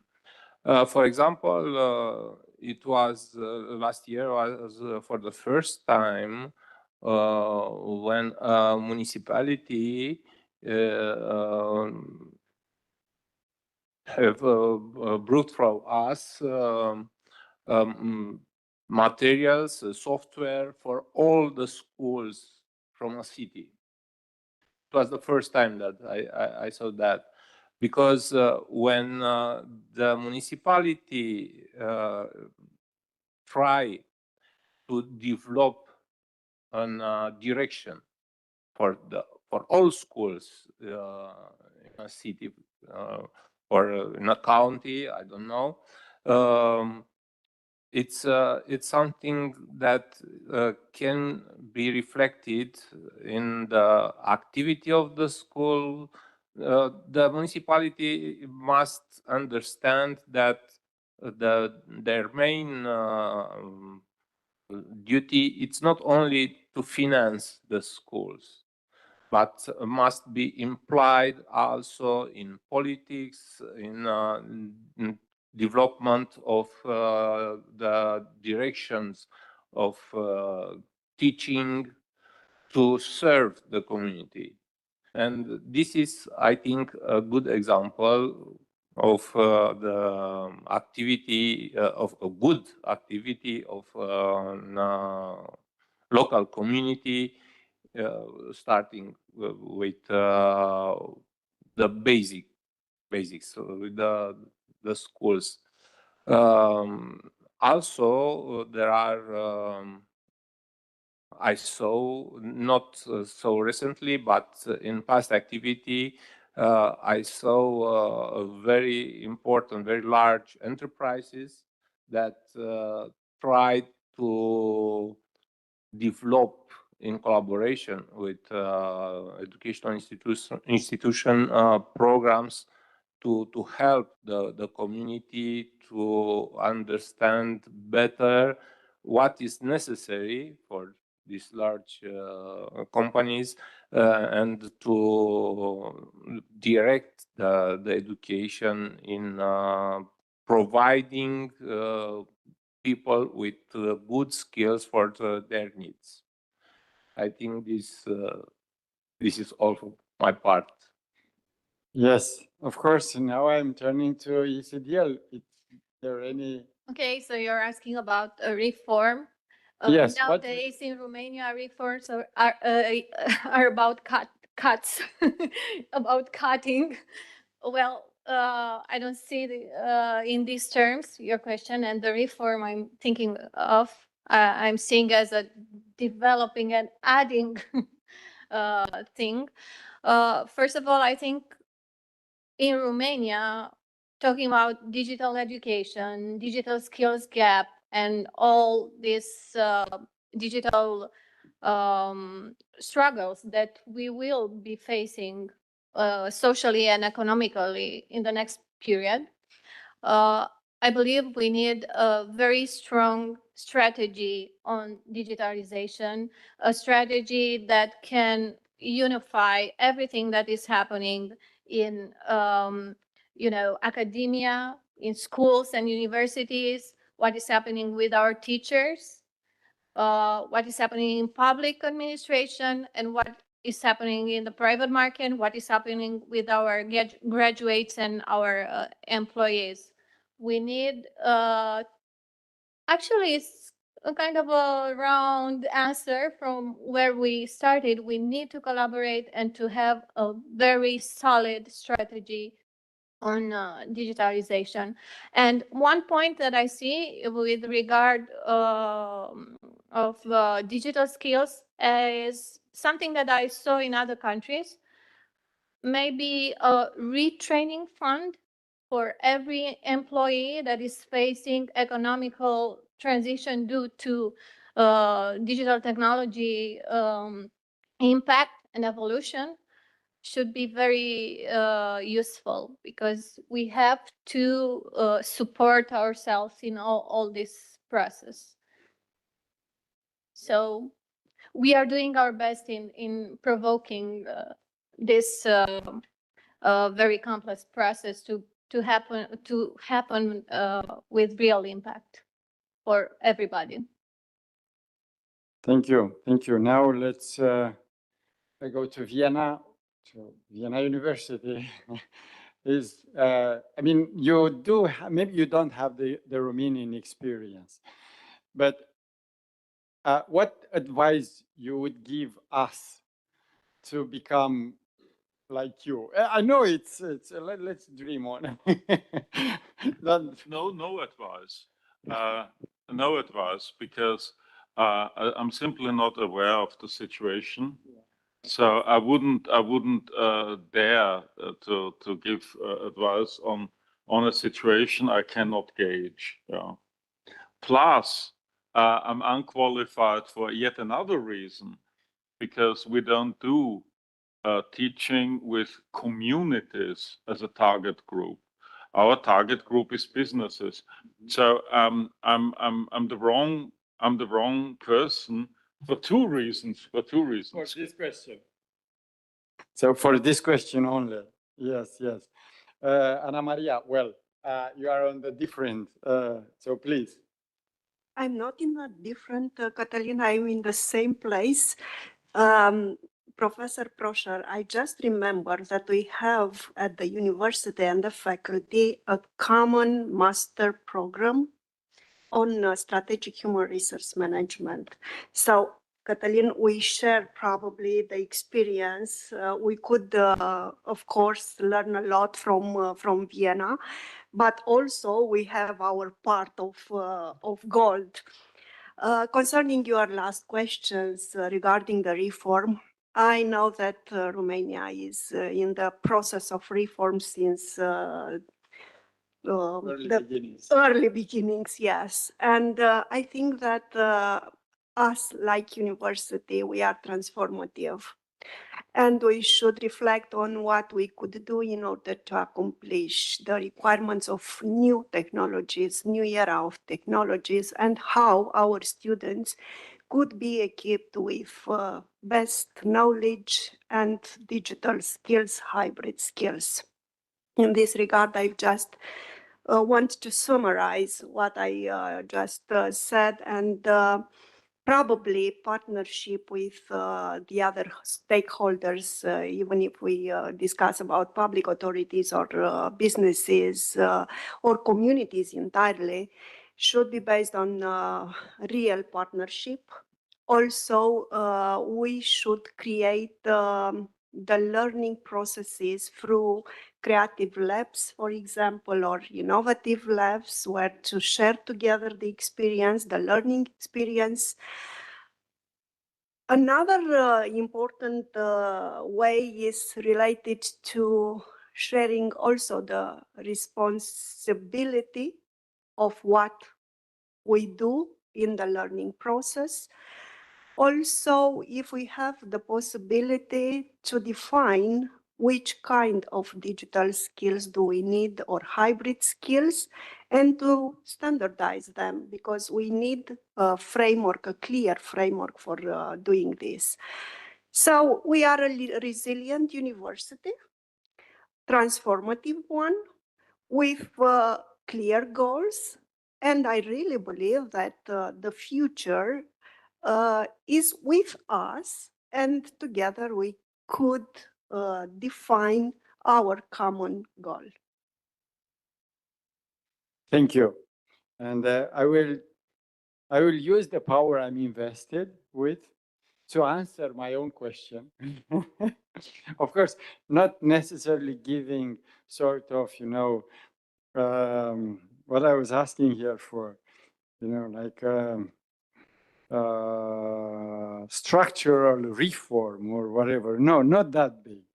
But there is something that I would like to see in the near future for professors, teachers as well, to gain points when they are developing digital materials, not only printed materials, books and articles. Well, articles are also, most of them are digital indeed, but that's scientific articles. But if they are writing, or not even writing, but if they are producing, like what Ascendia is making, or any other, platform that is capable to provide content for students. If a professor or teachers is doing that, it gets nothing in return except, being loved by his students or his or her students, but nothing from the, I would say, from the officials, from the university, from the school, or even from the government. So maybe that would be something that I will ask even Alexandru Gigiu here. He's not here, but maybe he can hear us, to stress, to make, to give points, to give sort of rewards, to engage with professor to this level of, content providing to the students. So I was just asking my own question. Even though I had no idea that I will go that far. Actually, we were, I thought we'll never get to the last one. Still, the floor is open to, I have said, the new participants, since you didn't came from the very beginning to this panel. But if there is any question related to, smart education and things like that, that you would like to, have an answer in the, couple of minutes that we still have more, not quite, but, we can use couple of, the floor is yours.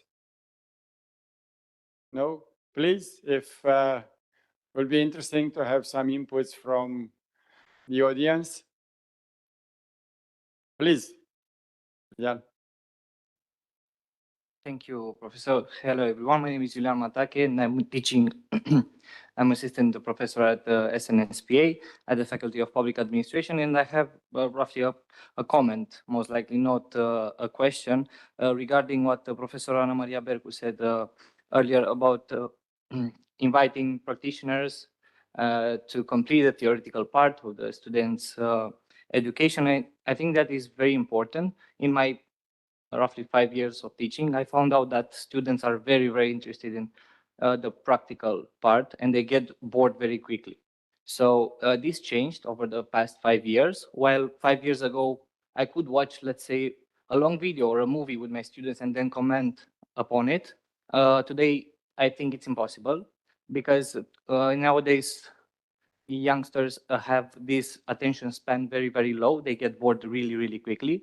And you have to keep them somehow entertained in class. So I think, and I'm saying this based on their feedback, at the end of the semester, I give them a Google form and they should give me an anonymous feedback over the seminar.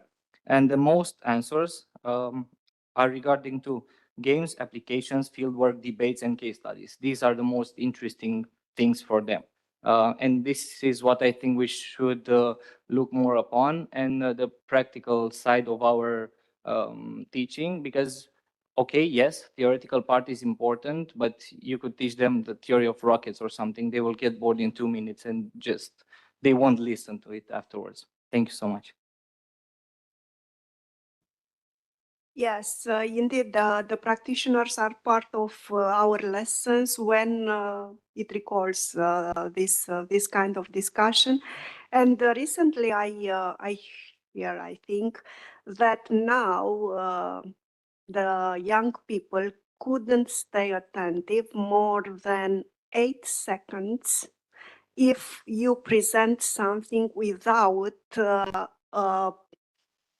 image or auditive or something that could retain the attention. So unfortunately, we could not use probably from now the traditional way of teaching. We should address new technologies and also to imply them into the study cases, dialogue, put it in the real world, because it's not more possible to have the traditional way of learning and teaching. Thank you, Lian. Thank you, Anna Maria. Any other reaction, any other comment or suggestion from the audience? No. So I would like to wrap up this session, even though Professor Anna Maria Berco already did that for me, to be honest. I was thinking pretty much the same. Education is not that much traditional as it was in a couple of probably decades, probably years ago. It's not about the curriculum and the exams. It's about connecting professors with industry or with the practical ecosystem. Where it's about connecting tools, digital tools, with both students and teachers and the staff. And we saw that from private perspective, Ascendia in ICDL. We saw it in Vienna, we saw it in Iași, and we have it in Bucharest. I mean, the same perception, the same opinion, in a way, as sort of like converging, it's focusing towards the same idea, together with, from different areas, different, probably even, trans, pluri, multi, and there are all these attributes that we need to put together knowledge and practical knowledge and theoretical knowledge to make better students. And if they today are students, tomorrow will be citizens, will be employees, and even employers. And now I will leave it with a question, sort of. Would I agree, turning back, kind of like 20 years, 30 years, I don't know, turning back time, would I agree to have as a boss one of my students? And if yes, what would be the qualities that I will ask for my boss to have my students, future boss, sort of, in this metaphorical approach, in order to accept working for him or her? So think about that, and let's discuss, if you would like to, about, so it was a rhetorical question, of course, but let's discuss it to a rather late lunch or early dinner. It depends how you put it. We just had one an hour and a half ago. Now we have the opportunity to have another one. So we can just kind of have a reload of lunch or, you know, an early dinner. And to, you know, answer to my rhetorical question. Till then, I will thank my panelists. Thank you very much for accepting our invitation. Thank you for getting engaged and getting involved. We hope we are not just answering questions, but we are starting a new partnership, sort of, and we will push things further for the next event, but not only the events, but, you know, for the next year, because this one is almost over. Thank you.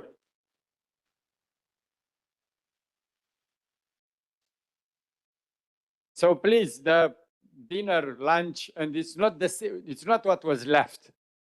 No, it's a new. There are new products are waiting outside.